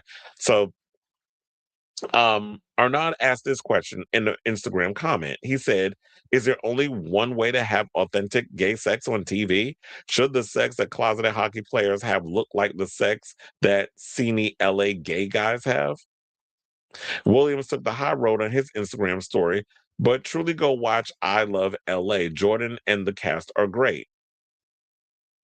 Child, you could have kept that. Because it's like, this show, don't bash him too much.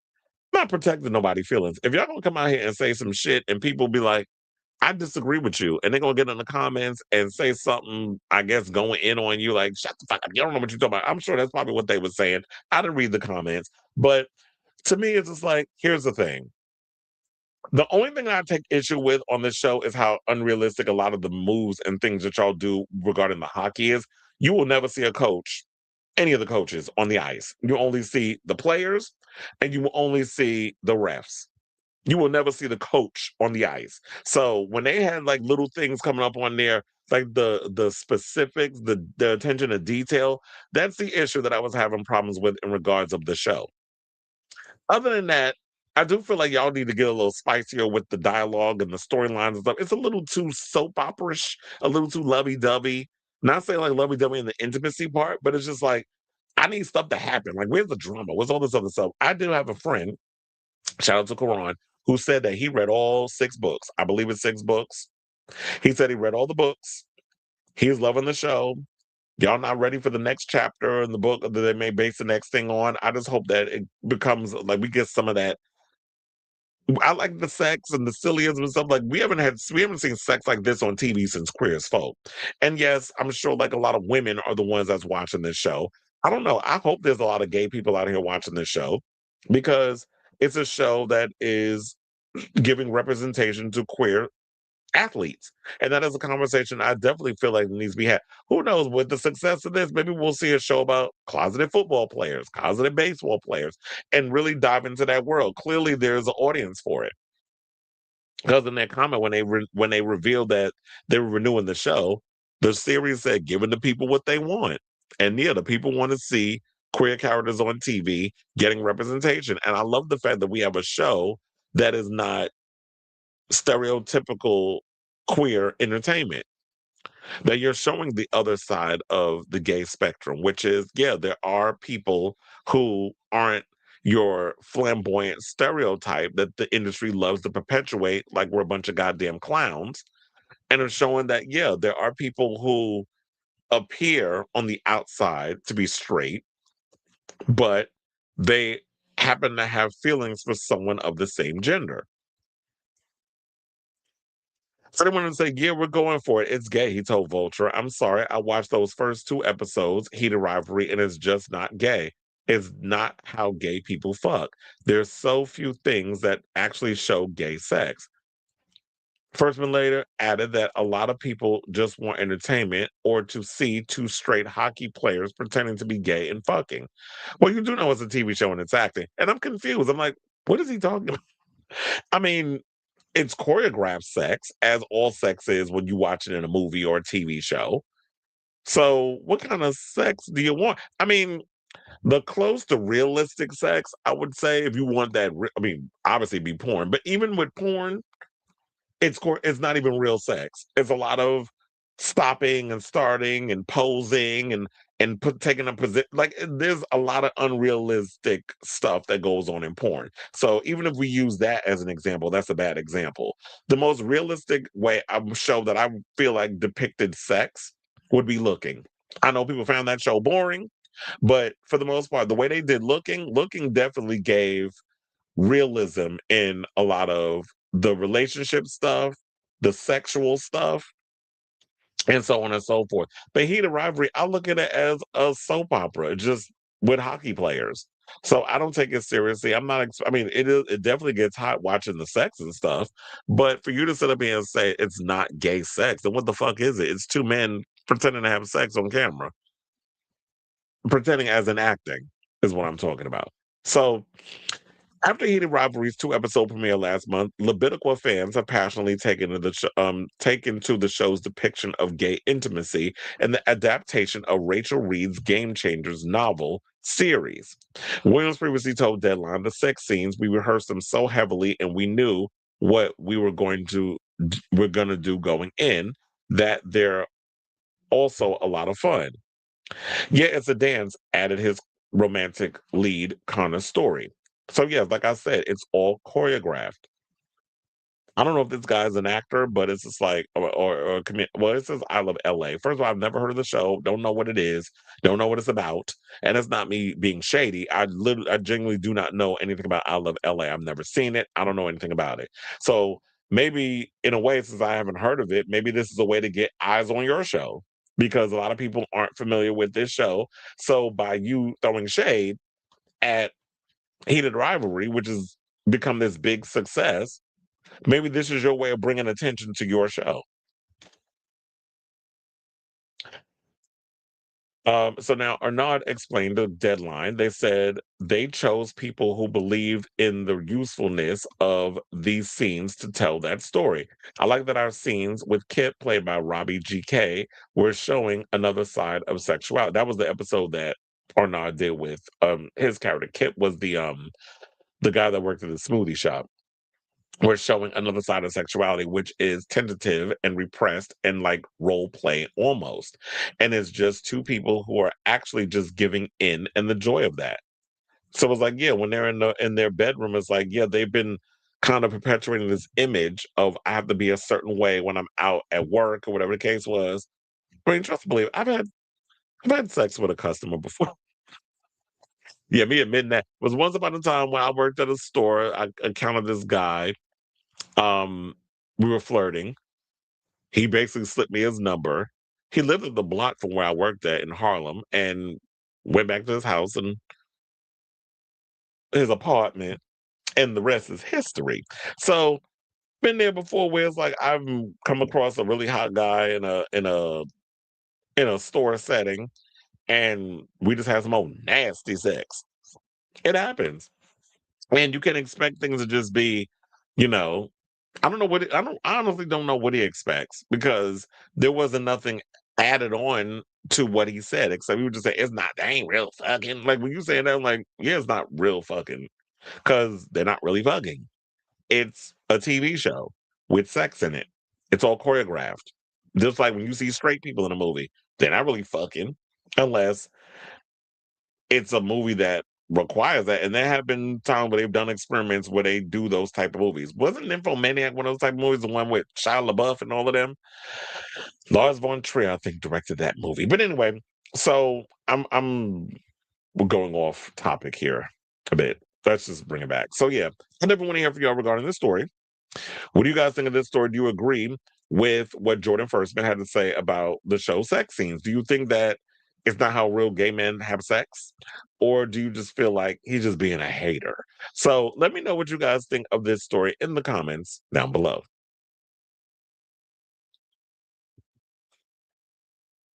Ciao. There's a lot of comments in here.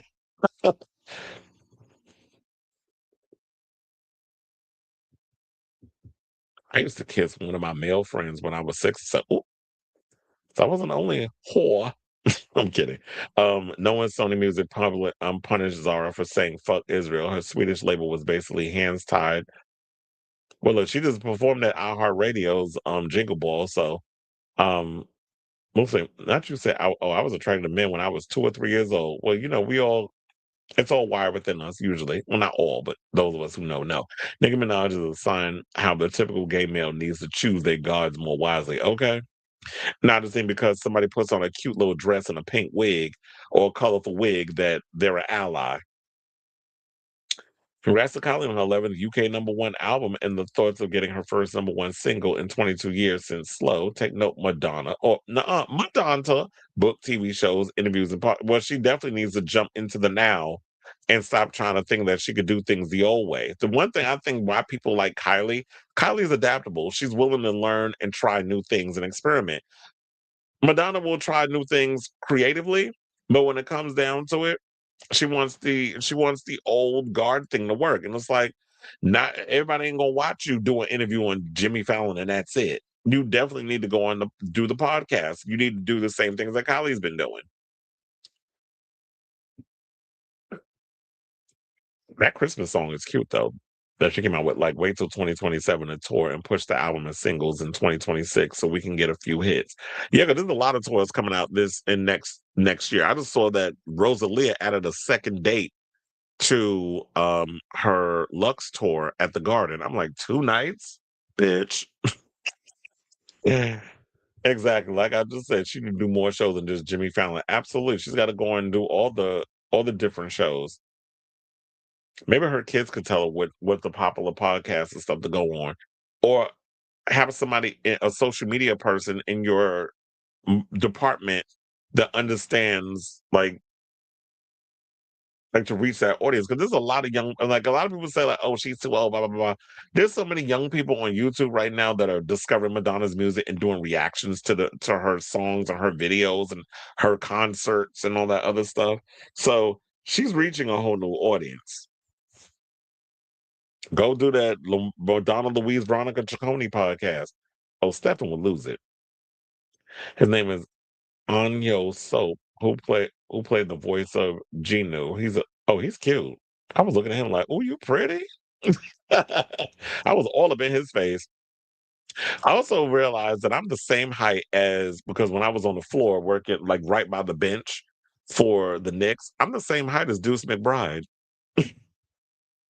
Wait, let me see how tall he is.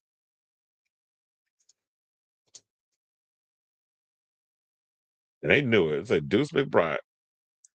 They said he's 6'2". I'm like, wait, am I 6'2", bitch? Because I was like, when he walked past, we were literally like the same height. I got on my license that I'm 5'10". But shit, I must be taller than that. He said, renew it. Welcome to Derry for season 2. It is over. Well, of course, it's gonna be coming out. That's why I said I'm looking forward to. Um, they said Jalen Brunson is 6'2" also. That's why I'm looking forward to. What did I say?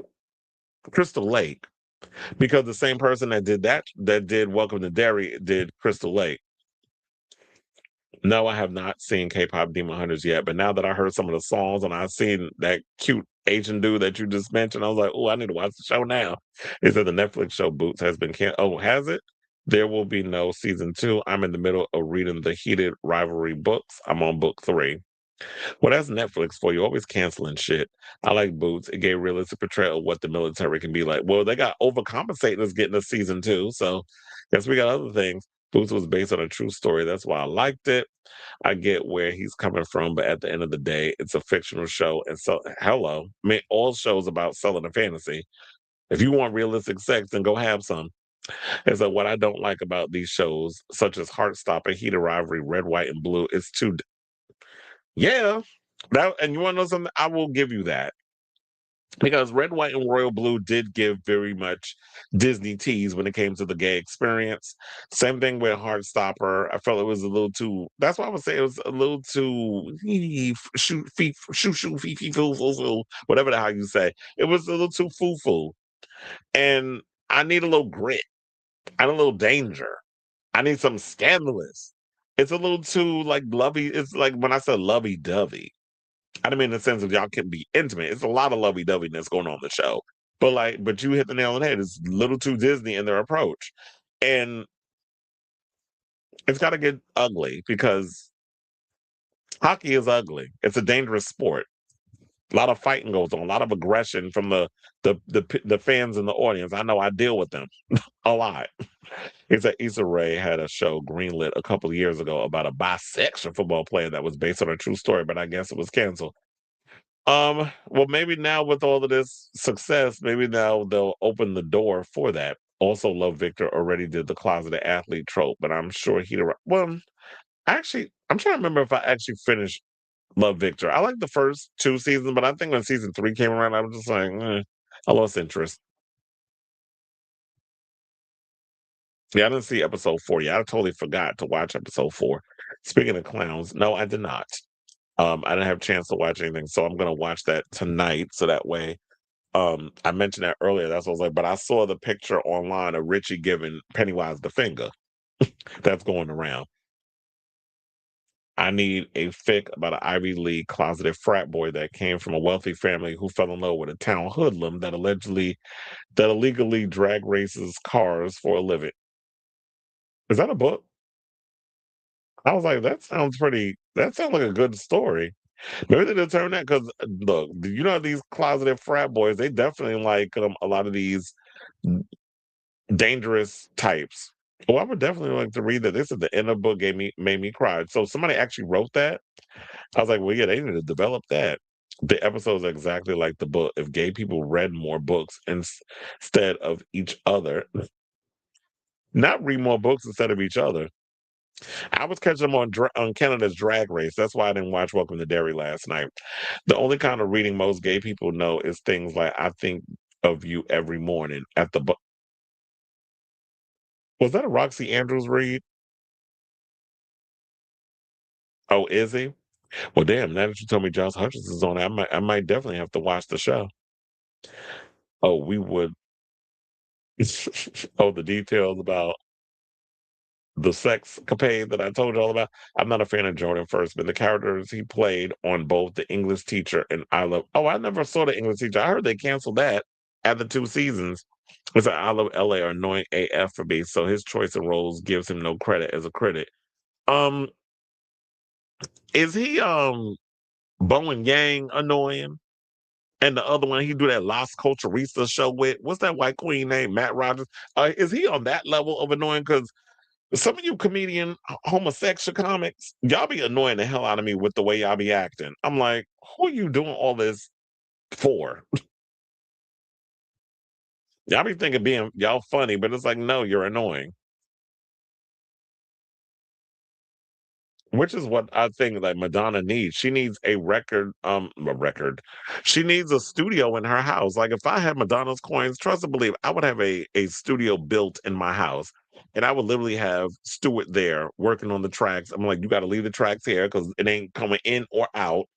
And you would just have to work on it, you know, in here as it's happening because I don't trust these people out in these streets. It'll be fun to see her do an episode of Hot. Oh Lord, could you imagine Madonna doing an episode of Hot Ones? Her being vulnerable and eating hot wings and asking questions and cussing, which is what a lot of them do.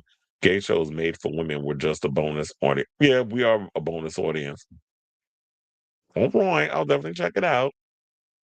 That's how I definitely want to read that. Now, speaking of reading, I'm tired of reading some of these damn articles that I be having to read. So we are at the end of today's show. So I want to thank you all for tuning in to today's episode of Chris Hamlin Unfiltered. Honest, ask me another question. Whenever you get the chance, I sent you a journaling manifesting technique I think will really benefit you in the coming year on the Oh my God, I can't read today. A manifesting technique, I think, do I got a Nambioho Renge Kyo? I'm joking. It said it definitely helped me in my writing. That's what I said. Was it a Roxy Reed? Not describe Fast and the Furious. So is that the secret romance between Vin Diesel and the late Paul Walker?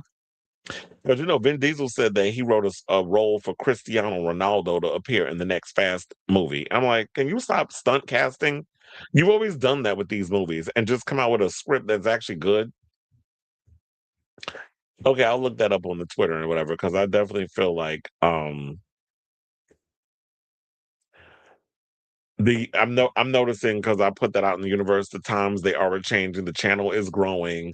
You saw all them trolls that came up in the comments today. So clearly I'm on the right track. And I was talking to a friend of mine who actually is in the industry and makes movies and shows and things.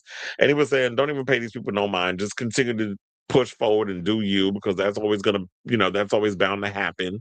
Is that people will jump in your comments and try to deter you from doing what you're doing. You got to have a thick skin. You can't be up in here, oh, these people saying mean things about me. I'm like, look, I'm taking the motto of what RuPaul says.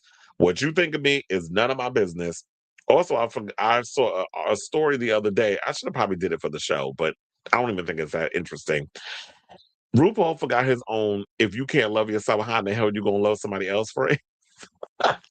And he started laughing about it. He forgot his own. But look, everybody had these singing moments. I'm not even close to Rue's age, and I be having singing moments. It happens. We all have them.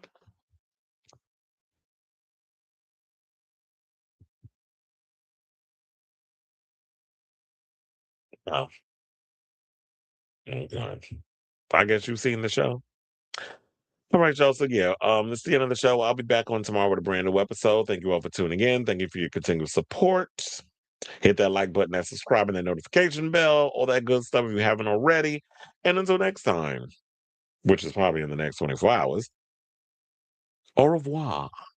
See you later. And ciao, darlings.